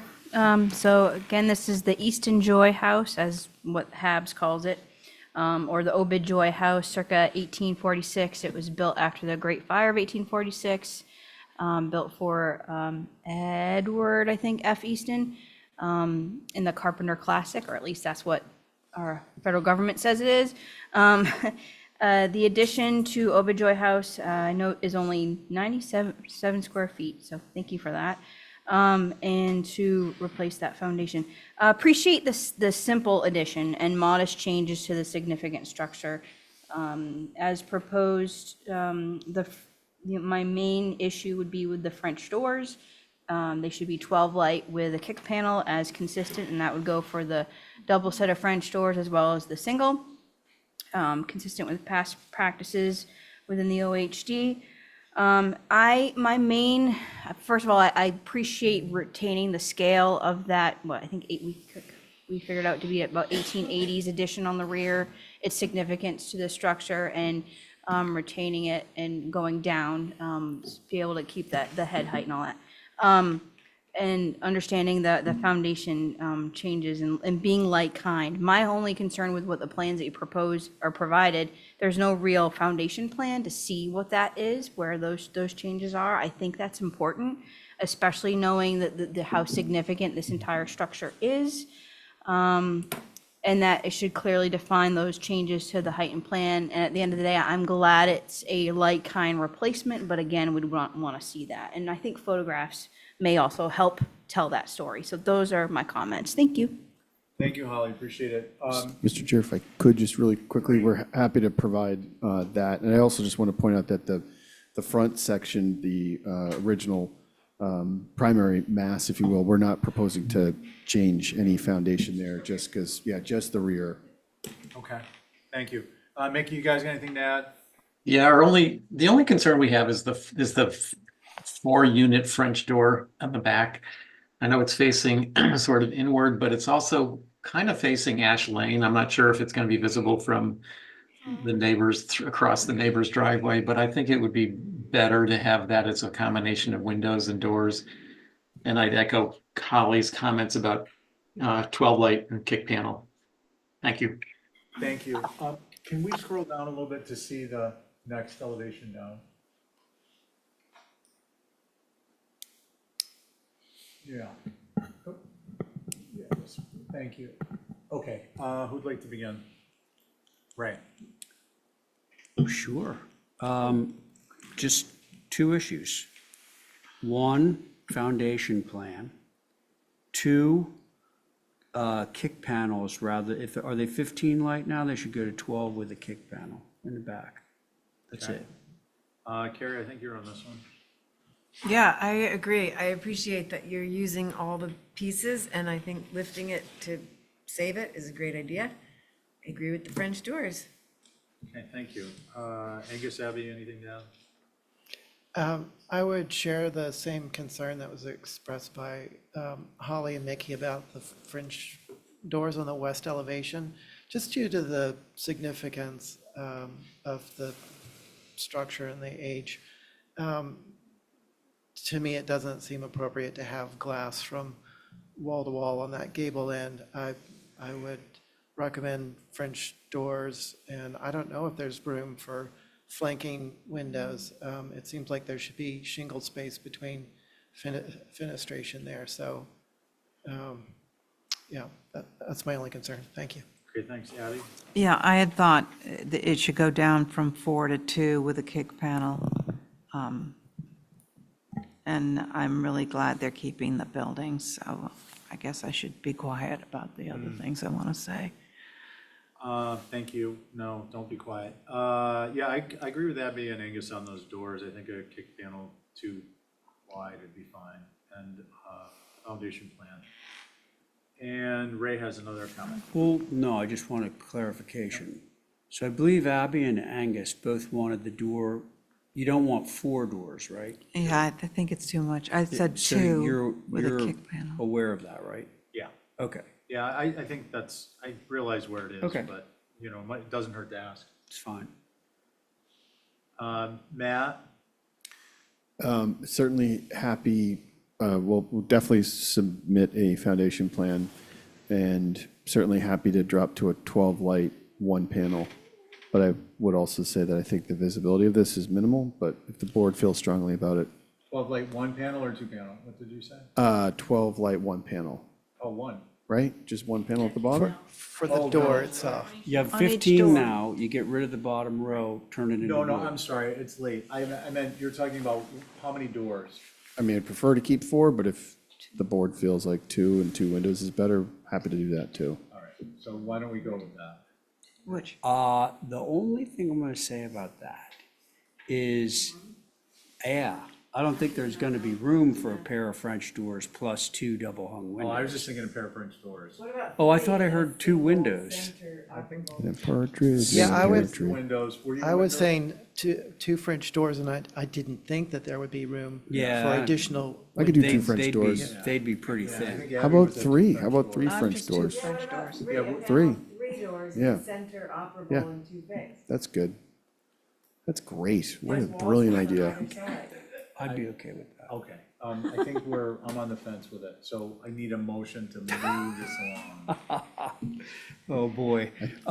Okay, so approve through staff with a foundation plan and 3 French doors in the back, not 4, 12 light with kick panels. And that's for all, because there's a single door on the side and also. Oh, Oh, yeah, yeah, that all goes- of those doors should follow the same pattern.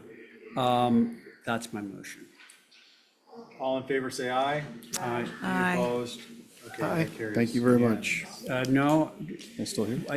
you were I would go against, for right? 2, but not 3. Yeah, okay. 1 against for the record, So Angus. 4 and 1. Okay. I definitely wasn't gonna go for 4. Let's see. Hey, son, how are you? Hi, how are you? Good. When you see it up on the screen, get started and proceed quickly through it if you can, so we can get through tonight. And kindly direct staff to which pages as you go. Okay. Should I wait till it does? Or just go? Yeah, you Just go ahead, we're looking at it. So this My is battery 76 died. Pleasant, and it has been brought up before you guys not with me, but before. So, you might recognize the property. So basically, the front house is very old, historic. One thing I do want to note that on the application, I stupidly wrote in Anderson windows. We obviously are not doing Anderson, we're obviously doing, True Divided Light, Roscoe or Green Mountain. So I just want to say, so basically the structure, we are not touching the structure at all, the existing and historic structure. We're just doing an addition off the side, 18 by 15 to create a living space.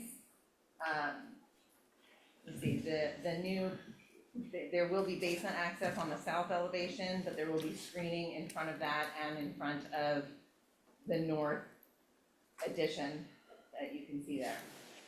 Basically, yeah. Okay, thank you.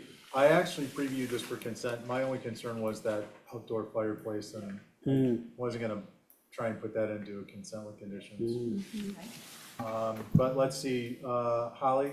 Thank you, Mr. Chair. So for the record, this is a circa 1850 Greek Revival, 1.5-story, 5-bay. And it was formerly in Val Oliver's family. Oh. I didn't see an HGC survey in the application, so we want to make sure we have that. I know there is one on file. I've seen it before. This is only a 270 square foot addition, so I appreciate the scale it's a modest addition. The exterior chimney, as the chair just mentioned, is highly inappropriate. The addition, and appreciate the addition though being off the rear, but it's off, as it's off the rear L, and it does not detract from the main mass of the 1.5-story 5-bay Greek Revival. I understand on the other side flanking it is a door. I would recommend removing that exterior chimney. as it's not appropriate in its size, scale, and location. As far as the windows go, we recommend having, if you're going to change them, obviously we want a window survey. Of course, we would not recommend Anderson. Anything else that knows Nantucket's profile, and TDL. So those are my comments. Thank you. Thank you, Ollie. Who'd like to begin? Oh, Mickey, you guys anything to add? A little bit. So the fireplace is obviously not appropriate. The chimney should be kept inside if they're going to have a fireplace at all. And probably better putting it at the gable end rather than on the eave line of the building. The 2 French doors facing Pleasant Street is a little too much. One would be okay, but it should have the kick panel and the, probably 12 light with kick panels. On the north side, which is the next slide down, there's 4 ganged windows facing north. Those should be separated.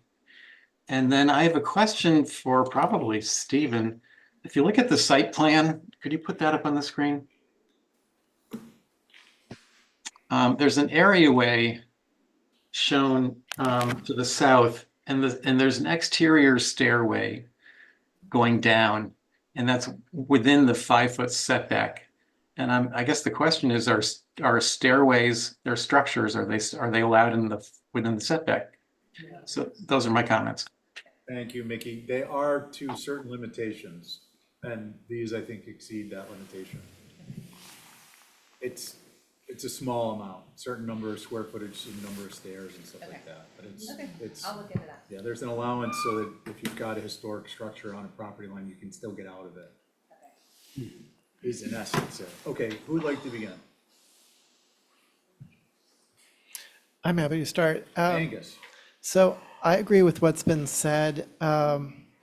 Definitely not having the chimney exposed. I prefer the idea of it being in the gable rather than the eave. And if there were to be a French door on that west elevation, I would have it close to the main mass. Seems more conspicuous the further out to the gable end it goes. And then think about window instead of door for the other side. Thank you. Thank you. Abby? Yeah, I think the massing is okay, but not the French doors or the chimney.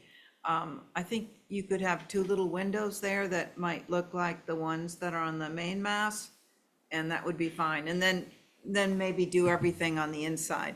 So you keep that historic sort of telescoping off to the left. I think that would be fine. But just 2 windows on Pleasant Street. Thanks. Ray?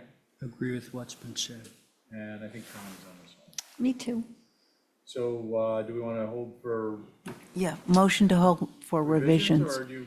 Could we, I would, if we could do it through staff with 1 French door closer to the house and 2 windows next to it, moving the chimney, to the gable end interior, and then doing the window survey. It would probably be helpful for people to see where those windows are. I mean, they would probably be matching the 2/2s that are on the main Yeah. mass. And then like 1 where the chimney is and 1 where the But, door but, is. but I think 2 windows instead of any doors and no chimney or doors. Yeah. I would like to keep a door on that side because that yard right there is the only yard for that house. So I'm going to make a suggestion. We're going to motion hold for revisions. Okay. If you can get it in this Thursday by noon, we'll hear it next week. Okay. And get it out of the way. It's small and it's so fresh in our minds. And that'll move you along, it'll move us along, and you can make the argument about that door when you come back. Perfect. Okay? Will do. Perfect. That's my motion. All in favor, say aye. Aye. Any Aye. opposed? Carries. So we're on to 17 Sherburne Turnpike. No. We're actually- Oh, the new dwelling, I'm sorry. What new dwelling? Is this our finale, our grand finale? Yeah.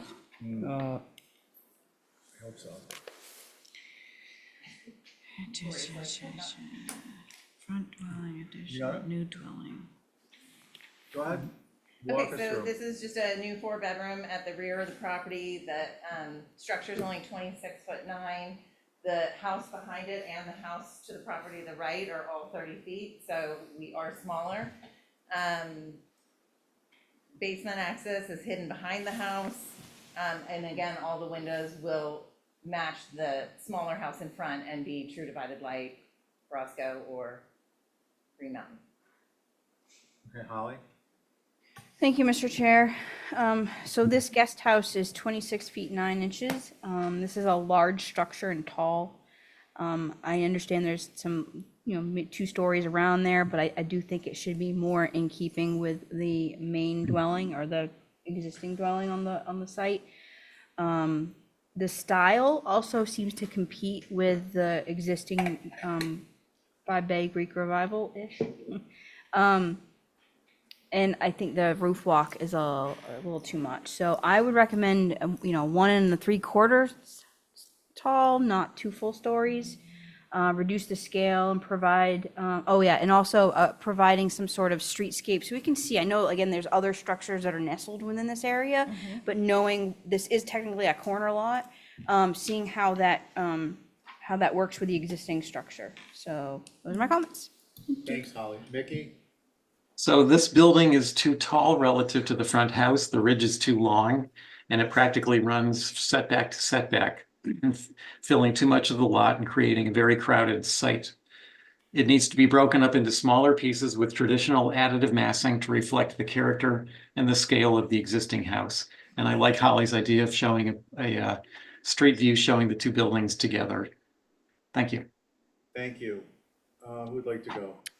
I agree with everything that Holly and Mickey said. Okay. I do as well. Angus, Abby? I'd say, story and a half, I think is a good idea, but I also think the fenestration should be, have some rhythm to it. Right now, it just seems like it's just scattered. So. Thank you. Connie? Nothing to add. I agree with what's being said, and I would definitely nix the roof walk. Could I just, Go ahead, Abby. hadn't quite, I just wanted to say that the French doors on the front of the house are inappropriate as well.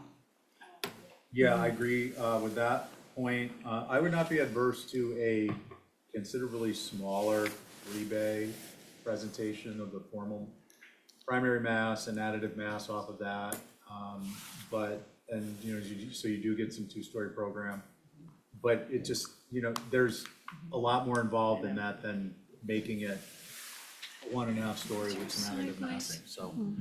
Do we want to hold for some revisions? Any questions? Yeah, we'll hold the revision. Okay. That's my motion. All in favor, say aye. Aye. All right, we're gonna do, let's see how quick this goes. This is a color change. I think it should be pretty easy, Okay. not necessarily approvable easy. And I do have a color, Well, that would be good. Yeah, just pass it out. I Let's think we see it. stapled it to the application. Oh, it's the color of Sarah's water bottle, everyone. Oh, Yes, totally. I think it's called Jamaican Azure, and I've given 3 photos, or Jamaican Aqua, Well, it's funny, of this, houses in the area that have it. the house up on Lincoln Circle, that's been retouched. I mean, they're not that color. That's where I got this paint chip from, their file, their HDC file. Okay, but I'm saying the photograph has been souped up. did you run that through AI? No, but a color, it could have been a good color Yeah. copy, good color copier. Yeah. It had some new juice. I had this on my consent and I wasn't. You need I to didn't. see the real deal, The real one's stapled to the application. Can we get a, real Okay. chip. Right there, yeah, on the front. Sorry, I said. so this is the same color as, Here it is. wow, that's pretty electric. Yeah, the thing was, I think it's right on the street. This is on the garage or something?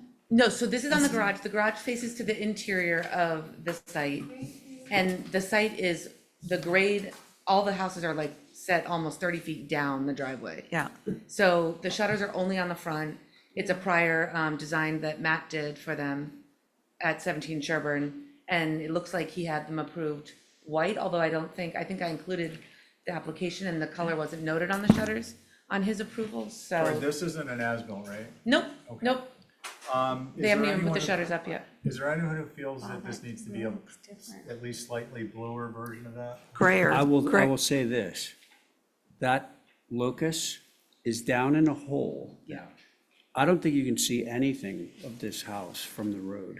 Correct. Originally, I had the main house application, which you put on consent with all the photos, so I thought they would line I would up agree with you. to show you that. 17 Sherburne is, It's on the It's way left-hand side down as the you go hill. towards, On the left-hand side, as you go towards the water, yes. it It goes goes way jump down. The one across way- the street, and I was No, like, that's not. it's down in a forest. Yeah. yeah, it's literally in a hole. And these shutters are facing to the interior. They're not facing the street So at we all. won't even see the glow from the space station? You'll see the reflected And we glow off did, the windows. we of the did find main an house. article on Nantucket Preservation Trust's face page, I think, talking about historical this color was. And I thought I found the right one that matched that exact color. Well, so on formerly the Hilfinger's house. Yes. That was the color. Yeah. Yeah. Back when, I can't remember who owned it. My step-grandfather. Right. Well, like that family owned all the houses right in that Yeah, yeah, area. So would we like to motion something? I'd move to approve this color due to lack of visibility. Okay, not visible time inspection thereafter. Sounds Yeah. good. All in favor, say aye. Aye. Any opposed? I'll be a no. And let the record reflect Abby was a stern no. Yeah, I mean, I was the one that made you Steve, can we look at put it. this next one to beginning of next week? Too hot. Who's on the board? It's regular board and Carrie. No, it's fine. Well, Connie was on the first two. so it's 77, Carrie. Connie was on 76 both. Carrie was on 17 Sherburne. Linda, I'm sorry, you had a question. Can I put these next two to the beginning of next week? It's old business next week. I understand that, but I've already spoken to Steve. I think it's up to the board.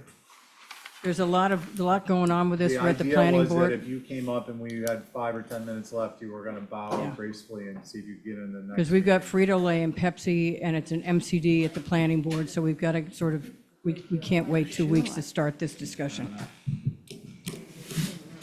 I'm not feeling a lot of support, Linda. No. Not at The this minute time, the minute I heard like 2 Fortune 500 companies, my heart hardened. It's a massive project, and I'd really like to get it started. Oh, all the more reason. Come on.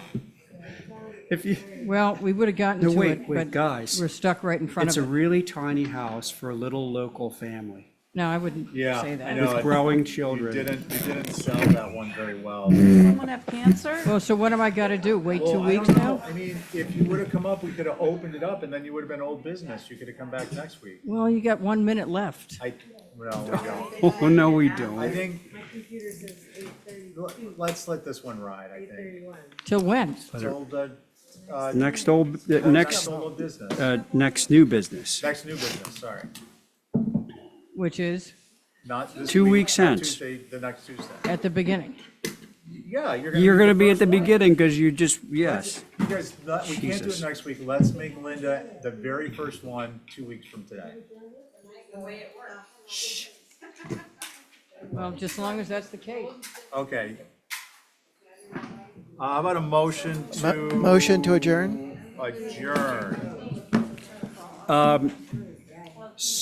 So moved, Mr. Chair. Thank you, John. That's my John McLaughlin. Thank you, John.